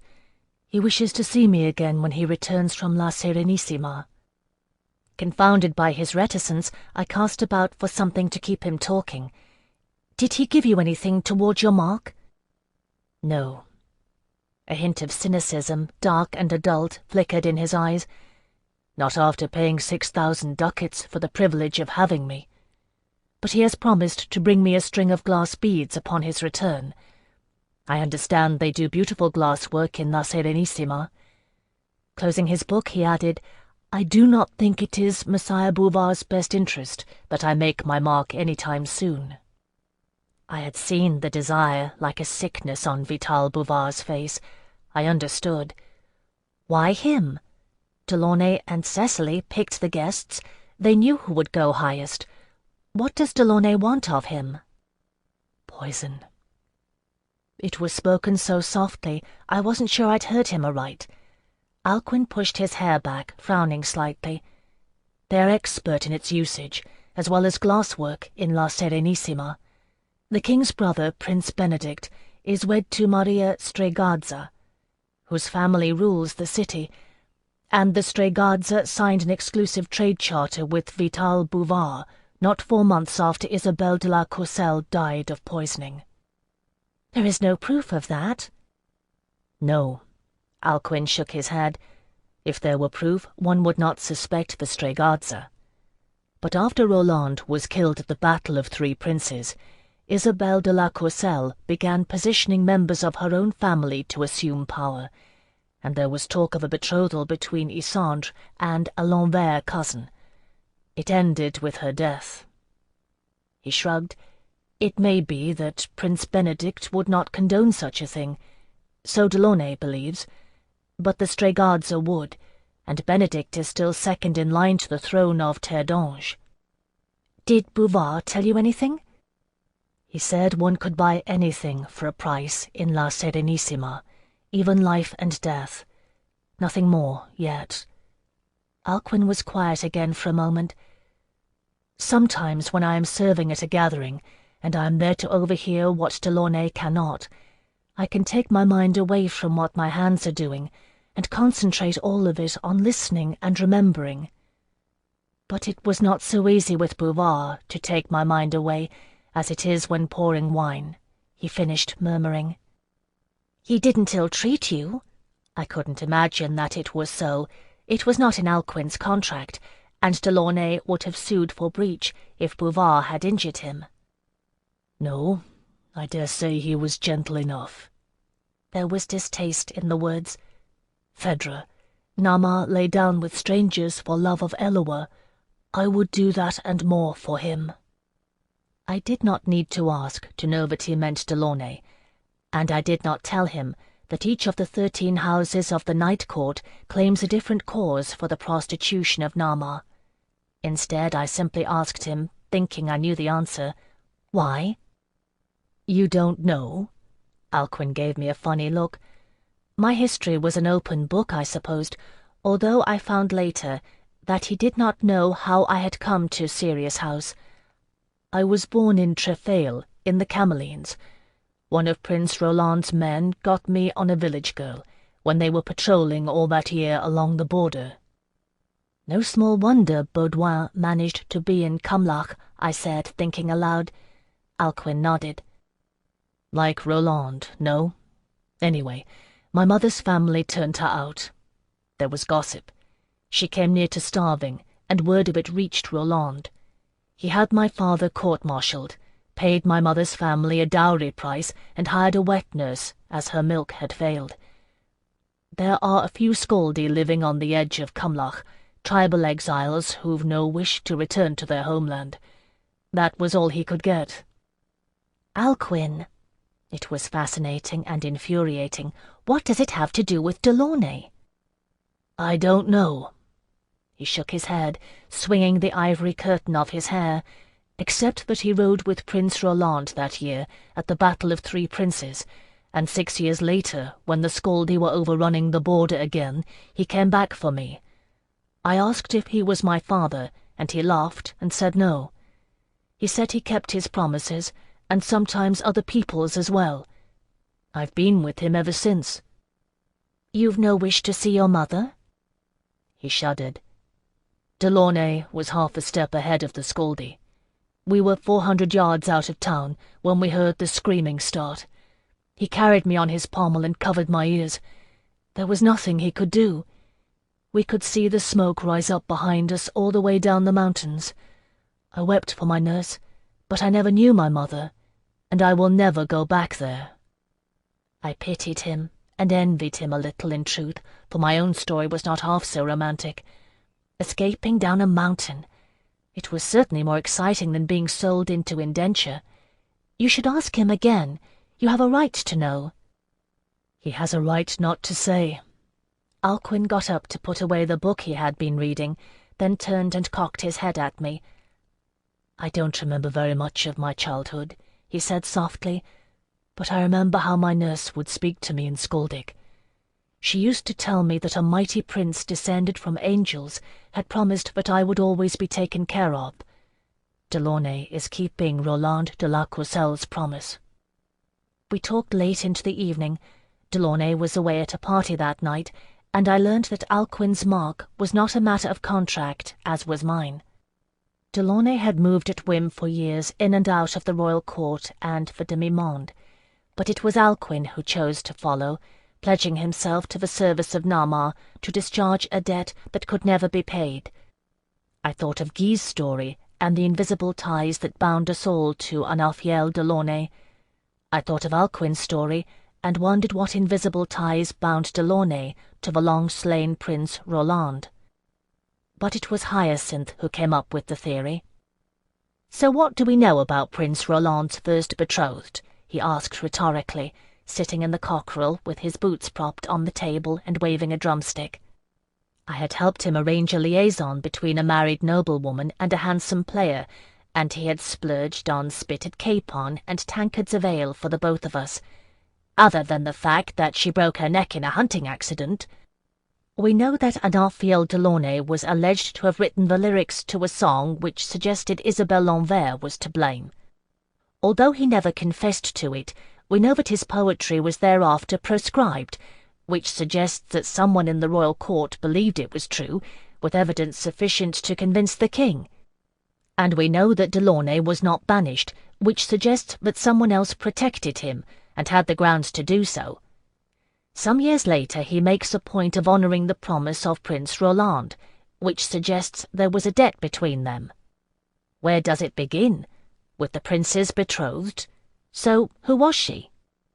Sometimes I despaired of the fact that Hyacinth was better at what I was trained to do than I myself.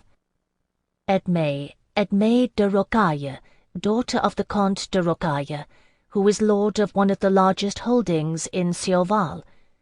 There is a small university there, where the kindred of Shemhazi study the sciences. I shrugged and took a sip of ale. He donated his library, which is famous. Hyacinth tore at the drumstick with his white teeth, smearing grease on his chin. Did he have sons? I don't know. I stared at him. You think Delaunay is her brother? Why not? He gnawed his capon to the bone and quaffed ale. If he wrote the lyric, and if he would not confess, I have never heard he denied it, he had a powerful interest in discrediting her murderess. And if he wasn't her brother, maybe he was something else. Like what? I eyed him suspiciously over the rim of my tankard. He set down his own mug, lowered his feet, and leaned forward, a conspiratorial gleam in his gaze. Her lover? Seeing me form an incredulous response, he raised a finger. No, wait, Phèdre. Maybe he loved her and lost her to the heir to the throne, but loved her nonetheless. And when she meets a tragic end, he goes to the city in search of justice and finds only conspiracy, and within a year the prince weds another. A gentle-born country lad with a quick tongue and an absolute ignorance of politics. He dares all and makes an enemy of the princess consort, but wins an advocate in the prince, whose sense of honour leads him to protect the rash young poet. What do you think? I think you spend too much time among players and dramatists, I said, but I had to wonder. The first threads of the tangle did appear to surface with the death of Prince Roland's betrothed. Anyway, Delaunay studied at the university in Tiberium. He didn't exactly come straight from the provinces. Ah, well. Hyacinth drank again and wiped the foam from his lip. Pedants and demagogues. What can one learn from them? At that I had to laugh. As clever as he was, Hyacinth retained the prejudices of the streets. A lot. Tell me, though, have you looked with the Dromond? You know I haven't. His look grew serious. You remember what my mother said? I will guess for you, Phèdre, where you are too close to the matter to see it aright, but I will not use my gift to hasten the coming of that day. You would mince words with fate, I grumbled. So, he grinned, I am Tsingani, but they are good theories, no? Reluctantly I admitted that they were, and we talked then of other things, until Guy's face shone pale outside the window of the cockerel, calling in the mark of my debt and beckoning me homeward. It was not long after this conversation that two occurrences of note took place, though to be sure one was notable only to me. The first, which was of note to the realm at large, was that the Cruarch of Alba paid a visit to Redongeline court. That is how their leader is styled among the Cruinia. In common parlance, of course, we called him the Pictish King, as the Cerdaic scholars had named him. The event was worthy of discussion, for it was a rarity that the Master of the Straits would allow such a crossing to take place. For as long as anyone can remember, the Master of the Straits has ruled the Three Sisters, those tiny islands that lie off the coast of Azal, and by blessed Eloah's truth, I swear it is true what they say. The winds and the waters obey his command. You may believe it or not as you choose, but I have since seen it for myself, and know it is so. It has afforded us great protection from the longboats of the Scaldi, but it has also kept us from alliance or trade with the Cruinia, whose land is rich in lead and iron ore. Why the Master of the Straits had allowed this embassy to land no one knew, but land it had, and there were Picts to be dealt with. It caused considerable stir in our household. There were few Darngelines to be found who spoke Cruinia, and Delaunay had been summoned to attend the royal audience as translator. I am ashamed to say that I paid less heed to this event than I should have done, for the other occurrence of note occupied my mind. Cécile Lavaux-Perrin had declared to Delaunay that she had no more to teach me. What I had left to learn, she said, was beyond her scope. It would be best taught me by an adept of Valyrian house. While Delaunay was sceptical, he was forced to admit that his knowledge of the arts of Algalagnia were as purely academic as Cecily's. An instructional visit was arranged for me with the second of Valyrian house. The king's summons to Delaunay came after the arrangements were made, and I think he would have cancelled them had his attention not been elsewhere. But his mind was wholly on the upcoming audience, and he did not. So it fell out that Alcuin, who was nigh as fluent as Delaunay, was to accompany him and transcribe the conversation. The royal coach came for them both, while I would be escorted by Delaunay's driver to Valyrian house. If I had known what would one day come to pass, I would have begged to attend, for I was as fluent as Alcuin, and wrote a fairer hand. It would have been of no small merit to have met the Cruarch of Alba and his heir, his sister's son, and not his son, as the Pictish rule of descent is matrilineal, a fact which would also affect my life in ways I could not imagine. But we are not granted such foreknowledge, and I, who tired of the yearning in my blood that ever grew unassuaged, was glad enough with my end of the bargain. A barbarian king is a fascinating thing, to be sure, but I was an Anguissette, condemned to the dull torment of virginity. I went to Valyrian house. Chapter 14.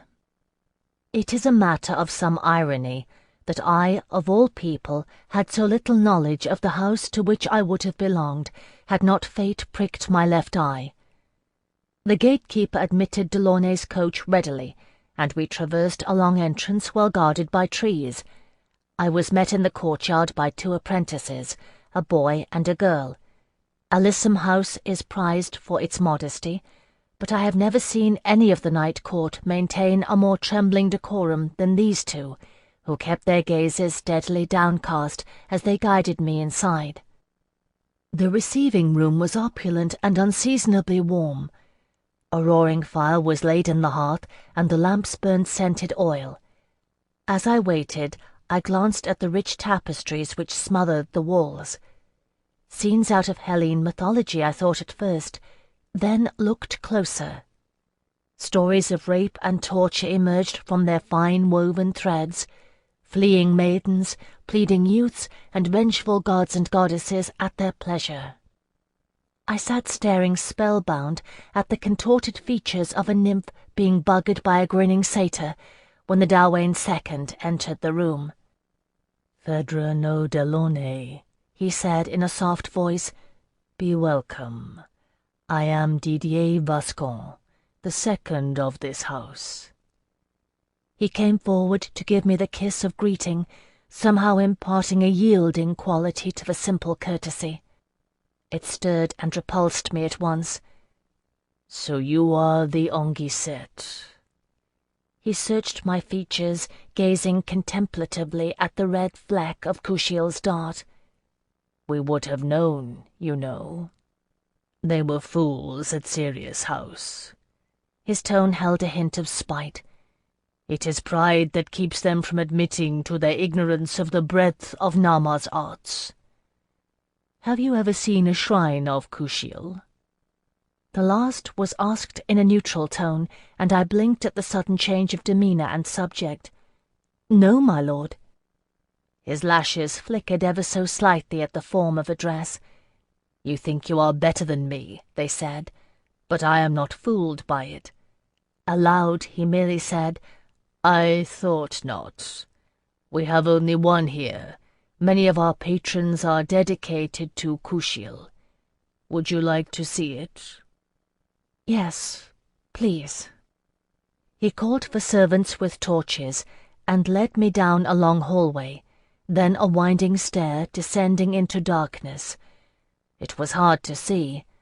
I kept my eyes on his back, moving steadily ahead of me. The torchlight made transparent the flimsy white stuff of his shirt, and I could see wheel marks curving around his ribs like a caress. "Here." At the bottom he threw open a door. The stone-walled room beyond was lit and heated by another fire, and light washed over a bronze sculpture of Kushiel. Elowa's companion stood raised on a dais behind an altar and offering bowl, a stern look on his beautiful face, the flail and rod in his hands. I stood for a long time gazing at him. "Do you know why Kushiel abdicated his duties to join Elowa?" I shook my head. "No." "He was one of the punishers of God, chosen to deliver torments to the souls of sinners that they might repent at the end of days." Didier Vascon was a disembodied voice behind me. "So the Yeshuite legends claim. Alone among angels, Kushiel understood that the act of chastisement was an act of love, and the sinners in his charge too came to understand and loved him for it. He gave them pain like balm, and they begged him for it, finding in it not redemption, but a love that transcended the divine. The one God was displeased, for he desires worship above all things, but Kushiel saw a spark he would follow in the spirit of blessed Elowa, who said unto us, 'Love as thou wilt.'" The breath went out of me with a profound shudder. No one had told me this story that was mine by birthright. I wondered how different my life would be if I had been raised and trained in Valerian House, and turned to Didier. "Is that what it's like?" He hesitated before answering. "No." When his answer came, his tone was flat with reluctant truth. "But it is how I get my pleasure. It is the service to which I was born, and to which I trained. They say Kushiel's dart marks his true victims. Perhaps you will find it." I understood then that he was envious. "How is it that adepts are trained to this service?" I asked him, wishing to change the subject. "Come." He beckoned the torch-bearers and ushered me through a door on the far side of the room, continued talking as we proceeded down the broad stone hall. "It begins with the lesson of the spiced candies, of course. You know this? No? We do it with children of 6. An adept explains that the pleasure of the taste is due to the touch of pain the spice provokes. Those who understand we keep, others will have their marks sold. After that, it is a simple matter of consistency and conditioning. Never is a fosterling or apprentice of Valerian House allowed to experience pleasure without pain, nor pain without pleasure." He stopped before another door and looked curiously at me. "You have never received such training?" I shook my head. He shrugged. "It is Delaunay's business, I suppose." He pushed the door open. "This is one of the pleasure chambers. We endeavour to provide environments for all our patrons' particular desires." Servants moved about the room, lighting the wall sconces and the brazier. I gazed about me and shuddered again. There were lush carpets in the centre of the room, surrounded by aisles of flagstone. The walls were bare of decoration, but hardly unadorned. One held manacles and chains for the wrists and ankles, bolted into the stone, and another held a great wooden wheel, with clamps to hold one spread-eagled. "We have a reciprocal agreement with Mandrake House," Didier Vascon said, watching me take in the accoutrements. "Sometimes we have patrons who take pleasure only in watching, so we might contract a flagellant and an assistant to perform the excruciation on one of our adepts. And of course sometimes Mandrake has clients who must needs observe an abasement performed to move them, for which we provide subjects." His words echoed distantly in my ears. I moved to the centre of the room, lightly touching a padded pommel-horse and looking inquiringly at him. "Here." He was dryly amused by my ignorance, and with a deft hand pushed me down across its back. My cheek was pressed to the padded leather. "You would be lashed in place, of course. Some patrons have a particular fetish for the buttocks. The pommel-horse provides good advantage for their indulgence." I straightened, flushed, and snapped at him, "I'm not here to receive training at your hands." Didier raised his eyebrows and lifted his hands. "May your patrons have the joy of breaking you," he murmured. "I've no interest in it. But I've taken a fee to ensure you'll not go to them in complete ignorance. Come here." He beckoned me to a cabinet and began pointing out items. "We provide all manner of accessories, of course. Collars, blinds, gags, belts, whatever the patron might wish. Rings, pleasure balls, aides d'amour, pincers."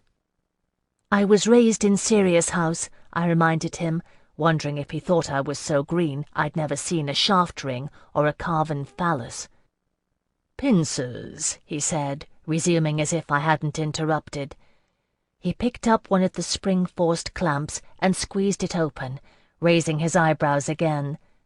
"Often placed on the nipples or nether lips. Do they use these in Sirius House?" "No." I tugged at another drawer, but it was locked. Didier took a key from a chain about his waist and opened it. A row of slim-hafted, razor-edged steel blades gleamed against a red velvet lining, like a chirurgeon's tools, only beautiful. "Fléchettes," he said. "We require a reference and a guarantee for their usage." He gave an involuntary tremor beside me, and his voice changed. "I hate them." I imagined an anonymous hand pressing the sharp point of one into my skin, tracing it slowly, a trickle of red following the bright blade. It would be very vivid against my skin.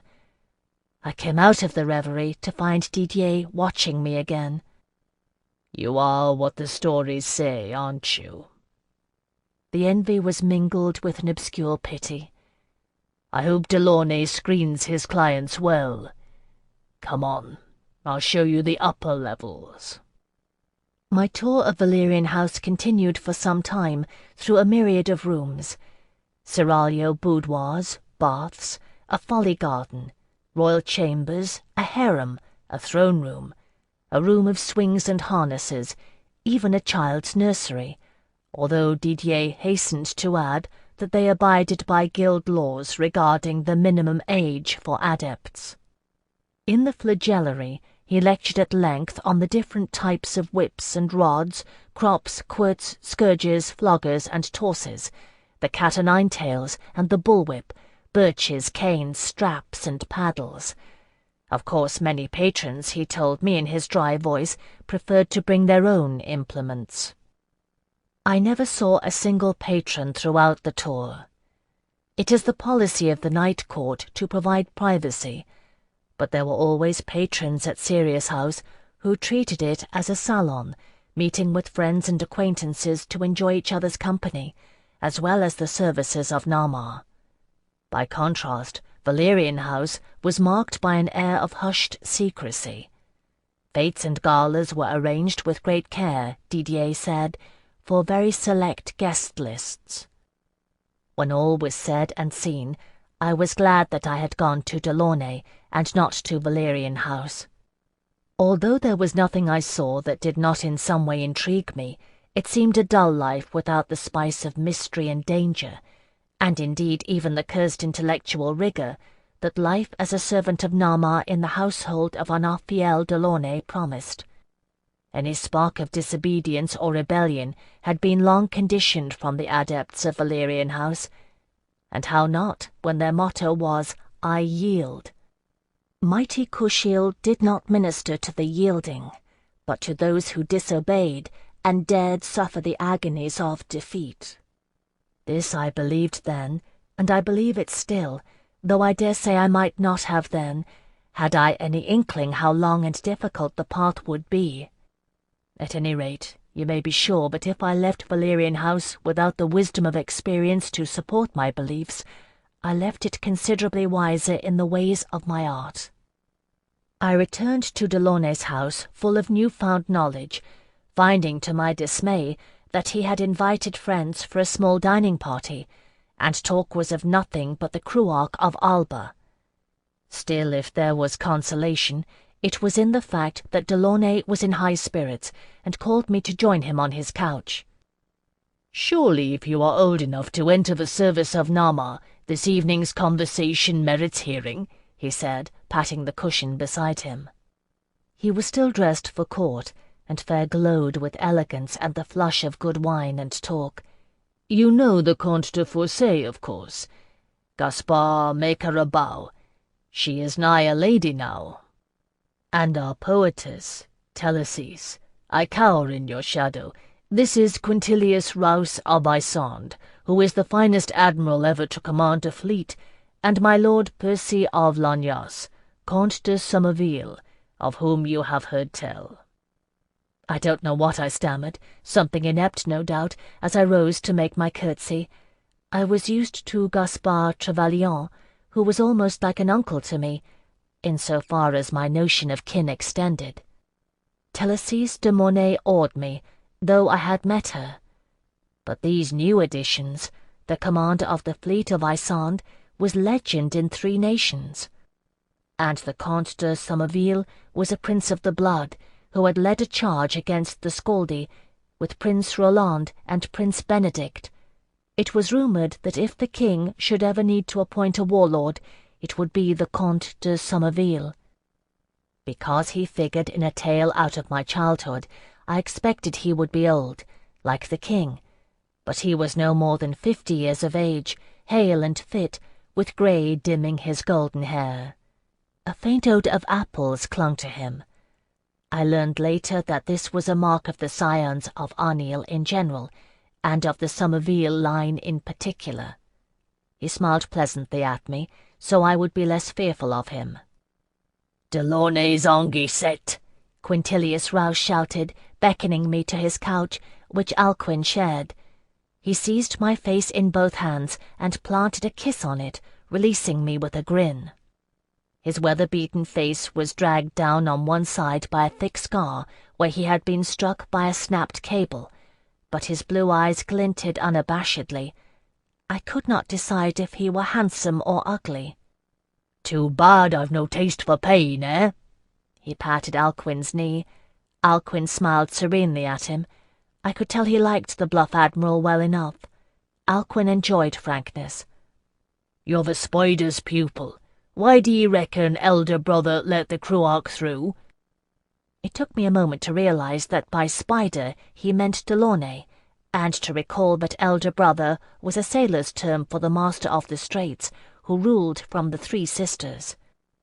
"If I could answer that, my lord," I said, sitting on Delaunay's couch and arranging my skirts, "I would not be pupil, but master." Quintilius Rous roared with laughter, and the others chuckled. Delaunay stroked my hair and smiled. "Quintilius, my friend," he said, "if you cannot answer that, none of us can, unless it be our gracious muse." He looked inquiringly at Telesis, who shook her dark head. "He let me pass for the price of a song," she said, her rich voice holding us all in thrall. Of course, I remembered, she was in exile in Alba, and would thus have been summoned to attend. "Once thence, and once back. As best I can tell, he is governed by whim." To what whim did the Cruarch of Alba cater? That is the question.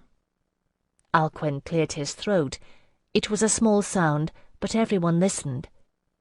"They spoke of a vision." He glanced apologetically at Delaunay. "I was stationed close to the Alban delegation, but it is difficult to transcribe accurately and overhear, my lord. Still, I heard somewhat of a vision of the king's sister, a black boar and a silver swan."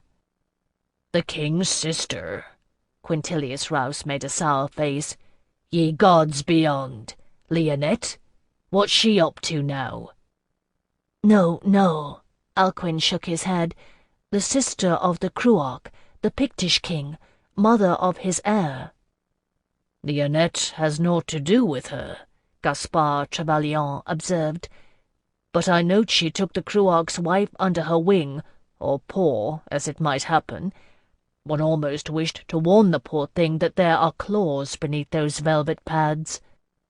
Leonette de la Courcelle de Trevelyan would be well advised to guard herself against such prey, Telesise murmured. "The Cruarch's wife, Focleda, is descended from the Brugantii, under the aegis of the Red Bull. The Lioness of Azal would do well to beware her horns." "Her boys are strapping things," Quintilius Rouse observed, nonplussed. "Did ye see the size of the eldest lad? None too pleased to play second fiddle to a cripple either." "You refer to the Prince of the Picti?" The Comte de Somerville's tone might have sounded condescending, were it not for the obvious affection with which he addressed the naval commander. "A dusky little thing, but almost pretty beneath the blue. Pity about the leg. What was his name?" "Drouston," Delaunay said, laughing. "Don't even think it, Percy." "I'd never." The Comte de Somerville's eyes glinted with amusement. "You know I'm too politic for that, old friend." I sipped at a glass of wine, my head spinning at the level of conversation. "Are they truly painted blue?" I asked. The question sounded plaintively naive to my own ears. "As truly as the servants of Nama earn her mark," Telesise de Mornay answered me kindly. "Warriors of the Cruinia bear the symbols of their caste upon their faces and bodies, tattooed in blue woad by their own markists' needles. Our fine lords may laugh, but young Drouston's markings bear witness to his lineage and attest that he has won his spurs in battle. Do not be misled by his twisted foot." "But what," asked Gaspard Trevelyan, "do they want?" Having asked the question, he glanced around the couches. No one ventured an answer. "Do they come seeking trade? Fulfillment of a vision? Protection from Skaldic longboats? It is rumoured on the coast of Azal that the Skaldi have sought to cross the northernmost seas to raid Alba. But what can we do? Even Quintilius Rouse cannot sail a fleet up the strait." The Admiral coughed. "It is also rumoured that the Dongeline ships have sought a southwesterly route, and that the Cruinia and the Dalriada make for inhospitable landings. I do not think it is protection at sea they seek." "Trade." Delaunay ran his finger absently around the rim of his glass.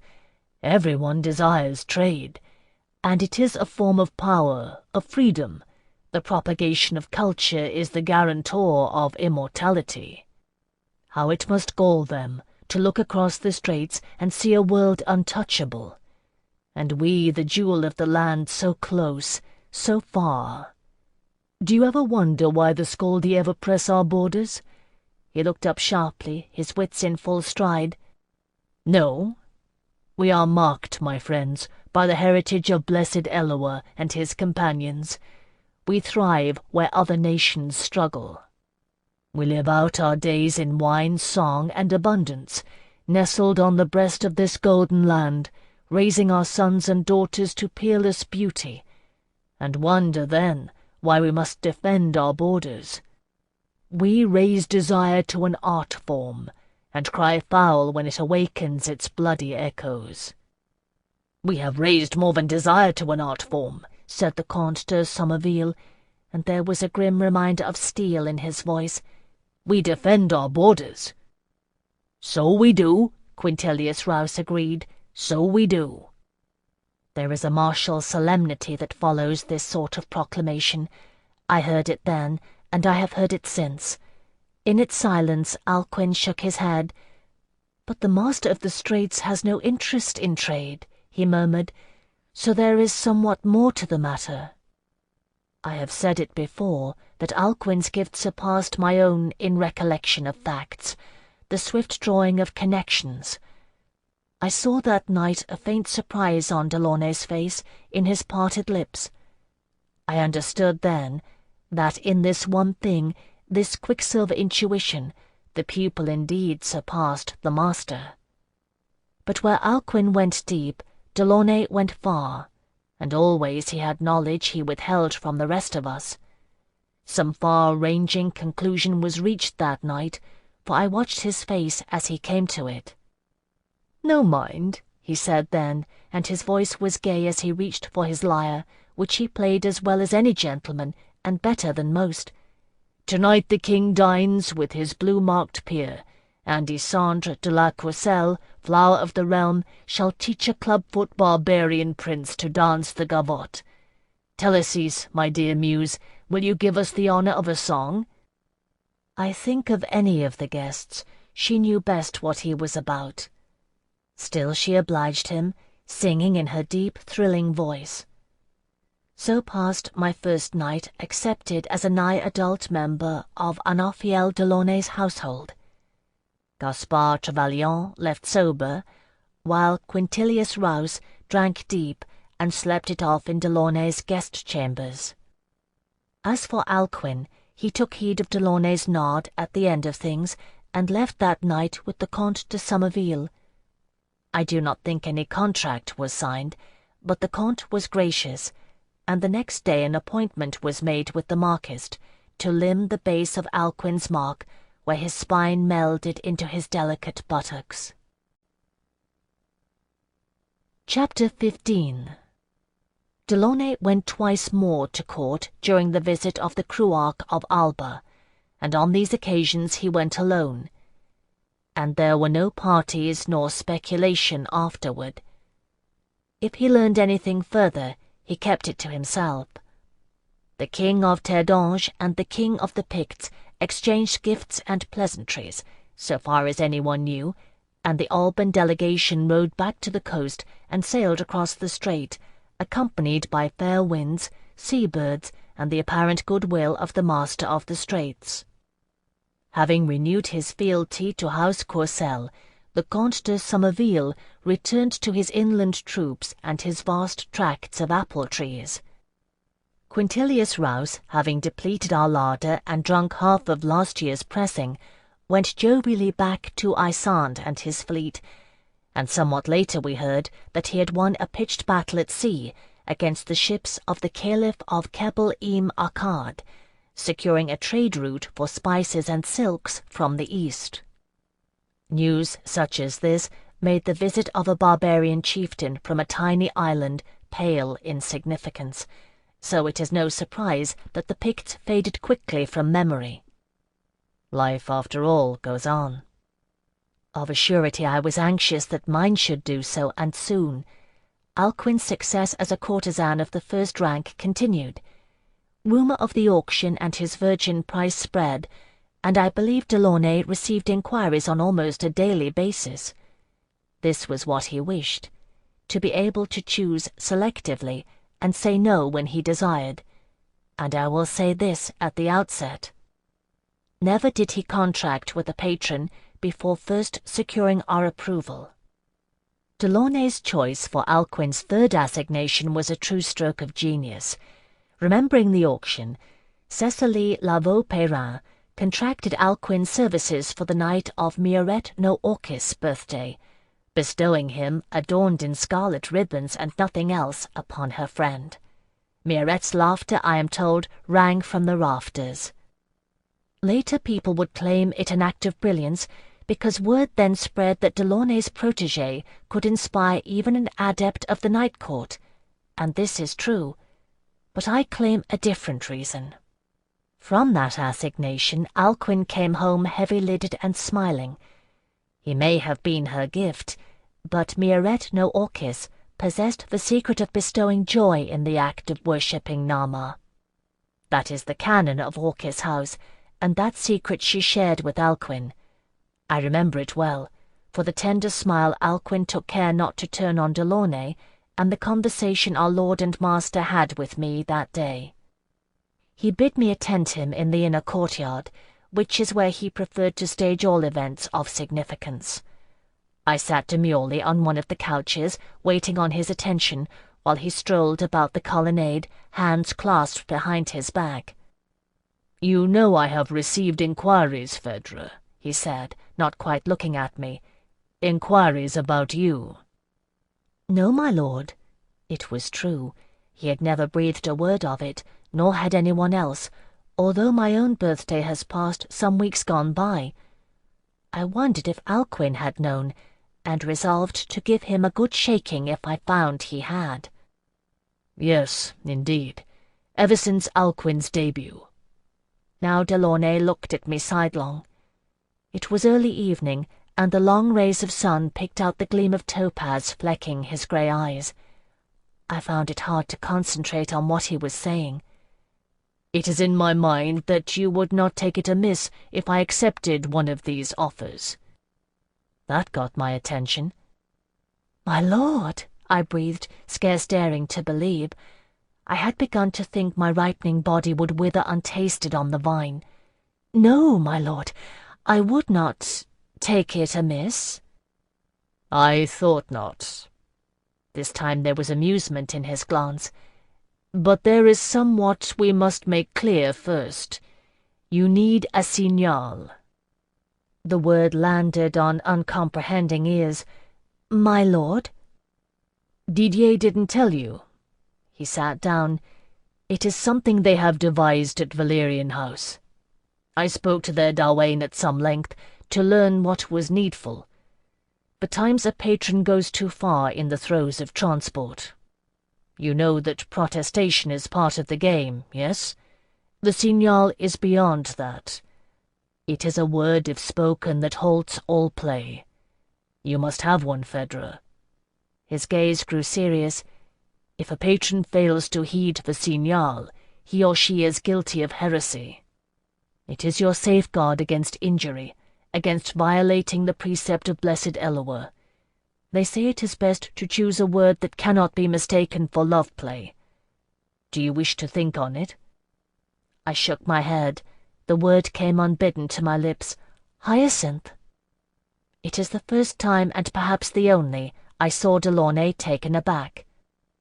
"The Zingano?" If he hadn't been sitting in front of me, I would still have known his surprise from his voice. "That's the first thing you think of when you think of a safeguard." "He is my one friend." I held his gaze stubbornly. "Everyone else desires something of me, even you, my lord. If you wish me to choose another word, I will. But you have asked, and I have answered." "No." After a moment he shrugged. "Why not? It's a good enough choice. No one need know you mean a Zingani soothsayer's Bible when you speak it. I'll have it drawn into your contract, and be certain your patrons know of it." My words had given him pause, I could tell. I wondered if he were a little jealous even.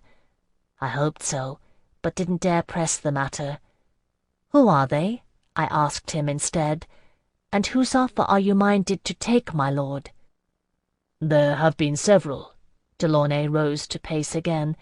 "Most relayed indirectly, through third and fourth parties, as is often done when special talents like your own are involved. Except for one." A frown creased his brow. He glanced reluctantly at me. Childeric de Somme approached me himself to make an offer. A name and a face to go with it. I felt my body tighten, but all I said was, "Why would he do that? He hates you, and he knows your game, my lord. He only bid on Alcuin to bait the others." "That's part of it. He likes the sight of pain." He sat down again. "De Somme is a hunter. He loves the game, and he's clever at it, clever enough to know you're meant as a lure. He thinks he can take the bait and evade the hook, and he wants me to know it. He's too arrogant to pass up a chance to claim a prize like you and deal me an insult in the process." "What do you want of him?" A simple enough question, fraught with so much meaning. This, beyond the provision of pleasure and the sight of pain, was my purpose. This was why Delaunay had bought my mark. No matter that he would not tell us the greater why of it, Alcuin and I had long ago realized that he valued us most of all for what we could learn. "Any information he might betray," Delaunay said grimly. "De Somme ranks high in the Court of Chancery. There is no grant, no treaty, no appointment that does not cross his desk at some point. He knows who has petitioned for what, and what has been ceded in exchange. He knows who will be appointed to what post, and why. And like as not, he knows who profited from the death of Isabelle L'Anvers." "And Edmé de Rocaille?" I shivered inwardly as I named Prince Roland's first betrothed. Delaunay looked sharply at me.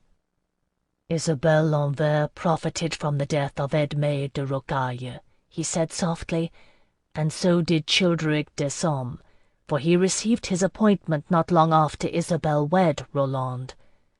You ask what I wish to know? I wish to know who pulls de Somme's strings now. Isabelle is dead, so who does he serve, and to what end? Find that out for me, Phèdre, and I will owe you much." "As you wish, my lord. I would do it, I resolved, if it killed me.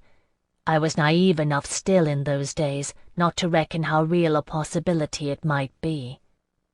"Then you assent to his offer?" I started to say yes, then paused. "How much is it?" Delaunay smiled at my asking. "You're a true child of the Night Court, Phèdre. 4,500. Seeing my expression, he stopped smiling. "My dear, Alcuin's virgin price would never have gone so high were it not for the auction, and I am afraid that the patrons you attract are not the sort to air their penchants in public. If you have been struck as truly by Kushiel's dart as I believe, then experience will do naught but hone your gift. Your asking price will rise and not diminish with time." He cupped my face, looking sincerely at me. "Alcuin must trade on the asset of his rarity, and to preserve it he may contract but seldom. To set a high mark on his debut was necessary. But you, Phèdre, Valerian House knows of no enquisette in living memory. Indeed, it has been so long since the world has seen your like that even Sirius, the first house, failed to recognize you. This I promise.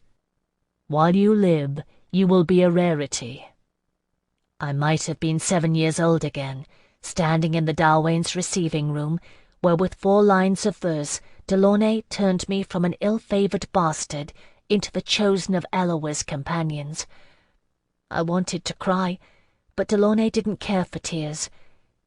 "Childeric de Somme will be getting a bargain," I said instead. "Lord de Somme will be getting more than he bargained for." He looked sternly at me. "I want you to be careful, Phèdre. Seek nothing, ask him nothing. Let him take the hook. Think he has won this victory from me. If all goes well, he will ask for you a 3rd time, a 4th. Risk nothing until then. Do you understand?" "Yes, my lord. And if it goes poorly?" "If it goes poorly, I will put half the contract fee toward your mark, and you have never to see him again." Delaunay poked me in the arm quite sharply. "Under any circumstances, Phèdre, You will not hesitate to use the signal. Is that clear?" "Yes, my lord. Hyacinth." I said it a second time on purpose, just to bother him. He ignored it. "And the same rules apply. You are not to betray your learning. As far as Desam knows, such skills as you have, you learned in the night court." "Yes, my lord." I paused. "You took Alcuin to court to transcribe the Alban interview." "Ah, that," Delaunay broke out in his unexpected grin. "I said he wrote a fair hand. I didn't tell anyone he spoke Cruinia. As far as anyone but the king himself knows, Alcuin understood only what I translated, and our fair scribe was seen by a number of intrigued potentates that day." As interesting as that was, I was more fascinated by the fact that Delaunay was actually suggesting Ganelon de la Courcelle, the king of Terre d'Ange, knew what he was up to. I wished I could say the same, but "I will be circumspect, my lord," was all I said aloud. "Good." He stood up, looking satisfied. "Then I will make the arrangements." Chapter 16. On the day of my first assignation, I swear it, I think Delaunay was more nervous than I. Even with Alcuin, he had not fussed so much. Later, when I knew my art better, I understood Delaunay better as well. As sophisticated as his knowledge and tastes might be, there was a threshold his own desires did not cross. Like many people, he understood the spice a touch of dominance might add to love play, but no more than a touch. Yet so thorough was his study of the desires of others that one forgot it was a comprehension of the mind only. In the marrow of his bones, he did not know what it was to crave the touch of the lash like a kiss. Thus, his nervousness. When I understood this, I loved him all the better for it, though of course I had already long since forgiven him. There was nothing I could not forgive Delaunay. "There," he breathed, standing behind me in the great mirror, tucking in an errant lock of my hair. "You look beautiful." He rested his hands upon my shoulders, and I gazed into the mirror. My own eyes looked back at me, dark and lustrous as bistre smudged in by an artist's pencil, save for the single mote of scarlet. In my mirror image it flecked the right eye, vivid as a scrap of rose petal floating on calm waters. Delaunay liked the look of my hair, caught in the silk mesh of a caul, restrained in its abundance. It weighed heavily against the fine strands, straining to escape, accentuating the delicate shape of my face and the ivory pallor of my skin. It is vulgar to colour youth, so the only cosmetic he had allowed me was a touch of carmine on my lips. They stood out, like the mote in my eye, vivid as rose petals. I did not recall seeing such a sensuous pout to my lower lip before. For my garb, Delaunay had again elected for simplicity, but the gown this time was red velvet, a deep and luscious shade. The bodice clung to my figure, and I marked with pleasure the way my breasts swelled, white-skinned and tempting, above its neckline. There was a line of tiny jet buttons all down the back. I wondered if Childeric Desam would undo them or rip them asunder. In the night court he would be charged extra for ripping them, but I doubted Delaunay incorporated such trivialities into his contract.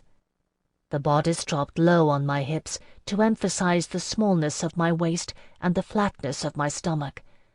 I was pleased with the youthful allure of my body, and was happy to see it emphasized. From thence it hugged the fullness of my hips and dropped in straight folds, unexpectedly demure, save for the colour and the luxuriant nature of the fabric. "You are pleased at what you see," Delaunay said, amused. "Yes, my lord." I saw no reason to dissemble. My appearance was his investment. I turned, craning my neck, trying to imagine how I would appear from the rear when I had made my mark, and the lines of the finial would rise where the fabric ended to adorn the top of my spinal knob. So am I. Let us hope Lord Childeric feels the same. Delaunay removed his hands from my shoulders. I have a gift for you, he said, moving to his closet. Here. Returning, he laid a hooded cloak about my shoulders where his hands had rested.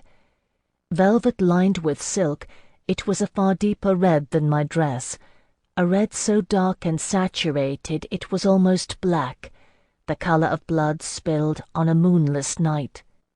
The colour is called sang-froid, he said, watching my face in the mirror as I received his gift.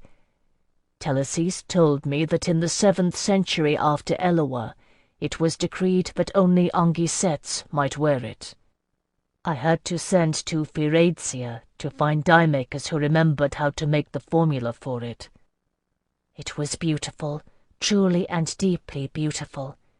I wept at the sight of it, and this time Delaunay did not revile me for it, but embraced me. We are d'Angelines. We know what it is to weep at the sight of beauty. Be safe, Phèdre, he murmured. His voice stirred the court weight of my hair. Childeric Desaumes waits for you. Remember your signal, and remember that Guy will be there if anything goes awry. I would not send you into the household of my enemy without protection. My blood raced at the feel of his arms around me, and I turned in them, seeking his face. "I know, my lord," I whispered, but Delaunay dropped his arms and stepped back. "It is time," he said, his expression grown distant and reserved. "Go, and may the blessing of Nama protect you." Thus did I go forth to my first assignation. It was dark already when the carriage set forth. Guy, immaculate in livery, sat opposite me on the cushions, and said nothing, nor did I speak to him. Desaumes' house was small, but in close proximity to the palace. He had a suite of rooms in the palace itself, I learned later, but preferred to maintain his own lodgings for dalliance of this nature. The servant who opened the door seemed surprised to see me attended by Guy, which emotion he marked with a haughty sniff. "That way," he said to me, pointing, and then to Guy, "You will abide in the servants' quarters, then." As if he had not spoken, Guy moved forward and made me a bow, crisp and elegant. I hadn't known he was capable of such a courtly manner. "My lady Phèdre no Delaunay," he announced in his inflectionless voice, catching the servant's eye and holding it. "She is expected by Lord Desaumes." "Yes, of course." Flustered, the servant put his arm out. "My lady?" Guy stepped smartly between us. "You will take her cloak," he said softly. Whether it was Delaunay's manner which he had adopted, or the vestiges of his training in the Castelline Brotherhood, it quelled Desaumes' servant as surely as it had the lordling in the bar long ago. "Yes, of course." Desaumes' servant snapped his fingers, beckoning urgently at the bewildered maid, who answered. "Take my lady's cloak," he said sharply to her. I unfastened the clasp and shrugged it off my shoulders. The material slithered, rich and opulent, into his waiting hands. Delaunay knew what he was about. Desaumes' servant drew in his breath at the weight of the sang-froid cloak, handing it to the maid, who covertly stroked the nap of the dense velvet as she folded it carefully over her arm. I held my head high, receiving their curious glances and returning them, letting them take in my crimson-marked eye. Gentry gossip, but so do servants. All first impressions matter. "This way, my lady," Desaumes' servant said again, but there was respect in his tone as he extended his arm. I took it graciously, permitting my fingertips to brush, just barely, his forearm. In this manner he conducted me into the presence of Childeric Desaumes. His lordship was waiting in his trophy-room. That was what I came to call it, at any rate. What he called it, I never knew. There were frescoes of hunting scenes on 2 walls. A third was taken up with a hearth, in which a fire was laid, and above which hung the Desaumes coat of arms and a panoply of weapons. At the last wall was something else. Childeric Desarmes had the same look I had noted at Cecily's fate. Tight braided hair and the hooded eyes of a bird of prey. He wore a subdued brocade doublet and sateen hosen, and held aloft a glass of cordial. "Leave her, Philippe," he said dismissively. His servant bowed and departed, closing the door behind him.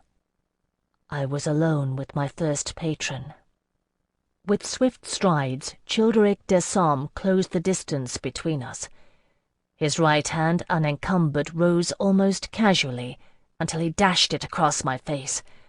I staggered sideways, tasting blood, remembering the deadly accuracy with which he'd hurled his lees in the game of Kotabos.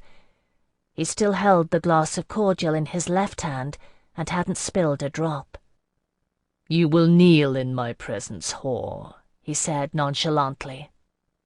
I sank down on my knees, abeyant, red velvet skirts pooling around me on the flagstones. They were cold, despite the fire. I watched his polished boots as he paced around me. "Why doesn't Raphael Delaunay send an Anguissette to tempt the likes of me?" he asked, circling behind me. I felt his hand dig into my enmeshed curls, wrenching my head backward, and stared up at his hooded, gleaming eyes. My throat felt vulnerable and exposed. "I don't know, my lord," I whispered, my voice constricted with fear. "I don't believe you." He pressed his thigh hard against the back of my head, sliding his hand down to encircle my throat. "Tell me, Phèdre no Delaunay, what your lord wishes of me. Does he think me so easily ensnared, He punctuated his words with a jerk of his hand. "Does he suppose I'll spill my secrets in idle pillow talk with a rented whore?" Another spasm of his clutching fingers. He was applying pressure to the spot where my pulse beat in my throat, and spots of black danced in my vision. "I don't know." I whispered the words again, a strange languor invading my body as consciousness began to ebb. With an effort, I turned my head, feeling the muscles of his thigh move beneath my cheek. My breath seemed to come hot and labored.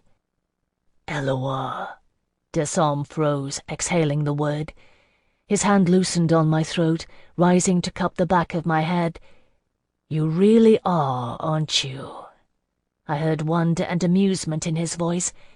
He hadn't been sure, I thought, and in some part of my mind took note of the fact that it had been worth over 4,000 ducats to him to claim a victory over Delaunay anyway.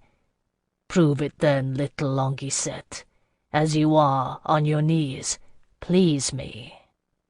So he said, but he hadn't needed to tell me. I was already turning as I knelt, grasping his boots with unclasped hands, sliding my palms up the slick leather. I knew what he wished, knew his desire as surely as the sea knows the tidal urges of the moon. The muscles of his thighs twitched beneath my gliding hands. With a curse, he hurled his glass aside. I heard it shatter somewhere as my fingertips grazed his erect phallus, straining against the fabric of his hosen. He dug both hands into my hair as I undid the buttons. The art of languissement is an ancient and subtle one, and I am ashamed to say that I employed none of its niceties. Then again, that is not always the nature of my art. Desarmes groaned as his phallus sprang free, the tip of it nudging my parted lips, and his hands clenched on my head, urging me to take his shaft into my mouth, deep into my throat. Ah, if only he had known. I accepted him eagerly, lips and tongue working frantically, putting into practice at last the knowledge of 1,000 hours of study and more. He groaned again as he climaxed, shoving me away and tearing the mesh net loose from my hair. I fell back sprawling, my hair tumbling in wild disarray about my shoulders. Childeric Desarmes advanced upon me. "Whore!" he shouted, backhanding me across the mouth. I licked my lips, tasting blood mixed with his seed. "Ill-gotten spawn of Nama!" Another blow, glancing. I looked up through the hair spilled over my eyes and saw his phallus stirring to erection. Desarme gained control of himself with a shudder. "On your feet," he said, grinding out the words. "Take off your clothes." Rising, I reached behind my back with trembling fingers and began to undo the jet buttons one by one. Desarme watched, his eyes hooded. "There," he said harshly, pointing to a pallet of cushions. A swatch of white silk was spread across them. "I have in mind to make a new coat of arms in honor of Phèdre Delaunay." When I let fall the red velvet gown, he shoved me so that I stumbled, naked, toward the pallet. "I have paid your virgin price," Desarme said menacingly, advancing toward me. "Pray you have played your lord true, and award me with the badge of victory, Phèdre. On your back." He moved like a stalking beast, shedding clothes, looming over me as I lay upon the pallet, forcing my legs over his shoulders. I do not know what it is like for other women. There was no arousement such as I had seen in the showing at Camellia House, and yet for me I was ready, as ready as ever an adept was for her first joining. With one smooth thrust, Desarme pierced me to the core, and even as I cried out at the pain of it, the face of blessed Nama swam in my vision, and I gasped with pleasure. Again and again he thrust himself into me, and I felt my body pliant in his hands, while waves of pain and pleasure beat at me like the wings of Nama's doves in her temple. He was Delaunay's enemy, and I should have hated him. I found my arms were wound tight about his neck, and I cried out his name as he spent himself inside of me. It may be that it sobered him in some part. I do not know. He drew away and breathed heavily alongside me, loosening his hair at last from the tight confinements of his braid. He looked more handsome with it falling about his shoulders. "I have this, then, at least." He eased the swatch of white silk from beneath me, bearing the vivid red stain of my virgin blood. His predatory eyes were strangely calm. "You know what I desire, Phèdre." "Yes, my lord," I murmured. I rose obediently from his pallet to cross to the device on the fourth wall, the last wall. I did not need to be told. I stood spread-eagled against the X-shaped cross, his whipping post. I could feel his breath against my skin as he fastened the thongs at my wrists and ankles. The rough wood of the cross chafed my hip bones. "You are the most splendid thing I have ever seen," he murmured, jerking tight the ties binding my left wrist. My fingers splayed out in anguished protest. "Tell me what Delaunay desires." "I don't know," I gasped as he wrenched my right ankle and lashed it to the cross. "Truly." He rose, and his breath tickled my ear, and I felt the trailing ends of a flogger caress my lower back. "I swear it." And then the lash began to fall. I could not count the number of times. It was not like my childhood punishment at the hand of the Dalwain's chastiser, for there was no mediator, no quota of blows. I know only that I writhed and pleaded against the rough wood, and still the lash fell mercilessly, bearing out Childeric Desarme's hatred of my lord. Once I gave up and sagged against my bonds, offering no resistance. He came to me then and reached between my legs with his fingers, stirring me until I pleaded, humiliated, for a different release. Then the lash fell again. At last his arm tired, and he came behind me once more. I felt his fingers spread my buttocks. "I paid Phèdre Delaunay a virgin price," he whispered in my ear. I felt the blunt head of his phallus probe at my nether orifice, and dug my fingertips into the rude wood of the cross, driving splinters beneath my nails. "And I will take it to the last centime." He did. Chapter 17. Afterward, Cecily came to visit, and took me on an excursion to a sanctuary of Nama, some miles outside the city, famed for its hot springs.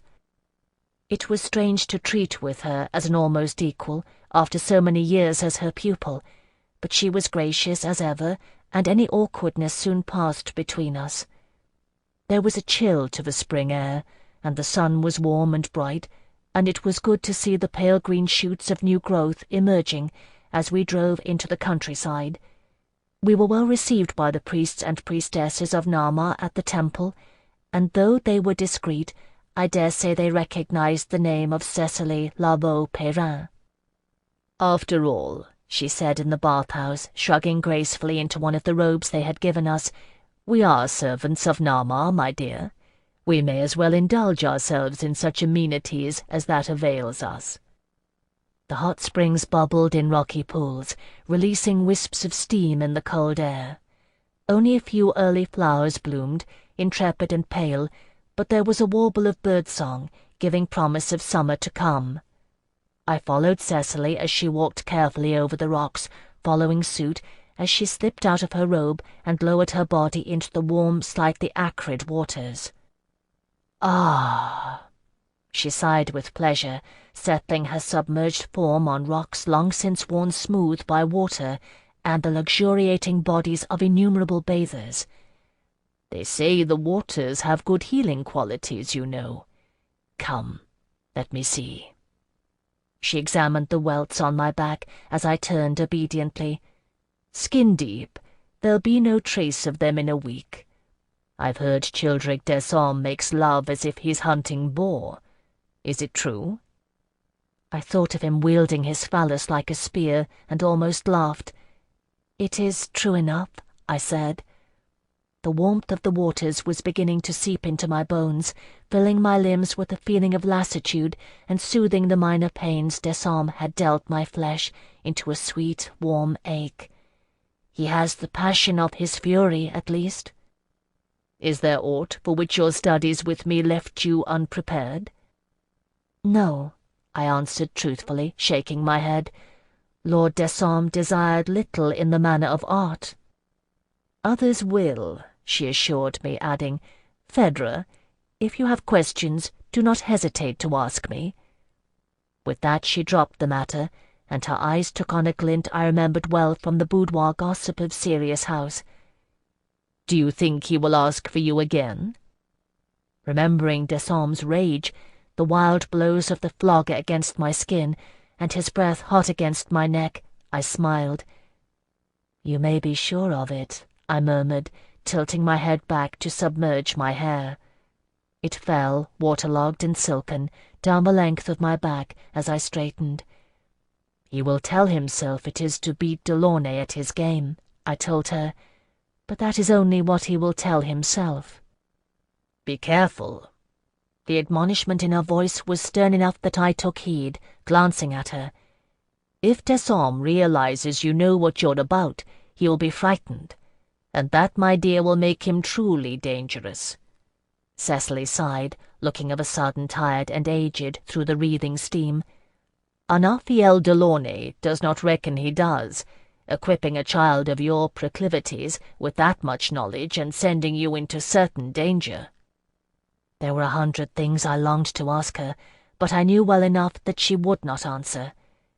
"My Lord Delaunay knows full well what he does," I said instead. "Let us hope you are right." Cecily spoke the words firmly, sitting straight in the hot spring, and looking once more like the prized blossom of Sirius House that she had been. "Come, we are not too late to join in the luncheon meal, and the servants of Nama lay a fine table at her sanctuary. If we do not dawdle over much, there will be time to soak again before we need return to the city." We dined well that day, and made our return to the city before sundown. I made my report to Delaunay that night, and he seemed well enough at ease with it, praising me for doing naught but letting Desaumes swallow the bait of our assignation, hook and all. "Tell him nothing," he said, satisfaction in his voice, "and he will tell you something in time, Phèdre, in hopes of priming the pump. It is human nature to give in hope of getting. Lord Desaumes will give. It is inevitable." Going to his desk, he took out a small pouch and tossed it to me. I caught it by reflex, surprised. Delaunay grinned. "He sent it by courier this afternoon. A patron gift toward your mark. It is his will, I think, that the markist limn his conquest of you upon your skin, as a fair reminder to me. Do you wish to refuse?" The pouch weighed heavy in my hand. It was the first coin of my own I had ever owned. I shook my head. "If it serve your will, my lord, so let it be. He was the first." I might have wished for some sign of jealousy, were I less of a realist. Delaunay gazed into some unknowable distance, nodding to himself. He was not displeased. "Then let it be. I will make an appointment with the markist." And thus began my career as a servant of Narmar. A week later to the day, I had my first meeting with the markist. As Cecily had predicted, the wheals marring my back and sides had faded to nothingness in that time, leaving my skin a clean slate for the markist's art. Kushiel's chosen heals swiftly. We have need of it. Because Delaunay was Delaunay, nothing but the finest would do for his adepts. I went to the same man as Alcuin, a master of the trade. Robert Chelar had been at his art for 20 years, and his services came dear. I had long known this would be the case, for Delaunay had paid dear in purchasing my mark. I was not Alcuin, to remember to the last clause and by-law the regulations governing every guild in the nation, but I knew the rules of my own well enough. The Guild of the Servants of Narmar does not allow for outright slavery. Delaunay did not own my mark so much as he held it in trust for Narmar, but until such time as I made it, I was indentured into his service. All contract fees belonged to Delaunay. Only patron gifts freely given in homage to Narmar could go toward my mark. I spent the first hour in the markist's shop naked, lying flat on my stomach with my head pillowed on my arms, while Master Robert Chelar muttered around my backside with a pair of calipers, taking my measurements and transferring them to paper. When he was done, I sat up and donned my clothes, admiring the masterful sketch of a part of me I seldom saw. I particularly liked the curve of my lower back, widening like the bass of a fiddle from my narrow waist. "'Tis not for your vanity I do this, missy," Master Chelar snapped, turning to his apprentice. "Run down the street, lad, and fetch Lord Delaunay from the wine-shop." While I sat waiting on his limming table, he ignored me, fetching out a rolled scroll from its cubbyhole and pinning it up on a cork wall next to my sketch. I recognized Alcuin's mark from its base, which he already bore on his skin, but still I gasped to see the design in its entirety. It was surpassingly beautiful, and I understood why Robert Chelar had earned the right to be called master. Each of the 13 houses has its own mark pattern, but it is a different matter for servants of Narmar not attached to any house. Our marks, within certain strictures, are highly individualized. Of course, the designs are highly abstracted, but a trained eye can pick out the underlying forms, and I soon saw many in Alcuin's. Elegant scrolling at the base suggested a mountain stream, and the slim, supple trunk of a white birch rose upward, a fine pattern of birch leaves twining about it, and crowning it in a delicate spiral at the finial.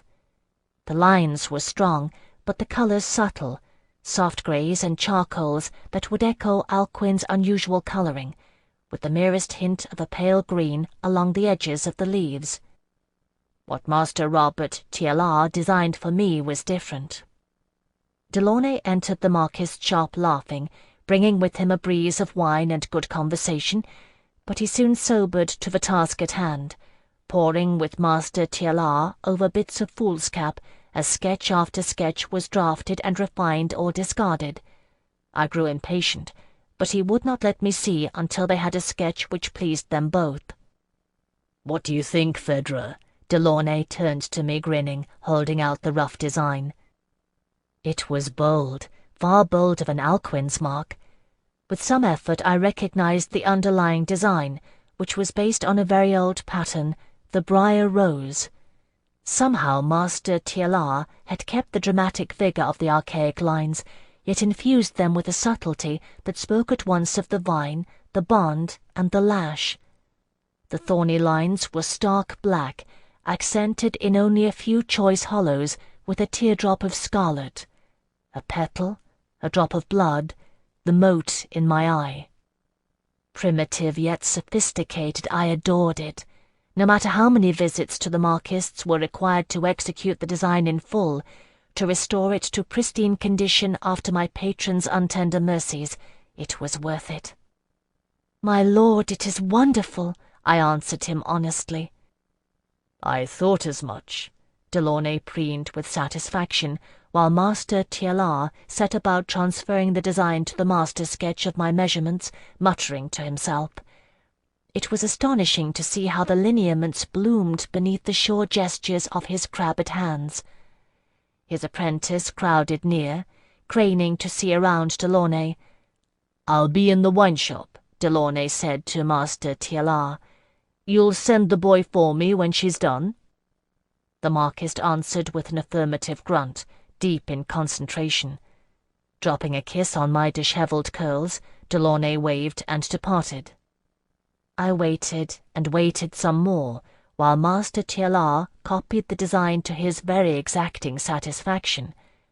And when that was done, it was time to disrobe again, lying naked while he retraced the base of my mark yet again, checking his measurements with the calipers. The quill scratched my skin, and the ink tickled. He slapped my buttock once when I wriggled, absent-mindedly, as one might reprimand a restless child. After that, I held myself motionless. After a small eternity, the base was outlined. Chin propped on my elbows, I watched as Master Tielar gathered the tools of his profession, the ink trough and his tappers. His apprentice watched me out of the corner of his eye, nervous and excited. The boy was no more than 14, and I smiled to think of my effect on him. He blushed as he mixed the ink, and covered it by bustling about the brazier, heaping it with coal, until the Marquis's shop was as warm and toasty as a baker's oven. Master Tielar snapped at him for it, and he blushed again. I didn't care. Being naked, it felt good. And at last it was time for the Marquis to start limbing. As is customary, he began at the base of my spine, at the very knob where it ends, below the dimples of the lower back. I could not see him choose a tapper and dip it in the trough, but I felt it against my skin, the prick of a dozen tight-clustered needles and the seeping wetness of the ink. Then he struck the tapper with his mallet, and a dozen needles pierced my skin, impregnating the flesh at the base of my spine with a dollop of ink-black. The pain of it was an exquisite shock. I made an involuntary sound, my hips moving of their own volition to thrust against the hard surface below me, grinding my pubis into the limbing table. Master Tielar swatted me again. "Damn dongy sets," he growled, concentrating on his work. "Grandpère always said they was worse than criers or bleeders. Now I know why." Ignoring his complaint, I held myself still, with the greatest of efforts, while he continued tapping, tapping, tapping with the mallet, piercing the lines of my mark into my skin. I savoured every moment of it. Chapter 18. This marked the beginning of a period of time that in many ways was the finest of my life. All that Delaunay had prophesied for me so long ago came to pass. Word of Delaunay's enquisette spread like a slow fire, the kind that smoulders and burns below the surface, impossible to extinguish. The offers continued to come, most of them discreet, a few direct. It was during the first year that Delaunay's cunning in the matter of our exposure became evident to me. Alcuin's patrons were a select group, most of them hand-picked and targeted by Delaunay. Friends, acquaintances, or cordial enemies, they had been to Delaunay's house, had watched Alcuin grow from a beautiful boy. Delaunay had cast out a net with his auction, but he had certain fish in mind. As he drew it in, he selected his catch with care. With me, it was another matter. Many patrons like Childeric Desarmes Delaunay had anticipated, but others, many others, he had not. If Alcuin was a net cast on known waters, I was a line thrown out at sea, and not even an Arpiel Delaunay knew for certain who would rise to the bait. And lest it be thought that my assignation with Childeric Desarmes laid the pattern for all further patrons, I hastened to disabuse anyone of this notion. My second assignation, a member of the Exchequer who paid dearly for the privilege, could not have been more different. Slight and deferential, Pépin Lachaise seemed to me at first glance the sort of patron far more likely to contract Alcuin than I. Indeed, in the bedchamber he did naught but remove his clothes, lie upon the bed, and bid me in an uninterested voice to please him. If Childeric Desarmes required little of my art, Pépin Lachaise required all of it. Disrobing, I climbed onto the bed and knelt beside him, beginning with the caress of trailing willows. I loosed my hair and flung it over him, letting it spill over him like water, slowly drawing it down the length of his body. He lay unmoving and unexcited. Undeterred, I set about the arousement, beginning with confidence. In the hour that followed, I tried every technique Cecily had taught us, working with fingers, lips, and tongue on every part of Pépin Lachaise's body, from the tips of his ears to the ends of his toes. In the end, desperate, I resorted to a measure usually used by the cheapest of prostitutes, a crude manipulation called coaxing the turtle. Pépin Lachaise's member responded, stirring to a half-hearted salute. Fearing to lose even that, I bestrode him and began to move urgently, but instead of rising further, his phallus grew limp and slipped out of me. Near to tears, I met his cold gaze. "You're not much good at this, are you?" he asked contemptuously, spilling me off him. "I'll show you how it's done." "My lord, I am sorry." I fell silent as he reached into the nightstand and brought out silk bonds, making no protest as he tied my wrists and ankles to the bedposts. When he brought out the pincers and his phallus began to rise untouched, engorged and swollen, I understood. Where Childeric Desarmes had been brutal, Pépin Lachaise was the epitome of delicacy. I suppose it takes an exacting soul to maintain the balance of the royal treasury. He worked on me for what seemed like hours. When I cried out at the torment of it, he thrust a padded leather gag in my mouth, asking first if I wished to give the signal. I shook my head, feeling tears of shame trickle backward from the corners of my eyes. My entire body was ablaze with pain, and painful with desire. "If you wish to give the signal," he said formally, prying my mouth open and inserting the thick gag, "rap upon the bedpost, and I will hear. Do you understand?" I nodded, unable now to speak. "Good." And with that he continued to work upon me until I nearly bit through the gag. After each assignation always came the interview. I have no way of knowing how many nuggets of knowledge we laid at Delaunay's feet, how many pieces of the puzzle he set in place after our recitations. At that time, it must be understood, while we knew a juicy morsel of information when we heard it, neither Alcuin nor I grasped the ends toward which he strove. Of information, there was always a steady trickle, for there was increasing unrest in the realm. The king suffered a mild seizure, which left him with a palsy in his right hand.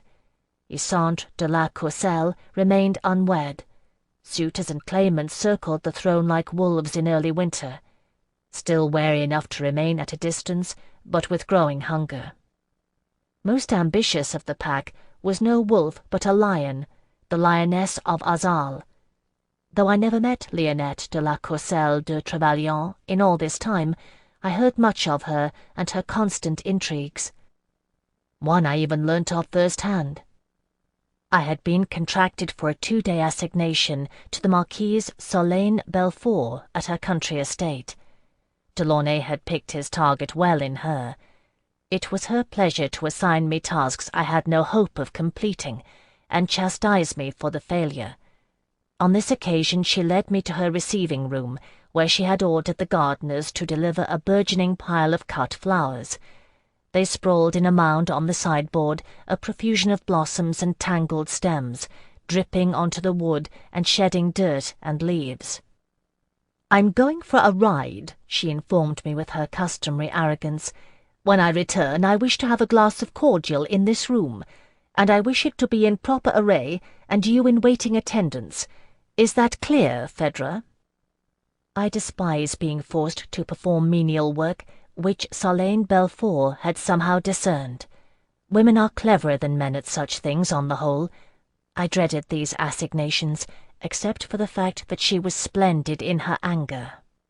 So it was that I cursed and swore through the better part of an hour, separating stems and pricking my fingers as I shoved roses, asters, and zinnia into various vessels. Her servants brought buckets of water and a dustpan and rags and wax for the sideboard, but would not aid me in any way, being forbidden to do so. I do not know if the country servants gossip as they do in the city, but of a surety these had no illusion about why I was there. Of course it was not possible to complete the chore in the allotted time, and Solane Belfort strode through the door still in riding attire, while I was just beginning to brush dirt into the dustpan. I knelt quickly, but she was faster with her riding crop, catching me across the shoulders. "Wretched slattern! I told you to have this room ready for me. What do you call this?" Sweeping one hand through the mess of water and dirt on the sideboard, she peeled off her glove and struck me in the face with it. I tossed my hair back and glared at her, not needing to feign sullenness. "You ask too much," I retorted. Solane Belfort had blue-green eyes, the colour of aquamarines. When she was angry they indeed turned as cold and hard as gemstones.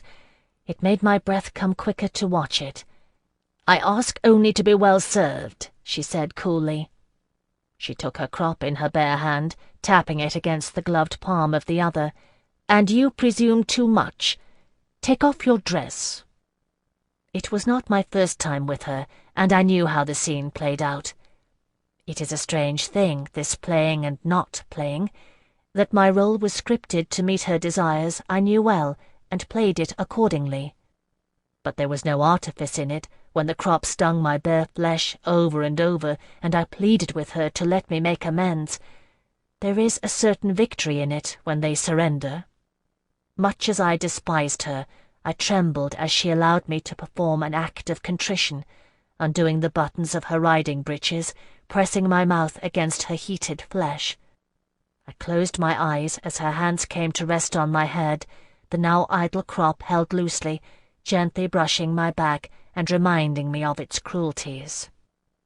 And it was at this moment that her steward intruded, entering with averted eyes to announce the arrival of a courier with an urgent message from Lionette de Trevelyan.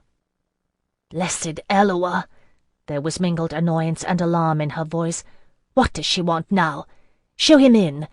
Stepping away from me, Solane Belfort refastened her riding attire and smoothed her hair. I remained as I was, kneeling. She cast a glance at me, all annoyance now. "I am not finished with you. Put your clothes on and attend." Of a surety I did not need to be told twice. I had learned in Syria's house how to be unobtrusive, and I had learned the value of it from Delaunay. I knelt abeyant, quiet and nigh invisible, as the lioness of Azal's courier entered. I do not know what he looked like. Delaunay might chide me for it, but I dared not raise my eyes. It was to my good fortune that the Marquise, like many people, could not read without murmuring the words aloud to herself. I can, and so can Alcuin, but only because Delaunay made us learn to do so. Solane Belfort could not, and thus did I learn of Lionette de Trevelyan's request. It was rumoured that the Caliph of Kebel-im-Akkad had proposed an alliance between our countries, with a marriage between his heir and the Princess Isandre. Lionette de Trevelyan proposed that Solane draft orders to the Akkadian ambassador, stamped with the Privy Seal, to string along the Caliph with false promises, until he ceded rights to the island of Cythera. It goes without saying that it was Lionette de Trevelyan's plan that these orders be discovered, destroying all hope of an Arcadian alliance. Solane Belfort was a secretary of the Privy Seal. She had access and could do it, though it was high treason to falsify royal orders. I felt the wind of her pacing and her crop swishing as she struck it absent-mindedly against her boot. "What does your mistress offer?" she asked the courier. A deep voice answered, "A title in Azal, my lady. The county of Vichard, with 200 men-at-arms and an income of 40,000 ducats annual." The crop swished again. I saw it out of the corner of my eye. "Tell her I'll take it," Solane Belfort said decisively. "But I want the title in hand before the orders go out, and safe passage guaranteed to Azal." Even at a distance I could sense her cold smile. "Tell her I want no less an escort than Prince Baudouin and his glory-seekers. Let us see if she is in earnest." From the rustle and creak I knew the courier bowed. "As you wish, my lady. Title in hand and Prince Baudouin as escort.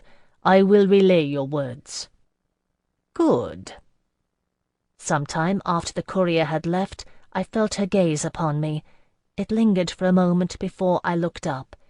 She was smiling, swinging her crop in great looping circles. My skin shuddered involuntarily at the sight of it. "I'm of a mind to celebrate, Phèdre," she said with cheerful malice. "What a happy coincidence that you're here." As matters fell out, Lionette de Trevelyan declined Solane Belfort's counter-offer, and as the Marquise had foreseen, the sticking price was Prince Baudouin. Whatever the Lioness of Azal had planned, it was not worth risking her precious son. It soon transpired that the rumours of an alliance were no more than that, rumours. Isandre de la Courcelle would not wed the Caliph's son, and the island of Cythera remained firmly in Arcadian control. Nonetheless, Delaunay prized the information, for it revealed to him where the lines of communication lay, and shed some light upon the dim shape of Lionette de Trevelyan's ambition. Throughout it all, the name of Baudouin de Trevelyan continued to resound from the lips of peers of the realm. While the allies of Cumlach disbanded, returning to their homes and posting lighter guards on the border, Baudouin and his glory-seekers rode the length of Cumlach, armed with a special dispensation from the king. They put the fear of Eloa into Skaldic raiders, and not a few Darjeeling mountain villagers who bore the cost of putting up his riotous crew, taken out in food stores and eligible maidens. At court, Baudouin continued to evade a plethora of matrimonial snares, and despite the disapproval of his parents, continued to be seen with Melisande Shahrazai. It was rumoured that Lionette de Trevelyan had threatened to disown him if they wed, and I think there must be some truth to this, if only because of what would later come to pass. The Lioness of Azal did not make idle threats, and Melisande was clever enough to know which opponents could not be defeated face to face. Her I had seen only once since I began my service to Namar, and that at one of Delaunay's gatherings, although I had thought of her often, you may be sure. In the courtyard she shone, no less for her beauty than her barbed wit. To me she was courteous and pleasant, but I encountered her in the hall on my way back from an errand to the kitchen, and her smile made my knees weak. "Turn around," she murmured. I did it without even thinking. Her fingers unbuttoned the back of my bodice as skillfully as an adept's. Indeed, I could have sworn the fabric yearned open at her mere touch. I felt her nails against my skin, tracing the base of my mark, following it upward. Her body radiated behind me, and I could smell the scent she used, subtle and spicy, mixed with the musk of her flesh. "Your name is being spoken in certain circles, Phèdre." Only the tips of her fingers touched me, but she was close enough that her breath was warm on my neck. The amusement in her voice reminded me of Delaunay. Nothing else did.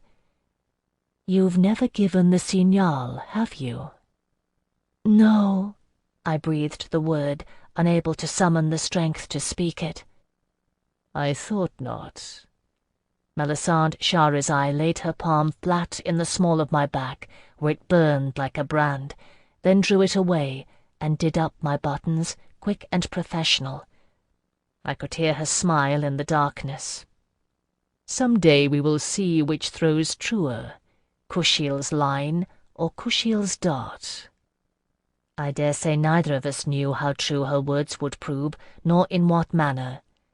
Melisande knew full well what Delaunay was about with Alcuin and me, and knew too that I was bait for her interest. And she had every intention of taking it in her own time. My patrons were not known for their gifts of forbearance. I had learned patience and intrigue at Delaunay's knee, and I am not ashamed to say that the thought of a patron who could match it quite undid me. When I thought of Baudouin de Treballon now, it was with a measure of pity and envy. The Scaldy threat, at least, seemed quelled for the time being, or so popular court wisdom had it. Where the border lords of Cumlach were not, Baudouin and his glory-seekers were. Delaunay was not so sure. He entertained his old friend and teacher Gonzago de Escabares when he returned from an academic's pilgrimage to Tiberium. They spoke privately, no one but Alcuin and I in attendance. "There are rumours, Antinous," the Aragonian historian said over the rim of his wine-glass, looking like a wise satyr. There was that name again. My mark extended a full third of the way up my back, and yet I knew no more than before of the mystery of Delaunay. This time he ignored it. "There are always rumours," he retorted, toying with the end of his braid. "Sometimes I think each city-state in the whole of Cerdica Unitas has its own parliament, expressly for the purpose of disseminating rumours. Which are these, Maestro?" Gonzago de Escabares reached for a canapé of goose liver and chives rolled in flatbread. "These are delightful. I must have your cook note the recipe for mine." He ate fastidiously, licking his fingers and wiping crumbs from his beard. "They say the Skaldic tribes have found a leader," he said when he was done, "a Kinil Rue of their own." After a moment of staring surprise, Delaunay gave his bark of laughter. "Surely you jest. The Scaldi have never been so quiet in our lives, Maestro." "Precisely." The Aragonian devoured another canapé and held out his glass for Alcuin to refill. "They have found a leader who thinks."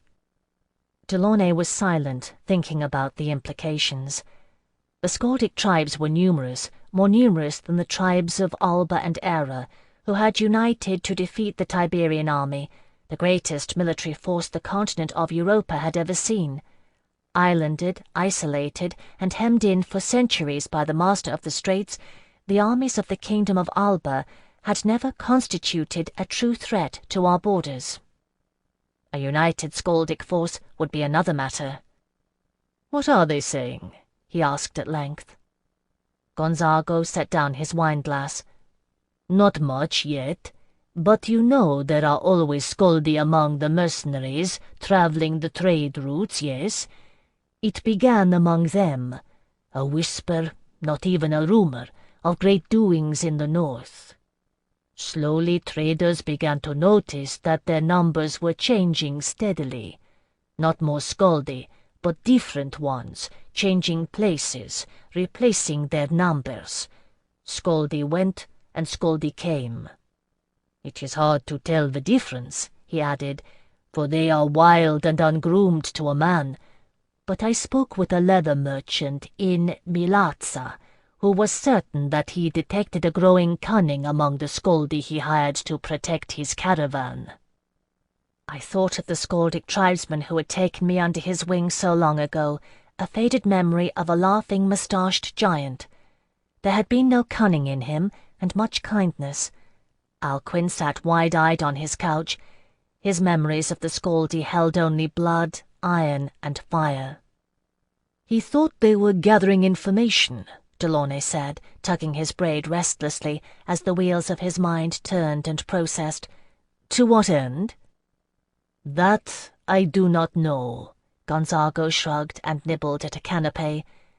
"But there is a name which is spoken around the Skaldi campfires in hushed tones. Voldemar or Voldemar Selig. Voldemar the Blessed, who is proof against iron.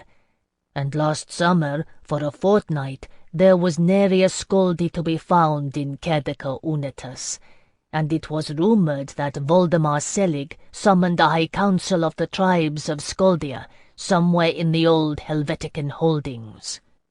I do not know if it is true, but my friend the leather merchant told me a friend of his who was close to the duchy in Milazza swore that the Duke received an offer of marriage for his eldest daughter from a King Voldemar of Skaldia." Gonzago shrugged again and spread his open hands in an Aragonian gesture. "What can one do with such rumours? My friend said the Duke of Milazza laughed and sent the Skaldi envoy home with 7 cartloads of silk and fustian. But I tell you, I mistrust this quiet on the Skaldi borders." Delaunay tapped his front teeth with the nail of one forefinger. "And meanwhile, Baudouin de Trebalion gambles about the fringes of Cumlach, skewering starving brigands, and garnering acclaim for protecting the realm. You are right, Maestro. Despair's watching. If you learn aught in your travels, send me word." "You know I will, my dear." Gonzago de Escobar's tone softened, and his brown eyes were kind in his homely face. "Do not think I am not ever mindful of your promise, Antinous." I was still puzzling out this last convoluted sentence when Delaunay's sharp gaze fell upon Alcuin and myself. He clapped his hands briskly. "Phèdre, Alcuin, to bed with the both of you. The Maestro and I have much to discuss, and none of it needful for your ears." It need not be said that we obeyed, but I will add that one of us, at least, went reluctantly.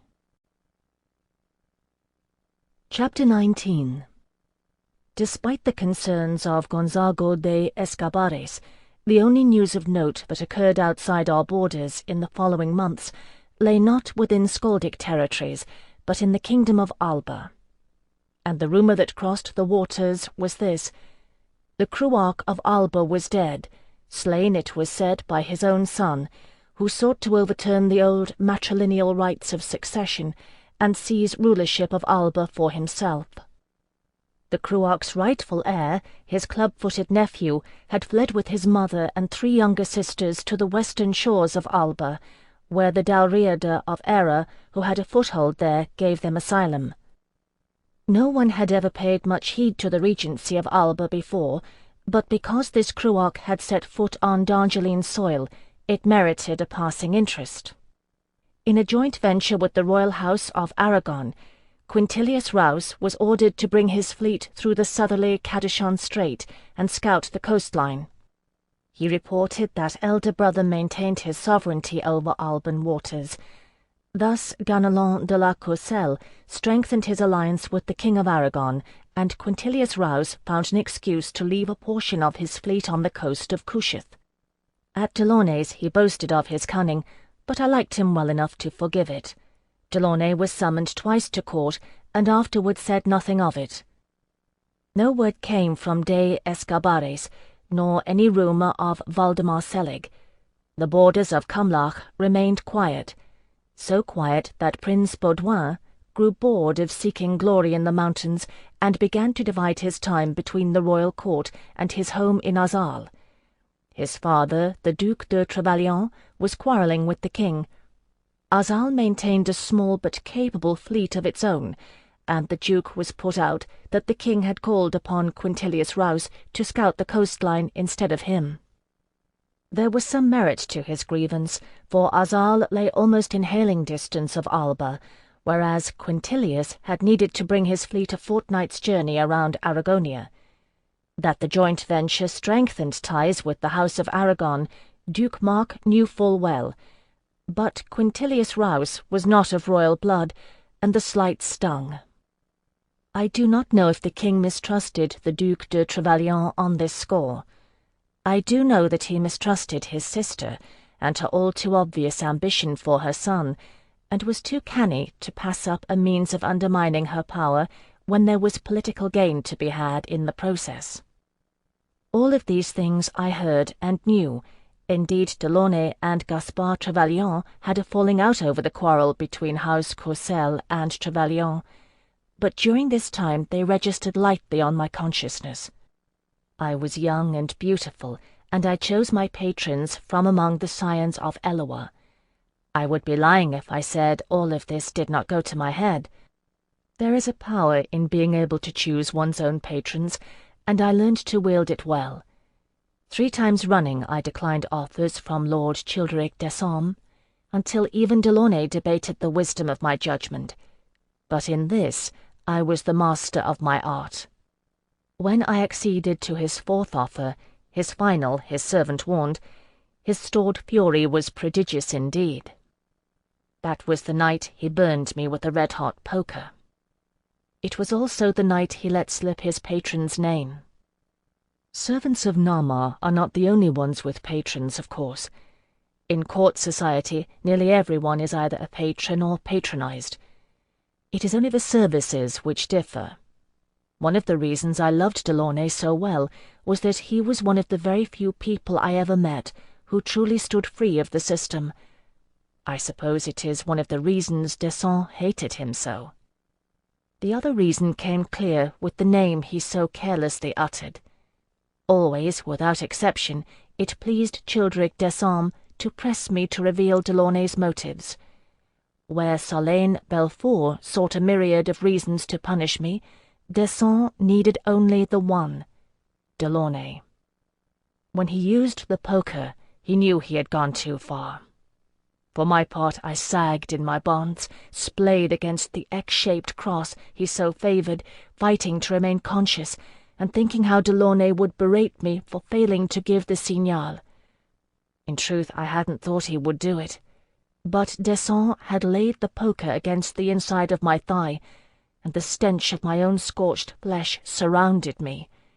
The poker had stuck when he pulled it loose, tearing skin. There was no pleasure in this, at least not in the way that anyone but an Anguissette would understand it. Pain strung my body like a plucked harp-string, and behind closed eyes my vision was washed in red.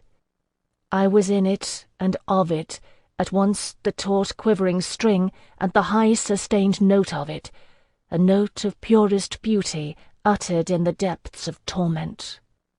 In a crimson haze I heard, as if from a great distance, Desaumes' agitated voice, and felt his hands patting my cheeks. Somewhere I could hear the echoes of a great clangor, and knew he had thrown the poker from him in horror. "Phèdre, Phèdre, speak to me! Oh, for blessed Eloa's sake, speak to me, child!" There was anxiety in his tone, and caring, more than he ever would have confessed. I felt his hands patting me, chafing rough tenderness, and heard his mutter, "Bacchia l'Envers will have my head for this, if Delaunay makes a charge. Phèdre, child, wake up! Tell me you're well. 'Tis naught but a burn." Head hanging, I opened my eyes, and the wash of red receded, fading from my right eye and dwindling to a mote in my left. Seeing my lashes lift, Childeric Desaumes gave a cry of relief, undoing my bonds and easing my limp body down as it slipped loose of the whipping cross.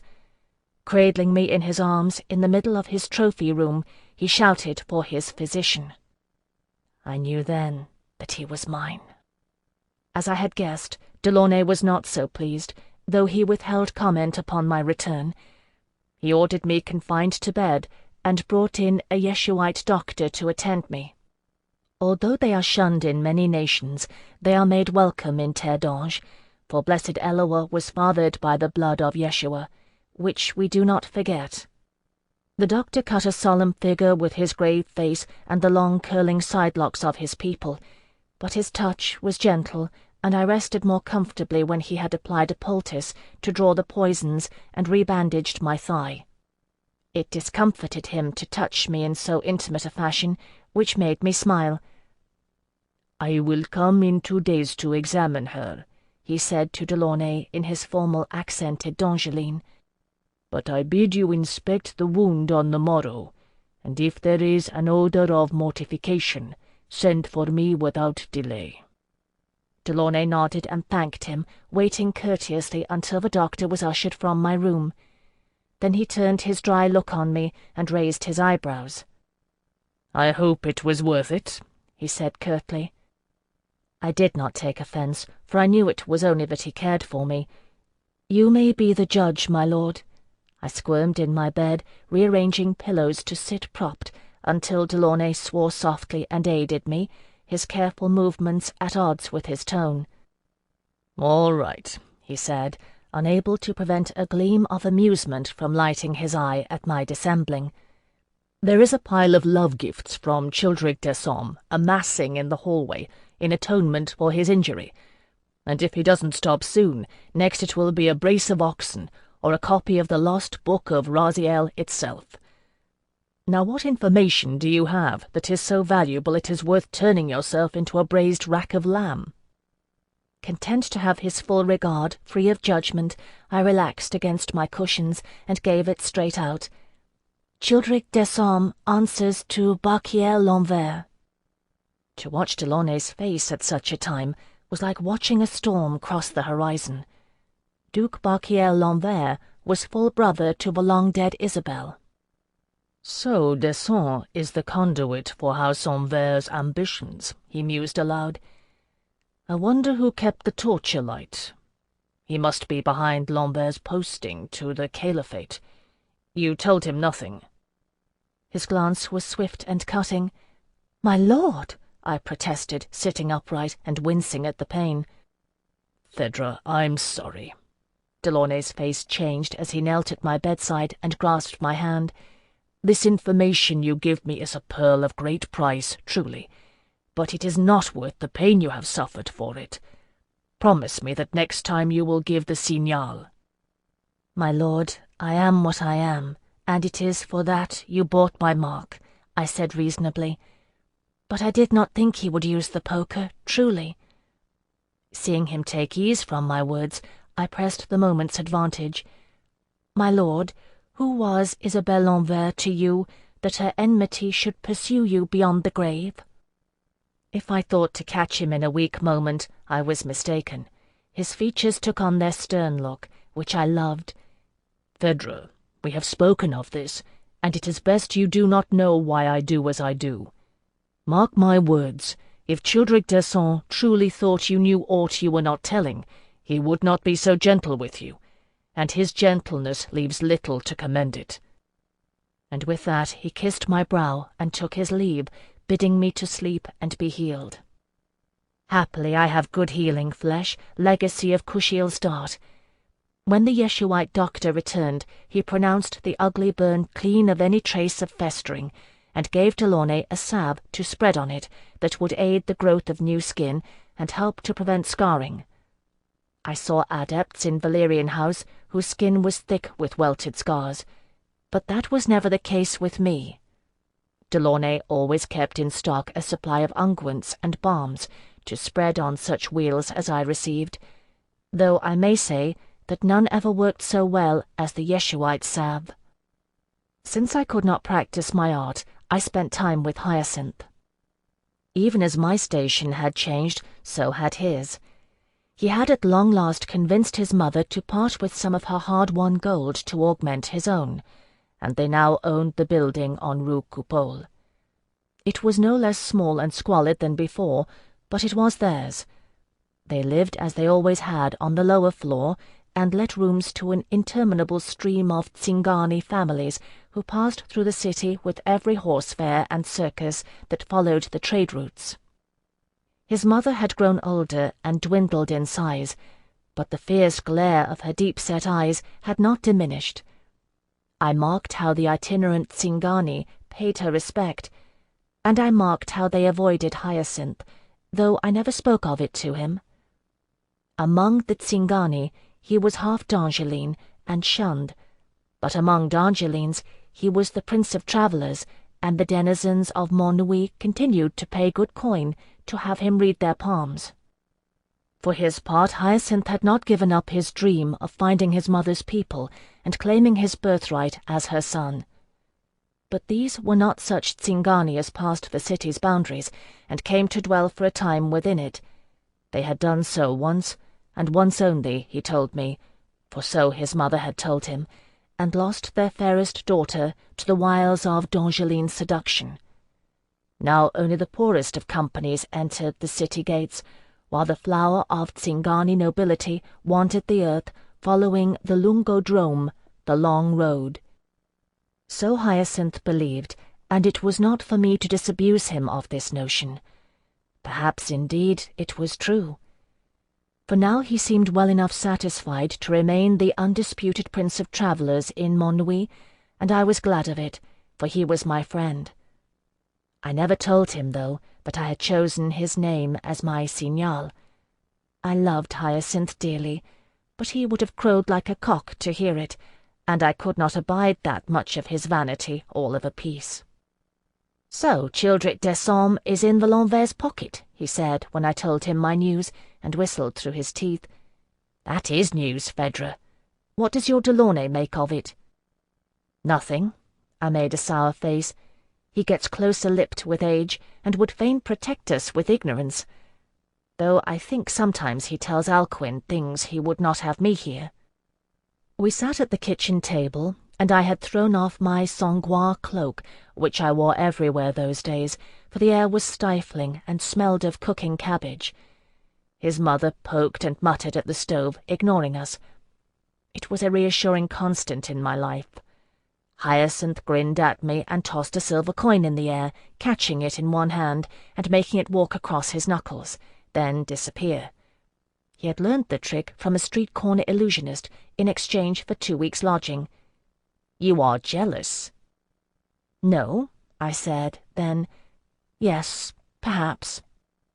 "Has he bedded the boy?" "No," I exclaimed, offended at both the notion and his use of the word boy, when Alcuin was no younger than he himself. "Delaunay would not do that." Hyacinth shrugged. "Still, you must consider the possibility. You would be quick enough to boast of it if it were you." "It's not me." The lack of promise in that outlook made me glum. "No, he is freer with Alcuin because he reckons Alcuin's patrons are not so dangerous as mine, or at least more subtle in the ways of violence. Anyway, they have been thick in politics since the day he took Alcuin to court to pose as his scribe. I do not see the logic in it, when the Cruarch was slain and another rules in his place." Hyacinth's mother muttered louder at the stove. Once he had ignored such ominous rumblings. Now I noted his expression grew sharp, like a hound on the trail of scent. "What is it, mother?" The words were repeated, unintelligible, then turning she brandished a ladle at us. I remembered her pointing finger, which had struck a note of fear in my heart. "Pray heed," she said in a dire tone.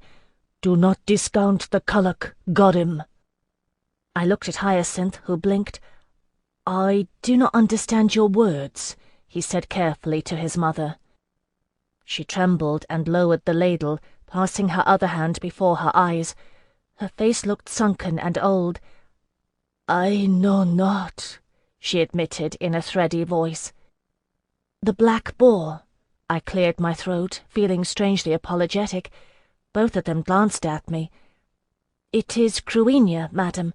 The words you spoke." I had been so long dissembling among patrons, I was awkward in vaunting my learning. "Do not discount the Black Boar." "Well, then," her expression cleared, resuming its usual dour mien. Her jaw jutted forward obstinately, defying me and my knowledge and my sangois cloak to contradict her. "There you have it, missy. Do not discount the Black Boar." It was my second such prophecy granted free of charge by the mother of the Prince of Travellers, and my one true friend.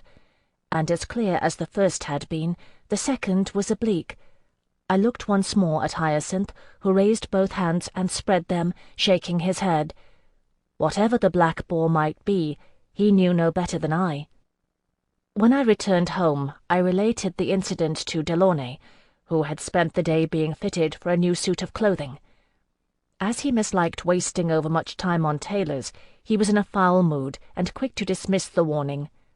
"You of all people should know that Singani fortune-telling is mere foolery," he said sharply. I stared at Delaunay. "She has the gift. I have seen it. My lord, she did not seek to lie in this, nor before, when she told me I would rue the day I unravelled your mystery." "She—" Delaunay stopped. "She said that?" "Yes, my lord." Alcuin brought the wine-jug over to refill Delaunay's glass. His hair fell forward as he bent to his task, and Delaunay ran a shining strand of it through his fingers absent-mindedly, gazing at the flame of an oil lamp. "My lord," Alcuin said softly, straightening, "you remember I told you of the whispers of the Alban delegation? The Cruarch's sister had a vision of a silver swan and a black boar." "But who is—" Delaunay's face changed. "Alcuin, send word on the morrow to Télésise de Mornay. Tell her I would speak with her." "As you wish, my lord." Chapter 20. What became of that conversation I never learned, or at least not until much later, when it mattered no longer. I might have been put out at it, were it not for the fact that my own interests, for a time, outweighed Delaunay's intrigues. Melisande Shahrazai was giving a birthday party for Prince Baudouin de Trevaillon. She had engaged the whole of Sirius House for an entire night to do it, and we were invited, all three of us. I had not forgotten the promise she had made me when last we met. I had not forgotten her words when first I met her. "You do wish to serve Nama, don't you, child?" No matter how many patrons I had had, none of them had ever turned my knees to water with a glance. If I have not said it, Melisande was exceedingly wealthy. House Shahrazai is prosperous to start, and she had at her disposal as well the estates of 2 deceased husbands. Indeed, if not for the rumours that surrounded those deaths, it is conceivable that Lionette de Trevaillon would have found Melisande a suitable daughter-in-law, although I doubt it. From what I had heard, she did not strike me as a woman capable of tolerating rivalry among equals. For my part, I do not believe Melisande Shahrazai killed either of her husbands. Both were very rich and very old, and I do not think she had need. Although she was only 16 the first time, and 19 at her second wedding, I would fain believe she was no less calculating then than when first I encountered her, and the woman I knew was far too clever to take an unnecessary risk for mere gold. Although I didn't know then how skilled she was at using the hands of others to meet her own ends, I know it now. Whatever the truth of the matter, it left her a very rich woman, and the city was fair buzzing with the news of Baudouin's birthday party. Invitations written in gold ink on thick vellum and scented with fragrance were delivered and jealously guarded. Rumours abounded regarding the list of invitees and the possible slights that lay behind omissions. Melisande delivered the invitation herself, sweeping into the house in a cloud of the same subtle fragrance that impregnated the card. Delaunay opened it and raised his eyebrows. "All of my household?" he inquired dryly. "You do realize, I trust, that my protégés are not included in the contract fee for Sirius House, Melisande?" She tossed her chin and laughed, showing the lovely line of her throat. "I knew you would say that, Anarfiel. That's why I came to make the invitation in person. Yes, of course. This is my party after all, and your little pupils are more interesting than any 3 courtiers together. I thought it was Baudouin's party." His jibe made no mark. She merely looked at him through her lashes and smiled. "It is for Baudouin, of course, but it is my party, Anarfiel. Surely you know me well enough for that." Delaunay returned her smile, running the ball of his thumb over the edge of the vellum. "If you think to win the son of the Lioness of Azal over to defying his mother, You may be overstepping your bounds, Melisande. She makes a fearsome enemy." "Ah, my dear Delaunay, always fishing for knowledge," she said lightly, putting her hand over his and taking hold of the card of invitation. "If you do not wish to attend." "No." Shaking his head, he grinned and took a step back, retaining possession of the card. "We will be there, you may be sure of it." "I am overjoyed to hear it." Melisande Shahrazai made him a mocking curtsy and turned to leave. Catching sight of me standing in the shadows, she blew me a kiss as she made her exit. Delaunay saw me and frowned. What expression I wore, I cannot imagine. "Whatever happens," he said, "you are to keep your eyes and ears open, Phèdre, and warn Alcuin too. Melisande Shahrazai does nothing without reason, and I cannot fathom her motive in this. It inclines me to suspicion." A shadow crossed his face. "I suppose this means I must send for the tailor again," he added, annoyed at the prospect. Annoyed or no, Delaunay ensured that all of us would cut a good figure at Baudouin's party. With his exquisite taste, it was a marvel how he had no patience for the process of fine attire, but the end result, you may be sure, was no less splendid for it. When all was done, Alcuin was resplendent in midnight blue velvet, a colour that made him look like a vision dreamt by moonlight. Delaunay wore the deep umber that made him look like an autumn feast, with his russet hair and saffron slashes in his sleeves, and I was delighted to find that he had commissioned another bolt of sang-gloire to have a gown made for me. Although it did not dip so low as I might have wished in the back, it is vulgar for a servant of Nama to display an unfinished mark, it had a low décolletage, and I wore a ruby pendant given me by Childeric d'Essaume that nestled in the hollow between my breasts. I had not returned to Sirius House since the day I had left it in Delaunay's coach, and it was strange to return. The first time aside, every time I had approached this place it had been slung ignominiously across the pommel of a guard's saddle. Behind the closed gates I could see that the house was ablaze with light and merriment. I shuddered as we drew up to the entrance, and Delaunay descended from the coach. "Are you all right?" Alcuin whispered, leaning over to grasp my hand. There was nothing but sweet concern on his face, and I repented of the number of times I had been jealous of him. "I'm fine." I squeezed his hand in reply, gathered my skirts, and followed Delaunay. Prince Baudouin de Trevellion's natal festivities were already in full stride. It was summer, and nigh every door in the house was flung open. I, who had lived there 6 years, had never seen such a fete. Great vases of roses, heliotrope, and lavender were set on every surface, spilling an abundance of blossom and scent. In every niche musicians played, and it seemed lovers groped and sighed in every corner. A night's fee had been paid for every adept in Sirius House. No guest would be refused. The thought of it staggered my mind and struck me with a wave of envious desire. To be in such a situation, bought for the night, available to anyone at the crook of a finger. I wished almost that I were an adept of Sirius House. And then I remembered that I was a guest, and my mind reeled further to think on it.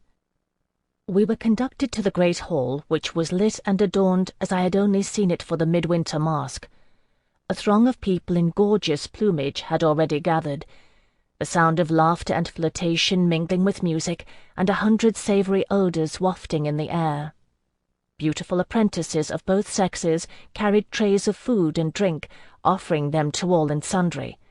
The liveried footman called out our names, and a handsome blond man in the colours of Sirius House extricated himself gracefully from the throng and came over to us. "Phèdre," he said, giving me the kiss of greeting, "welcome. Welcome back."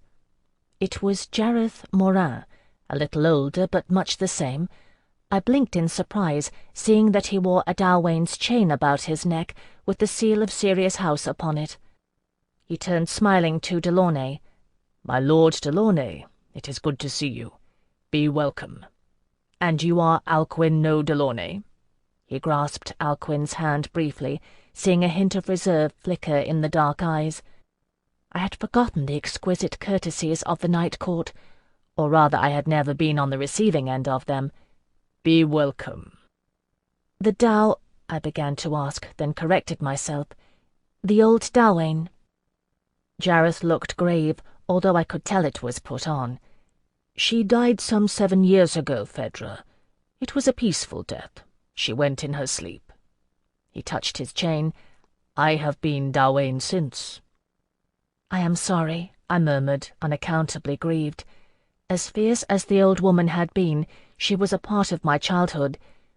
"You have been an able successor, I am sure." "I do my best." Jareth smiled gently. "You remember Surya? She is my second now." "Come," Delaunay said to Alcuin, nodding toward the interior of the great hall. "Let us meet the revellers, my dear. I'm sure Phèdre and the Dawain have much to discuss." I watched them fade into the crowd. At the far end of the hall, a table was set on a dais for Prince Baudouin and a select few. Surya was there. The prince was feeding her tidbits by hand. Melisande Shahrazai looked amused. She was the Winter Queen. "It gave her a lot of status." Jareth's voice changed, turning pragmatic, adept to adept. "People still tell the story every midwinter. I'd have been a fool to choose anyone else." He had never been a fool. "No," I said, agreeing. "You made the right choice." Even from a distance I could see that her pallid beauty had already peaked, and there was no evidence in her of the unexpected steel that lay beneath the delicate veneer of the few rare adepts who survived the loss of youth's tender bloom. I did not think Surya would live to make Dawain, and I felt sorry for her. She was always kind to me. "I hope you have fond memories of Syria's house, Phèdre." Looking into Jareth's blue eyes, I realized it mattered to him. In certain circles my word could damage the reputation of his house. "Yes," I answered honestly. "If I never belonged, nor was I shunned, and what ill treatment I received I well deserved, and," I smiled wickedly at him, "quite enjoyed." He blushed. It is a mark of delicacy in Sirius to find the stronger passions immodest. "There is no finer training than that of Sirius House," I added. "It has stood me in good stead, and I can only speak well of my time here." "I am pleased," he said, recovering his aplomb, and making me a bow. "We are honored to have fostered you." Reaching into a pocket of his waistcoat, he drew forth a token of Sirius House. "Please take this, and know you are always welcome here." I took it and thanked him graciously. Jareth smiled. "Enjoy the night," he said. "It is not often a servant of Narmar has a chance to be a patron." With that he took his leave of me, moving smoothly on to greet newly arriving guests. Neither Delaunay nor Alcuin were in sight, but they would surely be making their way toward the dais, and I hurried to join them. It would be inappropriate for a member of Delaunay's household to be absent when he paid his respects to the prince. I had not lost the trick of slipping gracefully through a crowd, and had to remind myself that there was no need to keep my gaze downcast. Still, I felt an unwarranted thrill of boldness as I looked other patrons full in the face. Strange indeed to be here again. A handful of people had gathered at the foot of the dais, waiting to wish the prince a joyous birthday, and there I found Delaunay and Alcuin. As always, there was a stillness to Delaunay's presence, an observant calm that lent him a dignity surpassing that of those who surrounded him. On the dais, anything but dignity reigned. Prince Baudouin, older than the wild boy whom I had first seen in this hall, had lost neither his good looks nor the hectic gleam of gaiety that lit his sea-grey eyes. As I had seen from the back of the hall, he held poor Surya on his lap, keeping her captive with one arm. Adepts of Sirius House are ill-suited to undignified treatment. If this was to be the nature of the fate, Melisande would have done better to reserve another house. Orchis, perhaps, or Jasmine. She sat at Baudouin's right hand, and I understood then that the adept's discomfort entertained her. Melisandre's choice had been deliberate. 2 of Baudouin's guard, high-ranking nobles' sons, were privileged to share his table. One, following the prince's lead, dandled a female adept on his lap. The other had a young boy standing attendant at his shoulder, refilling his wineglass. "Well, well." Baudouin lounged in his chair and regarded Delaunay from behind the burden of Surya as our turn came to mount the dais. "Messire Anaphiel Delaunay, I hope you've repaired your quarrel with my kinsman, the Comte de Fossé. He has so few friends, after all. Come, what have you brought me? A charming pair of bed-servants." "My prince will have his chest." Delaunay bowed smoothly, and behind him Alcuin and I followed suit. "Alcuin and Phèdre no Delaunay, of my household. Please accept our most sincere wishes for a joyous natality." He turned to Alcuin, who held up the prince's gift. A filigree silver pomander containing a fragrant lump of amber. Delaunay took it from Alcuin and presented it to the prince with another bow. "Nice." Baudouin took the pomander and sniffed it, then shook it next to Surya's ear. A hidden bell tinkled sweetly. "Very nice. You have leave to enjoy my party, Anaphiel. You and your little playmates. I swear it, my mother spoke truly of you. Only you would bring whores to a pleasure house, Messiah." Delaunay's expression never altered, but Alcuin flushed, the rising tide of blood clearly visible beneath his fair skin. At that moment one of the prince's guards, the unencumbered one, exclaimed, "I know that one. Look at the eyes on her. That's Delaunay's Anguissette, the one as likes being hurt." Drawing the sword he carried for the prince's protection, he lodged the tip of it under the skirts of my gown and began to raise them. "Come then, let's have a look," he said, laughing. Baudouin's interest was piqued. He pushed Surya to one side and leaned forward to look. I never even saw Delaunay move, it was that swift. There was the ringing of steel striking stone, and the guard wrung his empty, stinging hand, his blade trapped flat on the floor beneath Delaunay's boot. His face was dangerous as he locked eyes with Baudouin. "My lord, may I remind you that these members of my household are your guests, here by invitation of your lady." "Phèdre?" Surya whispered, coming around the table to take my face in her hands. "It is you. Blessed Nama, but you've prospered, child." Still seated, Baudouin waved his hand negligently. All right, Delaunay. Your point is made. Give Martin back his sword. Lads, with all of Syria's house at your disposal, I hardly think we need trouble Messiah Delaunay over his playmates." Despite his casual manner, he truly did have a measure of command. And he was, after all, a prince of the blood. Delaunay picked up the guard's sword and handed it over with a stiff bow, which Martin returned, sheathing his sword and sitting. Everyone remained silent as Baudouin raised his glass and drained it. Setting it down with a bang, he eyed me thoughtfully, his gaze taking in the scarlet fleck in my eye and wandering over my body, clad in close-fitting Sangois velvet, as if offered for his selection. This time I blushed. "A true Anguissette, he mused. Melisandre Shahrazai leaned over and whispered in his ear. Listening, he raised his eyebrows, smiled, then lifted her hand and kissed it passionately, looking into her sapphire eyes with nigh doting affection.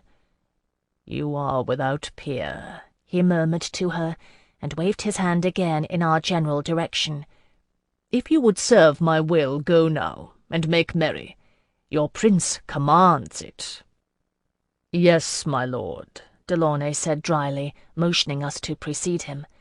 His tone was wasted on Baudouin, but I caught a gleam of amusement on Melisandre's face as she watched us go. Unnerved by the encounter, I let myself become isolated in the crowd and accepted a glass of cordial from a pretty fosterling. I drank it at a gulp, setting the glass back on the tray. I had not eaten, and the cordial burned sweetly down my throat. The girl stood in obedient attendance, just as I had. She was perhaps 13, near to the age of taking her vows. Fair-haired and delicate, a true night-blooming flower. I touched her cheek and felt her shudder. This was what it was to be a patron, to have that power.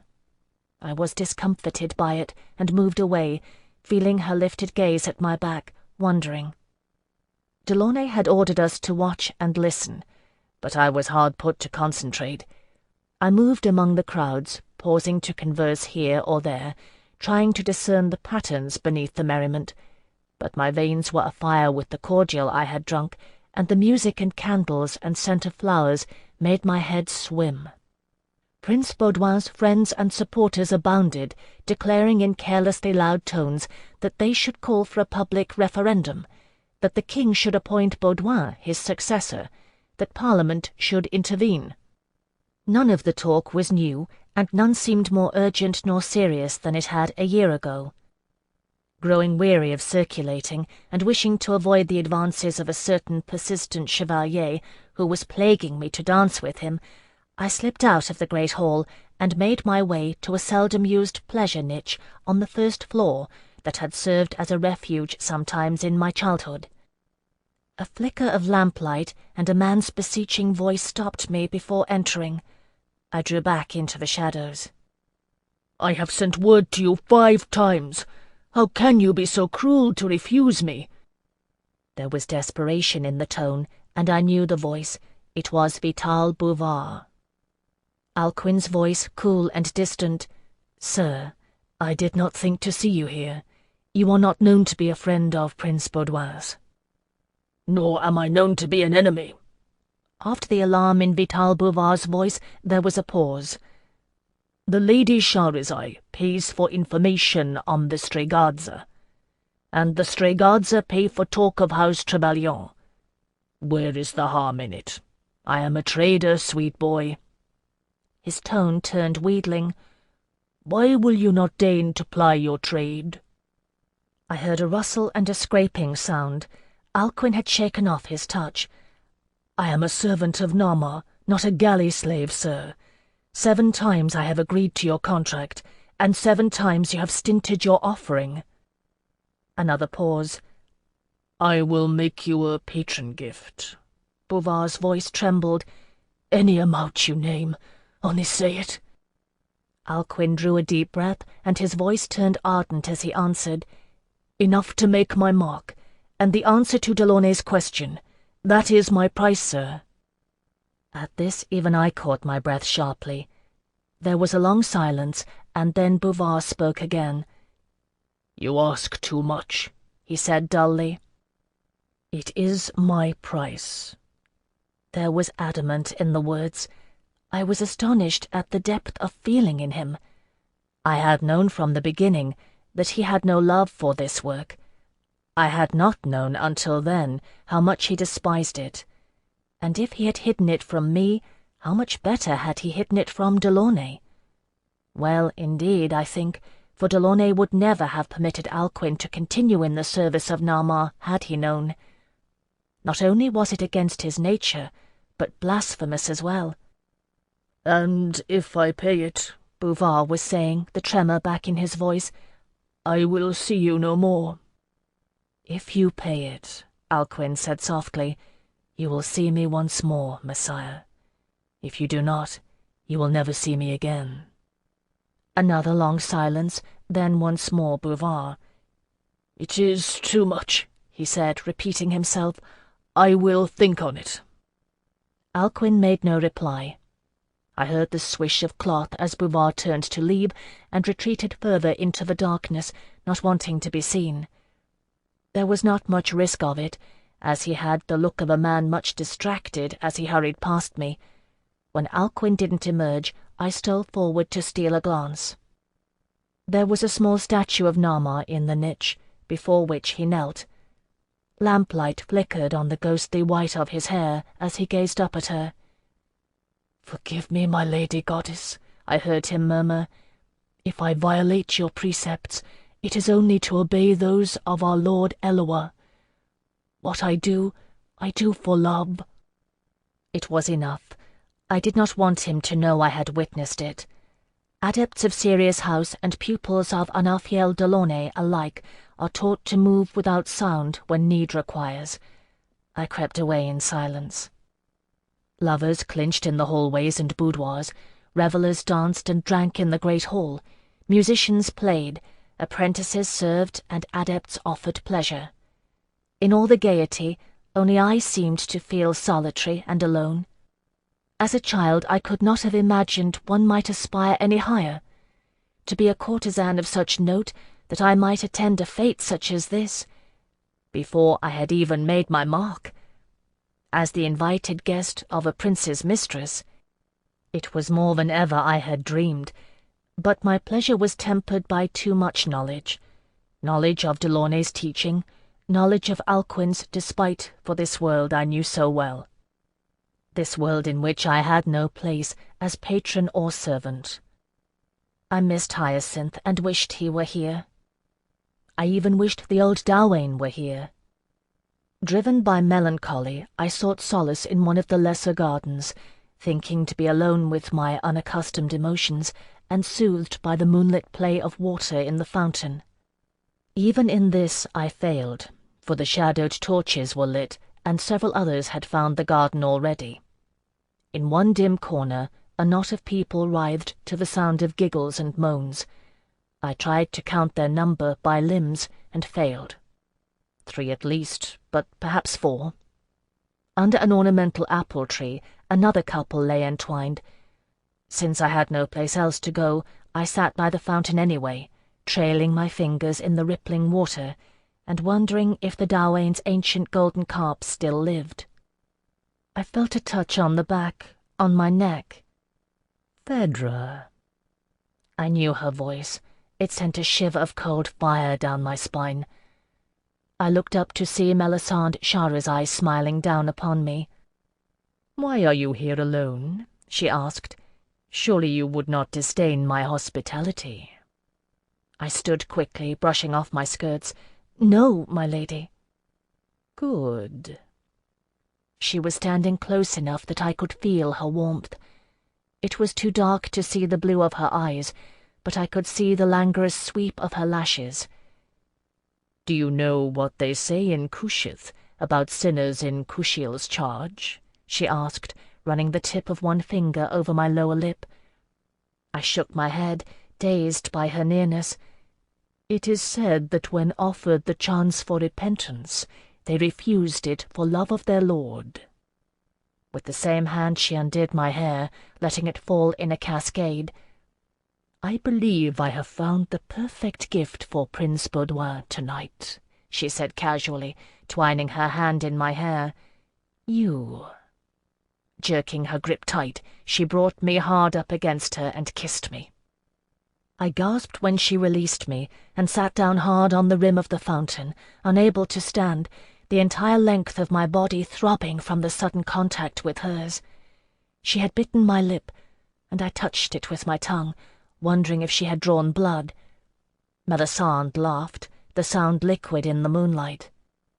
"Unfortunately," she said lightly, "he is well occupied this night, and I have promised to join him.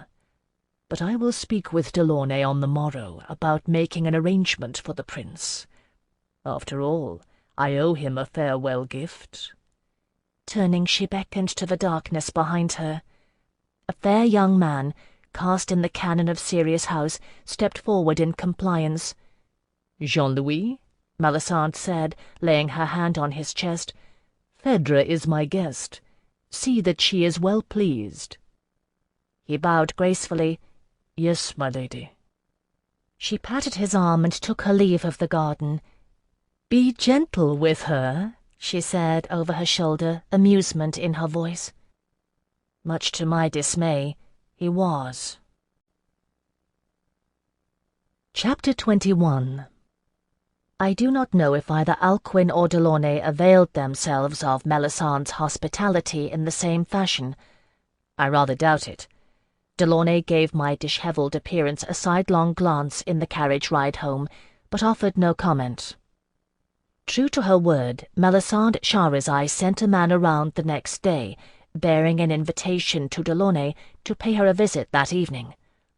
I busied myself throughout the day, and engaged in my too oft neglected studies in the latter hours, setting myself the task of translating a slim collection of skaldic war chants, compiled by the youngest son of a Tiberian statesman who had travelled extensively in his youth. Delaunay had a friend, a Kerdiki composer, who claimed that one could understand any culture through its songs. Thus I was still awake when Delaunay returned, finding me ensconced in the library, all diligence and ink stains. He gave me that look that meant he saw through my subterfuge, and sighed, settling in his favourite chair. "So you caught Baudoin's eye, did you? Melisande is minded to buy him a night with you." I shrugged and corked the ink, wiping my quill on a bit of rag. "My lord, is it not advantageous? You know I am nothing if not circumspect." "You are agreeable, then?" He held out his hand for the draft of my translation. "Let me see what you've done." I passed it to him, watching him read. "How could I be otherwise? He is a prince of the blood. And, my lord, Gaspard Trevelyan is closed-mouthed with you still, and Solane Belfort has fallen out with the Princess Lionette. We have no conduit to doings in Azal." Delaunay looked shrewdly at me.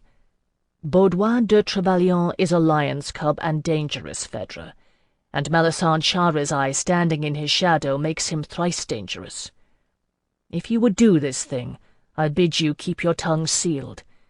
A word from her and he would have your head." He handed the translation back to me. "A nice job. Make a fair copy when you've finished, and I'll send it to the maestro. He would be interested." The praise made me glow, but I stuck to the matter at hand. "My lord, Melisande Shahrazai is your friend. Do you trust her so little that you think she would betray me?" To think that I asked such a question. He leaned forward, propping an elbow on one knee and resting his chin in his hand. The lamplight caught threads of silver in his auburn hair.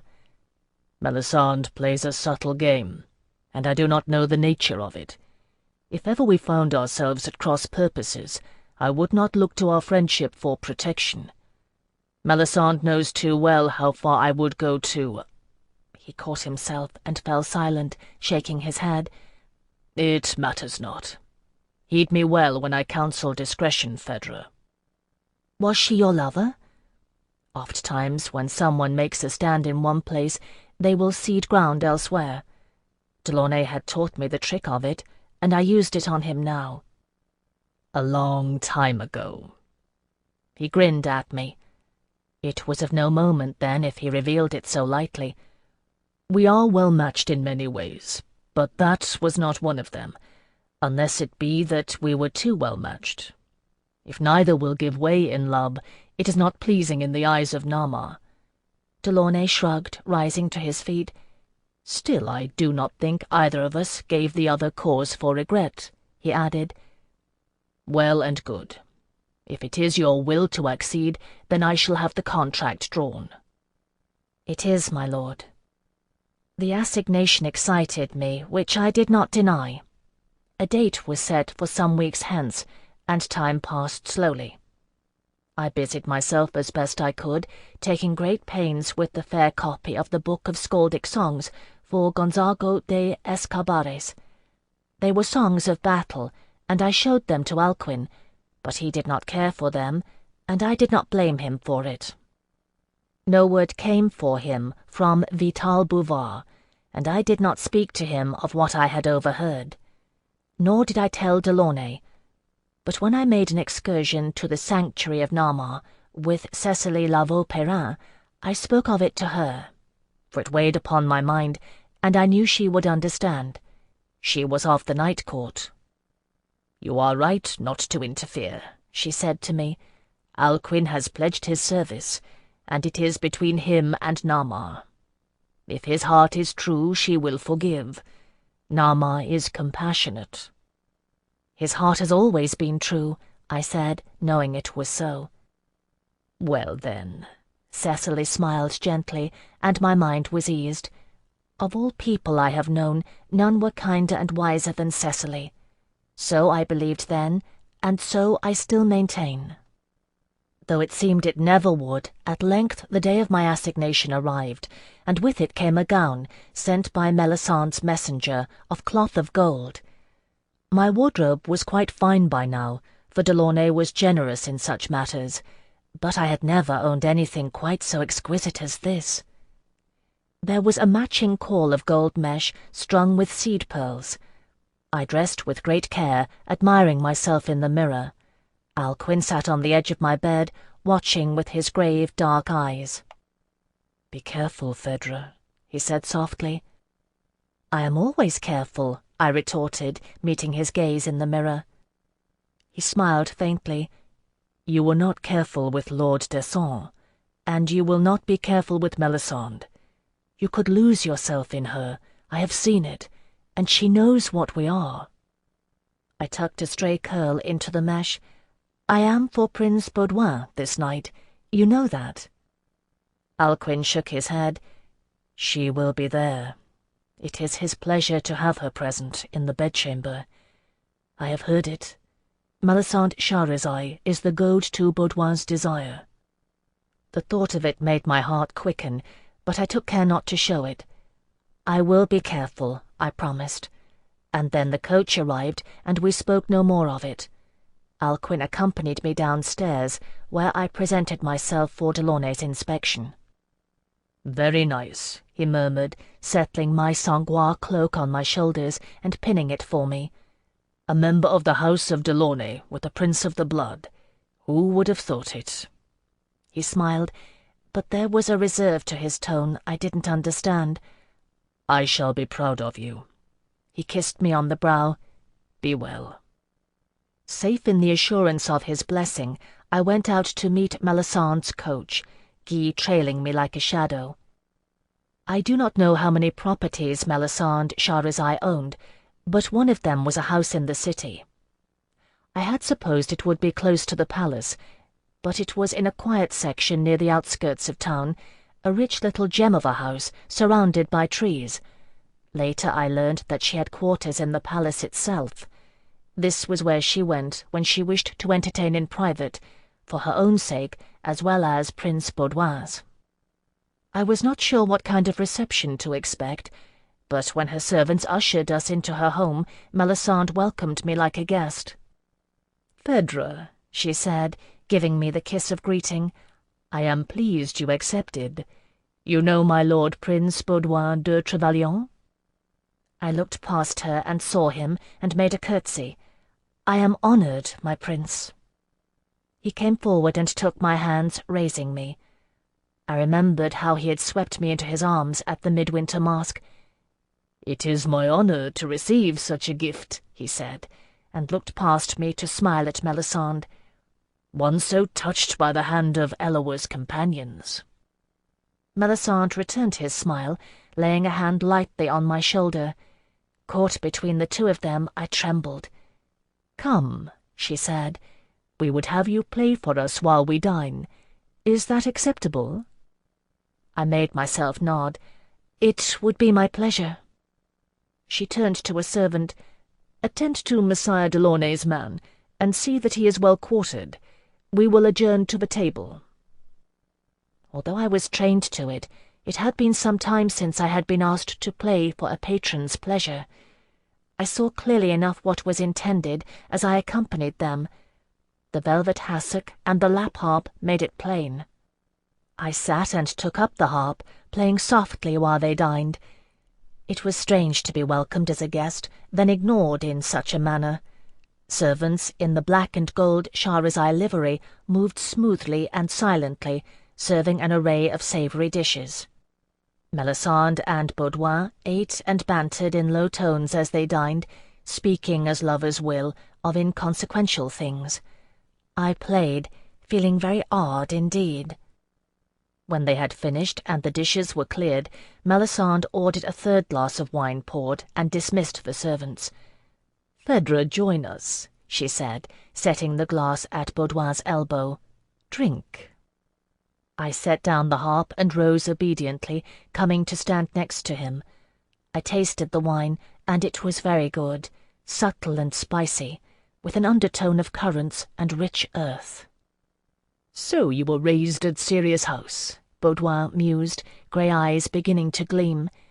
His hands encircled my waist, and he lifted me to his lap effortlessly, so smoothly my wine didn't even spill. He was a trained warrior, and strong as steel with it. "Will you squirm with discomfort, then, like the adepts of that house, to be so treated?" "No, my prince." His hands were at my hips now, pressing down. Beneath layers of cloth of gold and his velvet breeches, I could feel his phallus stir against my buttocks. My breath caught in my throat. "Phèdre is an Anguissette, my prince." Across the table Melisandre's face shone by candlelight, fair and beautiful and heartless. "If she squirms, it is not with discomfort." "It is hard to fathom." He ran a hand up my body to cup my breast, squeezing it. My nipple hardened against his palm. "But you speak the truth," Baudouin said to Melisandre, pinching my nipple. I gasped at the bolt of pain, rocking back against him. "And you've attired her fit for a prince." He transferred his hand to my hair, digging his fingers into the gold mesh and drawing my head back. I felt his mouth at my bared throat, sucking at my flesh. "Shall I have her for dessert?" he asked, lifting his head and laughing. Melisandre shrugged, sipping her wine and watching, cool and lovely. "You have all night, my prince. This is not dessert, but only the first course. Have her here at the table if you wish." "So I shall," he said, smiling at her, "for I've a wish to see if this desire is truly unfeigned." And with that he rose, pushing me down across the table and lifting my skirts. With one hand at the back of my neck, he kept me effortlessly in place as he undid his breeches. My cheek was pressed hard against the white linen that covered the table. All I could see was my overturned goblet of wine, and the pale red stain of wine seeping across the tablecloth as he thrust himself into me. Baudouin de Trevelyan was no green lad, and he had had years of training at Melisandre Charizai's hands. If I hoped he would spend himself quickly and hasten an end to my humiliation, I hoped in vain. I closed my eyes and whimpered as he moved inside me with long, slow strokes. "Truth again, my lady," I heard him say above me, laughter and astonishment in his voice. "She is hotter than Carmiel's forge inside, and wetter than Aisheth's tears." A chair scraped, and I heard Melisandre rise, knew by the rustle of clothing that she had come around to stand behind him. I could hear her hands slide over the breast of his doublet, and knew that she whispered at his ear. "Do it hard, my love," her rich voice breathed. "I want to watch you make her spend."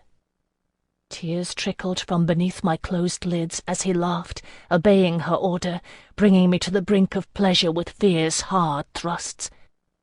Melisandre's voice low with approval.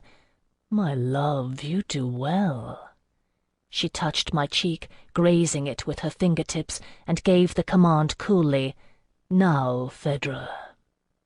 I obeyed without volition, shuddering at the force of my climax and crying out. Baudouin laughed again and thrust once more, twice, letting himself spend. "Ah," he said, withdrawing from me, "we should have one of these, my lady. Shall we buy one at market, do you think?" Relieved of his weight, I straightened slowly, turning to meet Melisandre's amused eyes. "You will not find one such as Phèdre, my prince," she assured him, "and her service is pledged only to Nama and Anafiel Delaunay. But come, you have tasted only the smallest part of what it is to have an adept kissed by Kushiel's dart. If you would know the full of it, the night lies at our disposal. Unless you wish to give the signal," she added wryly, addressing the last to me. "My lady knows I do not," I said softly. I did not care how skilled a lover Baudouin de Trevelyan was. He would never hear the signal spoken from my lips, nor while she served his pleasure would Melisande Shahrazai. If she could wait, so could I. That much I vowed to myself. Melisande laughed. "Well then," she said, going to the far doors and flinging them open, "we shall play."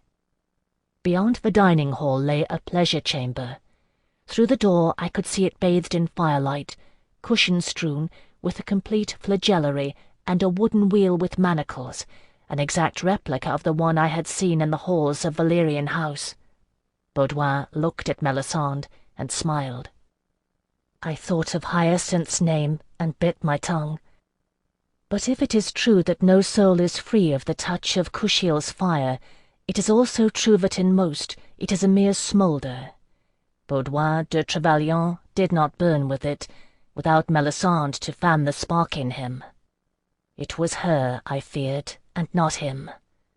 I made no protest as I was ushered into the pleasure chamber and gently stripped of my cloth of gold. Melisandre's touch was cool as she guided me onto the wheel and fastened the manacles about my wrists and ankles. Baudouin examined the flagellary, picking up a torse and fingering the slit in the centre of the leather paddle. "How is it done?" he asked, turning to Melisande and raising his eyebrows. "Do I give a skaldic war-cry and charge at her?" He hefted the torse two-handed, holding it like an axe. "Voldemar Selig!" he shouted, then laughed. On the wheel I started with surprise. Melisande looked patiently at Baudouin. "There is no how to it, my prince. You may do as you wish." Making certain that I was secured, she tugged the wheel. It was well crafted and beautifully maintained, turning smoothly and soundlessly. The pleasure chamber and Melisande and Baudouin in it rotated in my vision. I hadn't reckoned how disorienting it would be, as the blood rushed to my head, then receded as I came right side up again. As the wheel inverted me once more, I saw Melisande select a scourge from the flagellary. "Like this, my love," she said to Baudouin. The world careened around me as Melisande snapped her wrist sharply, then vanished briefly in a haze of red as the weighted tips of the scourge bit at my skin. The sound like a harp string rang in my head, and I saw Kushiel's face swimming in the distance, stern and bronze. Then it faded, and there was only the dizzying vision and the ebb tide of blood in my head. Melisande replaced the scourge and nodded to Baudouin. "As you wish," she said softly. After that, he stepped up to it, and my flesh knew the slap of the torse, the flat wash of pain where it landed, with a thin sharp line from the slit in the middle that felt as if it split my skin every time it landed. The wheel turned, and I knew not where I was, nor where the next blow would fall.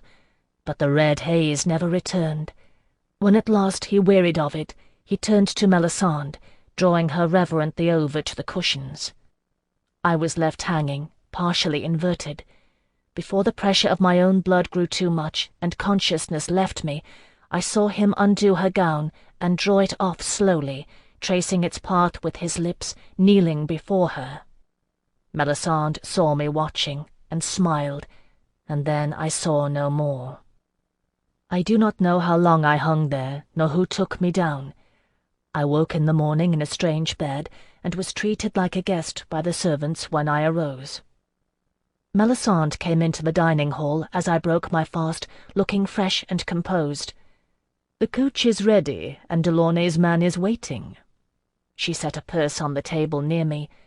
"The gown is yours to keep, of course, and this is in honor of Namar." Her blue gaze rested on me, filled with amusement. "You are indeed a gift fit for a prince, Phèdre." "My thanks, my lady," I said automatically, taking the purse. My limbs moved stiffly today. The purse was heavy and clinked of gold. I regarded her thoughtfully. "Fit for a farewell gift, my lady? Who is saying good-bye?" The beautifully arched eyebrows rose a fraction, and Melisande inclined her head. "Delaunay's pupil indeed," she said, and gave her liquid laugh. "I will answer," if you tell me what you know of Voldemar Selig." I made no reply. Melisande laughed again and stooped to kiss my cheek. "Give your Lord Delaunay my regards," she said, straightening and caressing my hair affectionately. "We will meet again, my Anguissette, and perhaps the next time there will be no prince between us." And with that, she left. Chapter 22. You may be sure I related the exchange to Delaunay. It was never my practice to tell him everything that occurred in an assignation. There were things I had learned by then best left unsaid. He saw the marks and knew enough. Of the things which left no marks, I did not speak. But I never failed to disclose any piece of information or careless conversation which might be of interest to him. In this I was not mistaken. He frowned and paced, pondering what I had told him. "Baudouin thought it was a Scaldy war cry?" he asked. I nodded. "Did he give any sign that the words Voldemar Selig meant aught else to him?" "No," I shook my head, sure of it. "He spoke in jest, and meant nothing by it, but it meant somewhat to Melisande." "And he gave no sign of knowing that you were what did she call it? A farewell gift?" I shook my head again. "No, my lord. There was no hint of it in his manner, and Melisande was careful to speak of it only when we were alone." I gazed at him, and thought of how he had brought her to see me, when Delaunay's Anguissette was no more than a well-kept secret. "Every artist craves an audience, my lord, and she has chosen you. Whatever is to occur, it is her desire that you know she is its architect." Delaunay gave me one of his deep, thoughtful looks. "You may have the right of it," he said, "but the question remains, what is to occur?" We found out in less than a week's time. It was Gaspard Trevelyan who brought the news, stunned into dismissing any thoughts of a quarrel between himself and Delaunay. The clatter of many hooves rang on the paved courtyard with unmistakable urgency. I had known the Comte de Forcey since my earliest days in Delaunay's household, and even during their disagreements I had never heard him so much as raise his voice. This day it echoed off the courtyard walls. "Delaunay!" If anyone doubted that the household of Anarthiel Delaunay was capable of moving quickly, they would have been hard put to prove it that day. Delaunay was out the door in a trice, pausing only to snatch up his seldom-used sword where it hung in his study. Guy appeared from nowhere, twin daggers in hand, shouldering 2 liveried servants out the door ahead of him, and Alcuin and I were but a few steps behind. Surrounded by 10 men-at-arms, Gaspard Trevelyan sat his black horse, oblivious to our presence and the sword in Delaunay's hand. His mount, lathered and blown, snorted and shifted its weight. Gaspard tightened the reins and gazed down at Delaunay, a terrible look on his face. "Isidore d'Aiglemont has just accused House Trevelyan of high treason," he said grimly. Delaunay stared and lowered his sword. "You're joking." "No." Gaspard shook his head, his dreadful expression unchanged. "He has proof. Letters addressed to Lionette from Focleda of Alba." "What?" Delaunay was still staring. "How?" "Messenger birds." The black horse danced under him. Gaspard quieted it. "They've been corresponding since the Cruarch's visit. Delaunay, my friend, what do? I am innocent in this matter, but I have a home and a family to think of in Forcey. The king has already sent his fastest riders to the Comte de Somerville. He is mustering the royal army." Behind Delaunay's face the wheels of thought began turning. "You swear you knew nothing of it?" Gaspard's spine stiffened in the saddle. "My friend, you know me," he said softly. "I am as loyal as you to House Kushiel." "There will be a trial. There will have to be a trial." Delaunay rested the tip of his sword on the paving stones and leaned on it. "Send your 3 best men to Forcey," he said decisively. Tell them to turn out the guard and admit no one unless they bear orders in the king's own hand. We'll draft a letter to Percy de Somerville. There's time to intercept him before he can make the border of Azal. He knows you. He won't move against Fossey without orders from the king. It's Lionette who's at the bottom of this, and not House Trevelyan. The king won't take after your whole line." Some of the stricken quality eased in Gaspard's expression, but not all. "Baudouin has been implicated." I drew in my breath sharply at his words, and Alcuin's fingers closed on my elbow. I glanced at him, and he shook his head, cautioning silence. Delaunay, frowning to himself, gave no sign that he had heard it. "You'd best come in," he said to Gaspard, "and tell me what you know. Get your men en route to Fossey. We'll devise a letter to de Somerville, and you'll petition the king for an audience. Ganelon de la Courcelle is no fool. He will hear you." After a moment Gaspard nodded curtly and gave the orders to his men, tossing them a purse for the journey. We heard the sound of their mounts' hoof-beats recede through the streets of the city. In the distance there was shouting, as the news began to break like a wave through the d'Angeline populace. "Come in," Delaunay repeated, holding out his hand. Gaspard Trevelyan grasped it wordlessly and dismounted. Once in the house, Delaunay ordered food and wine to be brought. I thought him mad to entertain at such a time, but once Gaspard had eaten a bite of bread and cheese and taken a long gulp of wine, he sighed and seemed to grow calmer. Since then I have seen, it is true, that people are reassured by the act of taking sustenance in time of great trauma. Alcuin and I hovered in the background, endeavouring to make ourselves either useful or invisible, and Delaunay made no move to send us away. "What happened?" he asked quietly. Over the course of the next hour, Gaspard laid out the story for us as best he knew it. He had got it from a friend who was one of the king's lords-in-waiting, so it bode fair to be accurate. Gaspard had gone directly to Delaunay with the news, not knowing where else to turn for advice, but he believed his friend had spoken truly, being concerned only for his well-being. The story he had heard was that Isidore d'Aiglemont had learned of the matter through the careless boasting of one of Baudouin's glory-seekers, deep in his cups after a fruitless patrol of Cumlach's borders. d'Aiglemont had investigated, and upon obtaining proof of it, gone straight to the king with the matter, riding day and night to reach the city in all haste. With typical Carmeline bluntness, he hadn't even bothered to request an audience, but gone directly to a public hearing and made his accusation. Lionette de Trevelyan had conspired with Focleda of Alba and her son, the new Cruach, to join forces. Backed by a Pictish army, she planned to seize the regency of Terre d'Ange and place Baudouin on the throne.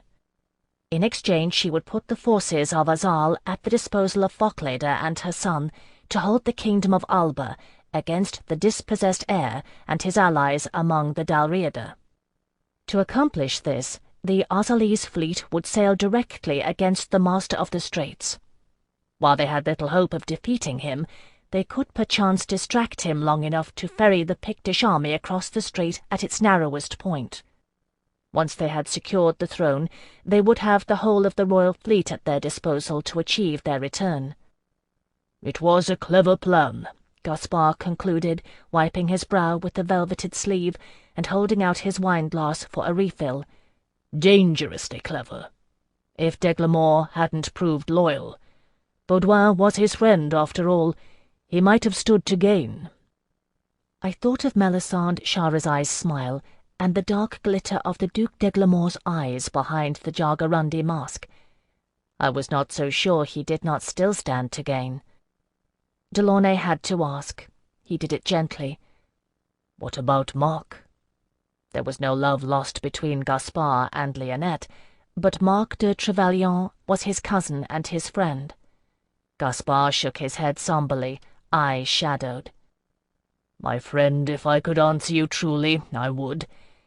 It is in my heart to say that Mark would never do such a thing, and yet he is at odds with the king over the matter of Quintilius' fleet, and there is a question of pride at stake.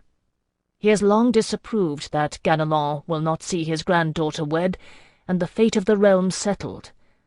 If Lionette presented her plan to him all of a piece, I do not know." "I understand," Delaunay said, and pressed the matter no further. "How did d'Eglamour get the letters?" Gaspard gave the answer. It was one he had at the ready, and one we already knew. "Melisande Charizai." I opened my mouth to speak. Delaunay gave me a look, warning me not to divulge what I knew of her involvement. But I knew that well enough. It was another question that puzzled me. Baudouin was in her thrall. Why would she give him up when he stood to gain the throne? "I would like to say it is because House Charizai is loyal," Gaspard said, and gave a short laugh, running a hand over his salt and pepper hair, still dishevelled from his ride. "But I think it more likely that Melisande knew full well that Lionette would never allow Baudouin to wed her. Lionette seeks a biddable daughter-in-law, preferably one who brings a formidable alliance with her. If Baudouin has not defied his mother in this yet, he would surely not do it when she had it in her power to win him the throne. Melisande Charizai is formidable in her own right, but she's no match for the Lioness of Azal." The former rang true enough, but as for the latter, if I had not been her farewell gift to Baudouin de Trevelyan, I might even have believed it. But Melisande Charizai had known long weeks before Isidore d'Eglamour had supposedly gained his proof. That the treachery was real, I had no doubt, nor the proof of it. But I had no doubt either that the plans for its exposure were laid with more cunning and subtlety than the treachery itself. There was naught we could do. An ambiguous word spoken carelessly to a servant of Nama was proof of nothing. Only I knew for certain what Melisande had meant by it. Delaunay, Alcuin, and I. No, we would hold our silence on this, I thought, and Melisande Charizai would gain praise for having done the right thing. And the young Duc d'Eglamour, already a war hero, would unexpectedly rise again in prominence. Someone had said, I remembered, that all scions of Carmille thought with their swords. I did not think this one did. In the days that followed, matters fell out in accordance with Delaunay's prediction. Parliament was convened, and a High Court trial summoned. While the royal army, under command of the Comte de Somerville, swept through Azal toward Trevelyan, the king heard Gaspard's petition, and granted clemency to the estate of Fossé, provided Gaspard place himself under the aegis of the palace guard, until the trial was called to order. Nothing travels faster than gossip. A full day before de Somerville's messenger arrived, we had learned that Trevelyan had surrendered after a short pitched battle, headed in the main by Baudouin and his glory-seekers. It was his father, Marc de Trevelyan, who had ordered the surrender. Percy de Somerville accepted his sword, left a garrison in charge of Trevelyan, and set out for the city, with Lionette, Marc, Baudouin, and even his sister Bernadette in his custody, along with their entourage, all the principals of House Trevelyan. When they arrived at the palace, the trial began. Because Delaunay would be called to testify on behalf of Gaspard Trevelyan, for his loyalty remained in question, we were able to attend, Alcuin and I, somberly attired in Delaunay's colours. No seating was allocated for the retinues of attending nobles, but we found standing room at the sides of the hall of audience. At the far end, a great table stood. The king sat in the central seat, his granddaughter Isandre at his right hand, and flanking them were the 27 nobles of Parliament. Members of the palace guard lined the hall, and 2 Castelline brothers stood motionless behind the king, grey shadows in the background, only the glint of steel at their wrists betraying their presence. There are individuals who relish a spectacle, and who dote on seeing those on high brought low. Though I am not sorry to have witnessed this trial, I am not one of them, and I took no relish in the proceedings.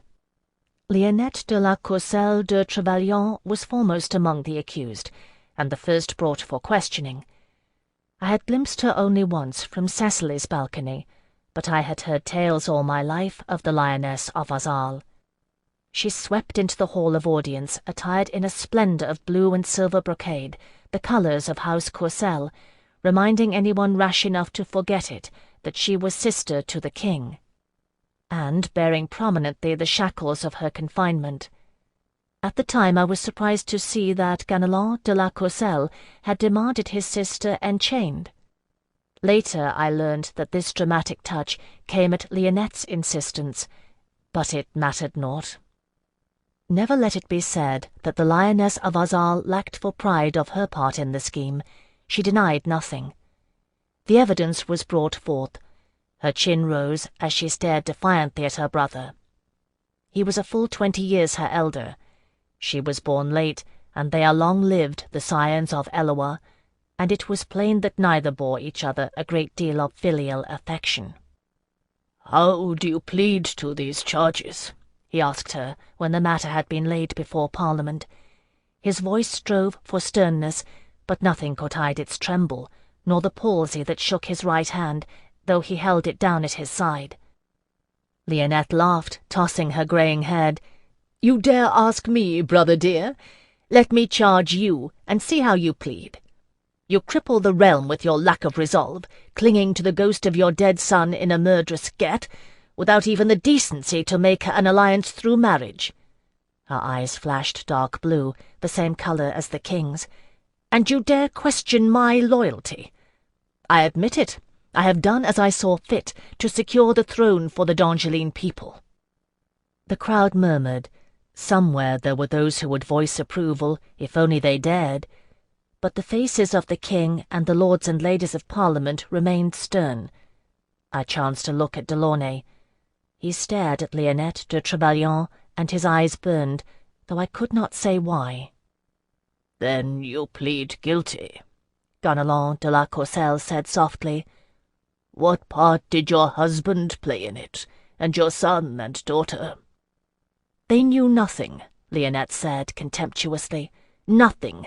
It was my doing, and mine alone." "We shall see." The king looked to his left and his right, his expression sad and weary. "How will you sentence her, my lords and ladies?" It came in a whisper, the answer, accompanied by the ancient Tiberian gesture. One by one they lifted their hands, thumbs extended, and turned them downward. "Death," came the answer. Isandre de la Courcelle was the last to give her vote. Cool and pale she gazed at her great-aunt, who had named her a murderous get before the peers of the realm. With slow deliberation she lifted her fist, rotated it downward. "Death." "So be it."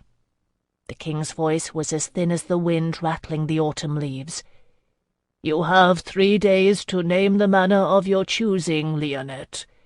He nodded once, and the palace guard came to escort her from the hall of audience, accompanied by a priest of Eloa. She offered no struggle, and went with her head held high, and her husband Marc de Trevelyan was called onto the floor. The Duc de Trevelyan looked much like his kinsman Gaspard, older, a trifle taller and more slender, but with the same raven's wing hair streaked with grey. Lines of age and sorrow were engraved on his face. He made a gesture before the accusation was read, holding the king's gaze and lifting his empty shackled hands. "In the writings of the Yeshuites, the sin of Azar is named as pride," he said quietly. "But we are D'Angeline, and the sin of angels is the glory of our race. The sin of blessed Eloa was that he loved too well earthly things. I have sinned against you as they do, brother, in pride and love." Ganelon de la Courcelle's voice shook. "Do you say you aided my sister and conspired against the throne, brother?" "I say I loved her too well." Marc de Trevelyan's gaze never wavered. "As I love my son, who shares your blood. I knew. I did not countermand her orders to the admiral of my fleet, nor the captain of my guard. I knew." Again the vote, again the thumbs turned downward, and it came at last to Isandre de la Courcelle. I watched her, and her face showed no more emotion than a cameo on a brooch as she turned it to her grandfather. Her voice was like cool water. "Let him be banished," she said. I grew up in Sirius House. I knew well how to reckon steel beneath a fragile bloom. That was the first time I saw it in Isandre de la Courcelle. It was not the last. "What say you?" asked the king of his parliament. None spoke, but with judicious nods their hands opened, turned palm outward. The king spoke again, his voice stronger. "Marc de Trevelyan, for your crimes against the throne, you are banished from Terre d'Ange, and your lands are forfeit. You have 3 days to clear the border, and if you return, there shall be a bounty of 10,000 ducats on your head. Do you accept these terms?" The once Duc de Trevelyan looked not at the king, but at his granddaughter, the Dauphine. "You jest," he said, his voice trembling. She made no reply. The king drew his chin into his beard. "I make no jest." His voice echoed in the rafters. "Do you accept these terms?" "Yes, my king," Marc de Trevelyan murmured, bowing. The palace guard closed round him. "My lord, my daughter knew nothing. She is innocent in this matter." "We shall see," the king repeated, weary again. He waved his hand without looking. "Begone from my sight."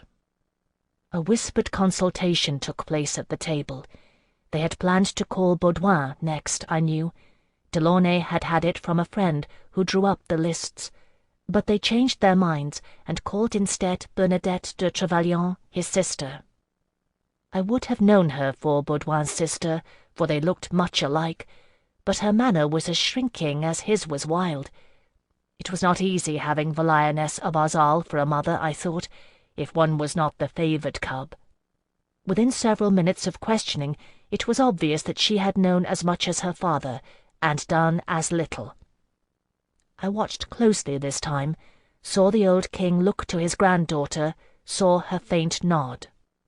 The vote fell out the same: banishment. Father and daughter would survive, albeit cut off forever from the land that nurtured us, whose glory ran in our veins like blood. I thought of Télésise de Mornay's poem, and wept. Unseen in the crowd, Alcuin put his arm about me and steadied me. Baudouin de Trevelyan was summoned. Like his mother, he made the most of his chains, letting them clank as he strode into the hall. He was beautiful and magnificent in duress. A sigh echoed through the room. "Prince Baudouin de Trevelyan," the king said aloud, "you stand accused of high treason. How do you plead to these charges?"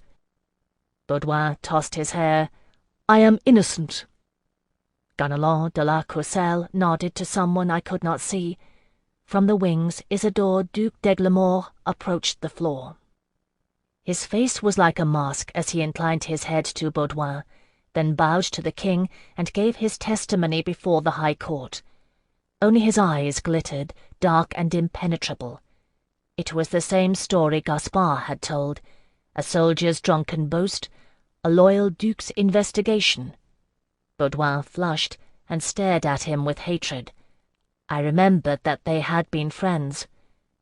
Isidore d'Aigues-Morts withdrew, and Melisande Charezai was summoned. It is so clear in my memory, that day. How much of it they knew, I am not certain, nor have I ever known. But House Charezai had come out in her support, and Melisande was surrounded by her kindred. As so often happens in the old lines, they bore the stamp of a common heritage, and the Charezai made a splash amid the hall of audience, with their blue-black hair and their long brocaded coats of black and gold. All of them had the same eyes, too, set like sapphires in pale faces. In none did Kushiel's flame burn as fiercely as it did in her, but it burned in them all, and I was grateful for Alcuin's arm. I do not think Melisande Shahrazai could ever manage a true semblance of modesty, but she came closer than I would have reckoned. With downcast lashes, she answered the questions of Parliament, laying out a tale of an ambitious prince in the thrall of his powerful mother, allies to be made, and a throne to be won. The letters, she said, he had showed her in boast, to make good on his claim. Whatever the truth of it, she spoke naught he could dispute. If Baudouin had glared his hatred at the Duc de Glamore, it was nothing to the rage that purpled him as he listened to her litany. In the end, it was enough and more.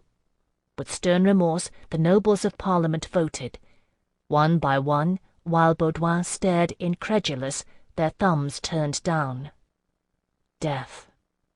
It came at last to Isandre. She looked at Baudouin, unmoved as ice. "Tell me, cousin," she asked him, "would you have wed me off to a foreign potentate, or killed me outright?" He had no answer at the ready, and it was answer enough. Her hand moved, thumb pointing downward. There would be no reprieve for Baudouin.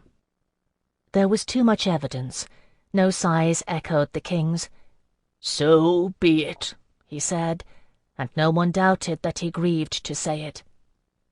"Baudouin de Trevelyan, you are sentenced to death. You have 3 days to name the manner of your choosing." He did not make as good an exit as his mother. I watched him go, and his feet stumbled, disbelieving. Thus the fate of the son of too fierce a mother, whose ambition outpaced the law. Perhaps it was not so easy, I thought, to be the lioness's favourite cub. The trial of Gaspard Trevelyan went smoothly. There was no evidence and no accusation save his bloodline.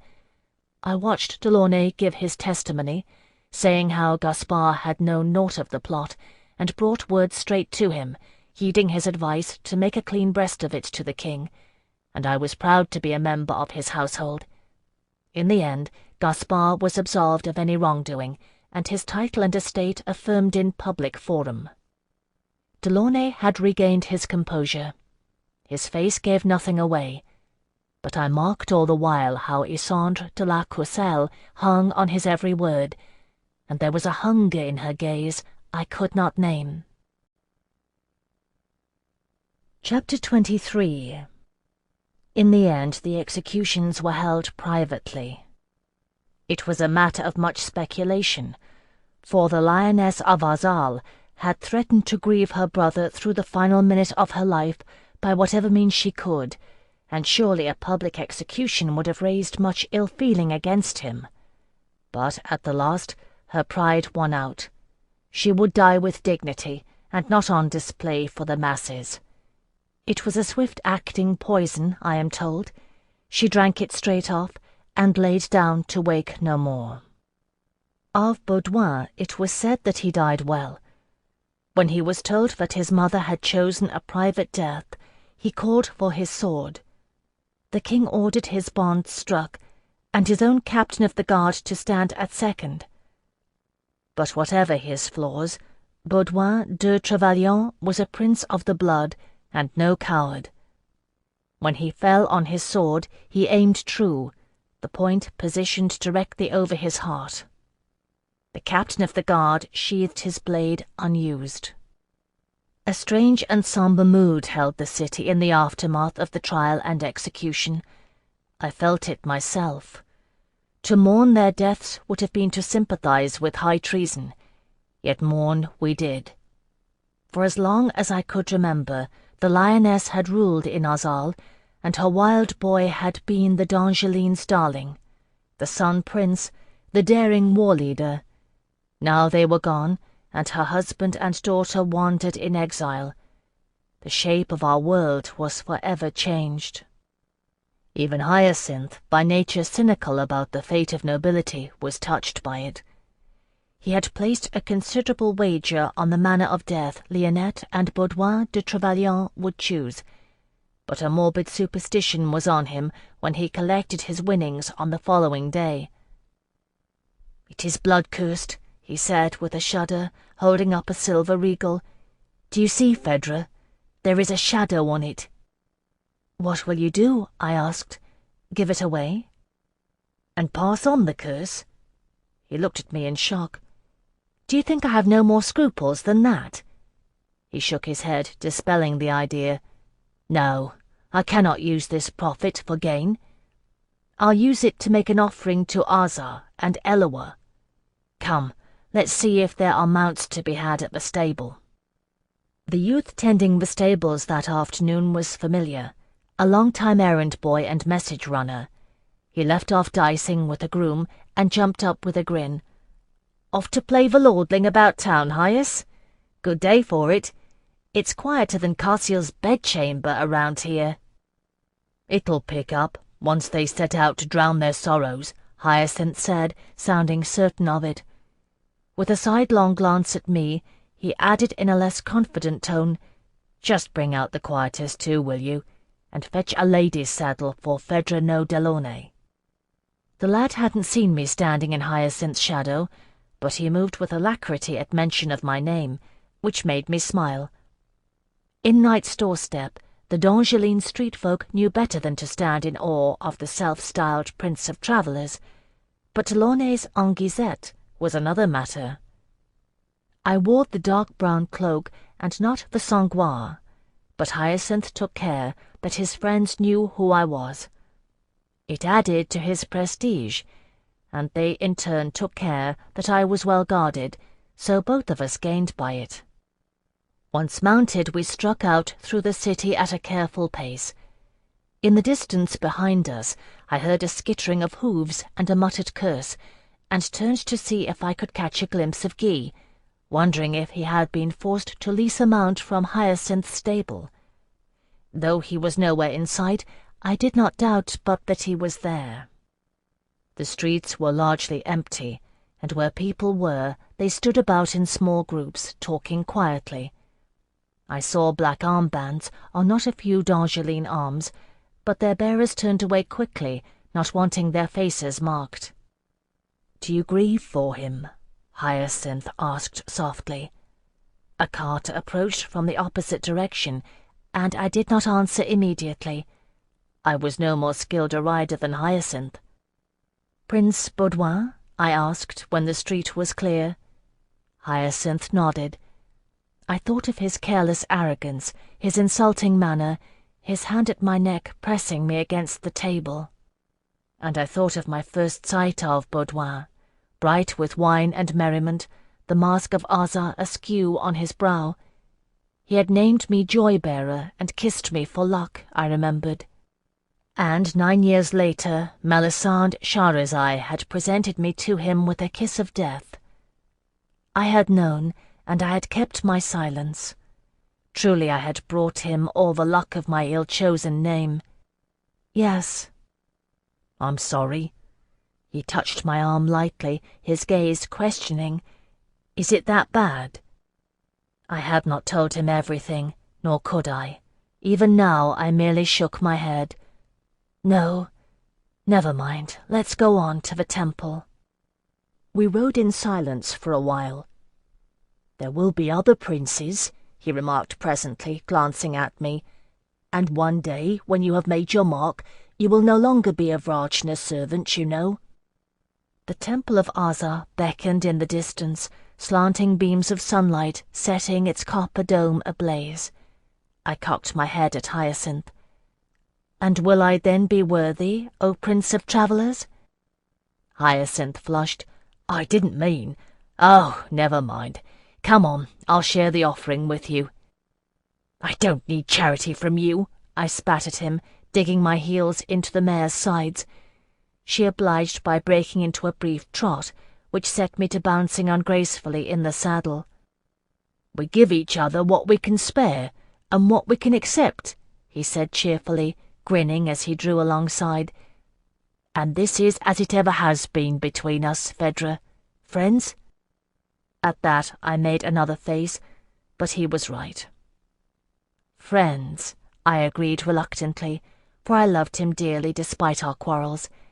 "And you will share the offering by half, yes?"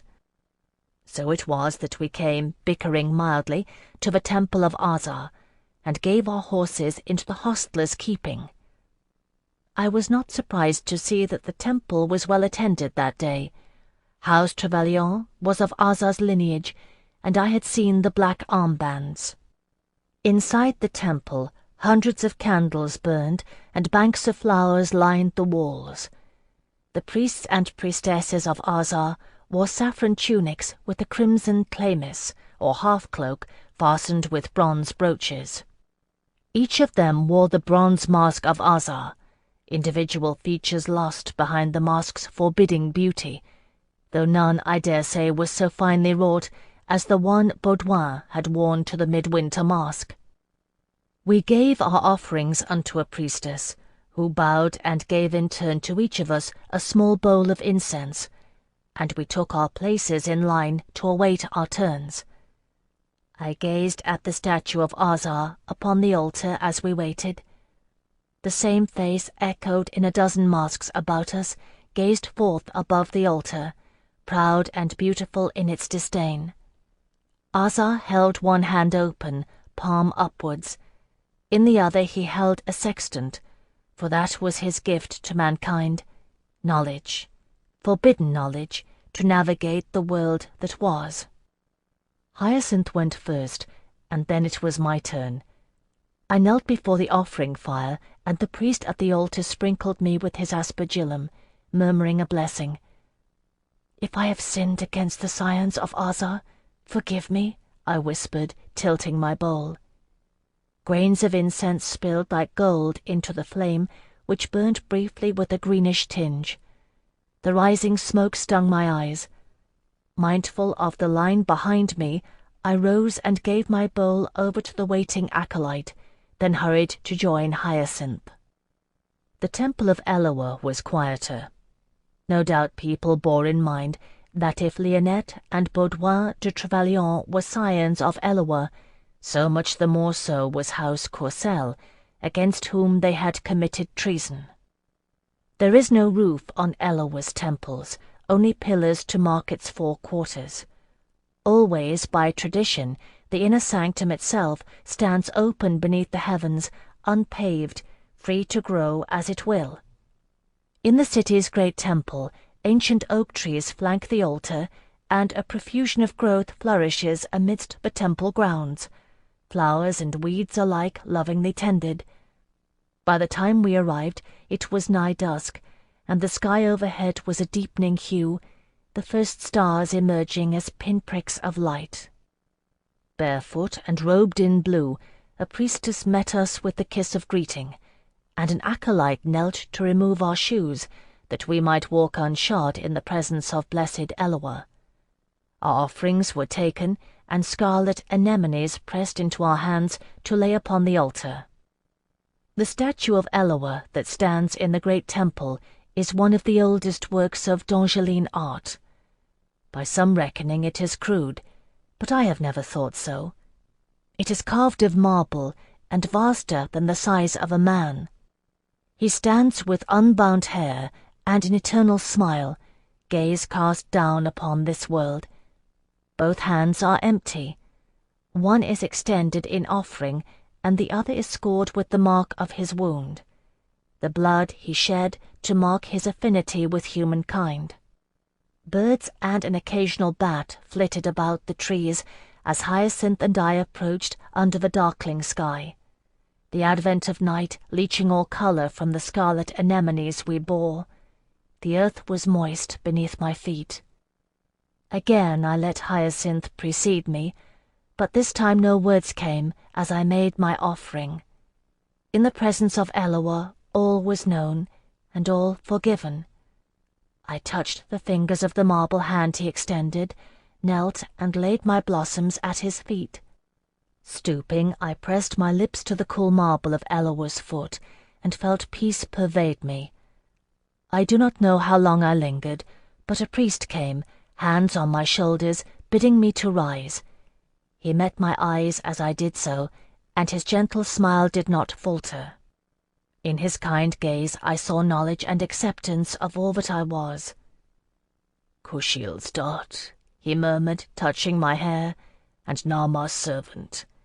May the blessing of Eloa be upon you, child." Though Hyacinth waited in the grove beyond, I knelt again, taking the priest's hands and kissing them in gratitude. He allowed me a moment, then drew me to my feet once more. "Love as thou wilt, and Eloa will guide your steps, no matter how long the journey. Go with his blessing." I went then, grateful for the respite, and finding my heart eased by the offering. "Thank you," I said to Hyacinth, joining him once more. He looked curiously at me. "For what?" "For giving what you had to spare," I said, as we reclaimed our footwear from the acolyte at the gate. I leaned over to kiss his cheek as he drew on his boots. "For being my friend." "Patrons you can count by the score." Hyacinth tugged at a boot and grinned at me. "But I reckon there are few enough can claim friendship with Delaunay's Anguissette." It was true, which did not stop me from slapping him on the shoulder for saying so, and thus we left as we had come, bickering, but with our hearts and our purses lighter for it. The hostler of the temple stables brought our mounts around, and we rode back toward Knight's doorstep in good spirits, making wild dashes through the alleyways in an effort to lose Guy, always unseen but omnipresent. Thus it was that we came upon the Shahrazai. We emerged into the market square of Knight's doorstep. Hyacinth saw them first and checked his mount, moving without thinking, his hand sure on the reins. I drew my horse up and gazed past him. Flanked by servants bearing torches, the Shahrazai rode together, gorgeous in their black and gold brocade, singing with Kushiel accents as they rode, swinging their whips and crops, bound for Mont Nuit. The women wore their hair loose, the men wore it in small braids, falling like linked curtains around their pale, gorgeous features. Darkness was full on us, and the torchlight glimmered on their blue-black hair, picking out highlights on their brocaded coats. I stared at them over the neck of Hyacinth's bay horse, picking out Melisande in their midst effortlessly. As if an unseen bolt connected us, her gaze found mine, and she raised her hand, halting their band. "Phèdre no Delaunay," she called, voice rich with amusement. "Well met. Will you come with us, then, to Valerian House?" I would have answered, though I know not what I would have said, if Hyacinth had not heeled his bay, dancing sideways between me and the Shahrazai. "She is with me tonight," he said, his voice tight. Melisande laughed, and her Shahrazai kin laughed with her, tall and beautiful, brothers and cousins alike. If I could not match the faces, I knew the names, all of them, from Delaunay's long teaching. Tabor, Sacrifant, Persia, Marmion, Fanchon. All beautiful, but none to match her. "So you are her little friend," Melisande mused, her gaze searching Hyacinth's face. "The one they call the Prince of Travellers? Well, and I have it on good authority you have never been beyond the city walls. Still, if I cross your palm with gold, will you tell me what will be Zingano?" At that the Shahrazai laughed again. I saw Hyacinth's back stiffen, but his face as he replied I never saw. It mattered naught. I had heard it in his mother's voice, and I heard it in his. "This I will tell you, star of the evening," he said in a cold voice, bowing formally to her, the distant tone of the Dromond in his telling. "That which yields is not always weak. Choose your victories wisely." If ever I had doubted that Melisande Shahrazai was dangerous, I doubted it no more that night, for alone among her kin she did not laugh and jest, but narrowed her eyes in thought. "Something for nothing from Zingano? That is something indeed. Marmion, pay him, that there be no debt between us." One name, at least, to a fair Shahrazai face. A younger brother or cousin, I guessed, from the good-natured speed with which he obeyed, digging in his purse for a gold coin and tossing it in Hyacinth's direction. The coin flashed in the torchlight, and Hyacinth plucked it neatly from the air, bowing with a flourish and tucking it into his purse. "My thanks, O star of the evening," he said in his normally unctuous Prince of Travellers tone. At that Melisande did laugh. "Your friends never fail to amuse in their honesty," she said to me. I made no reply. Someone gave an order to the servants, and the Shahrazai began to move onward. Taking up their song, Melisande joined them, then wheeled her horse. "As for Baudouin de Trevelyan, you grieve in your way," she said, her gaze making contact with mine once more, "and I in mine." I nodded, glad of Hyacinth's presence between us. Melisande smiled briefly, then put her heels to her horse, catching up to her party with ease. Hyacinth let out his breath in a long sigh, brushing his black ringlets back. "That, if I am not mistaken, is the jewel of House Shahrazai, yes?" "You spoke the Dromond without knowing?" My placid mare tossed her head. I glanced down and saw that my hands trembled on the reins. "One's future knows one's name. It matters not if the teller knows," he said absently. "That was Melisande Shahrazai, wasn't it? I've heard songs about her." "Whatever they sing, it's no more than the truth, and only a portion of it at that." I watched them disappear around a corner at the end of the street. Stranger to tell, she knew who you were, and they sing no songs about you, Hyacinth. His white grin flashed in the darkness. "They do, actually.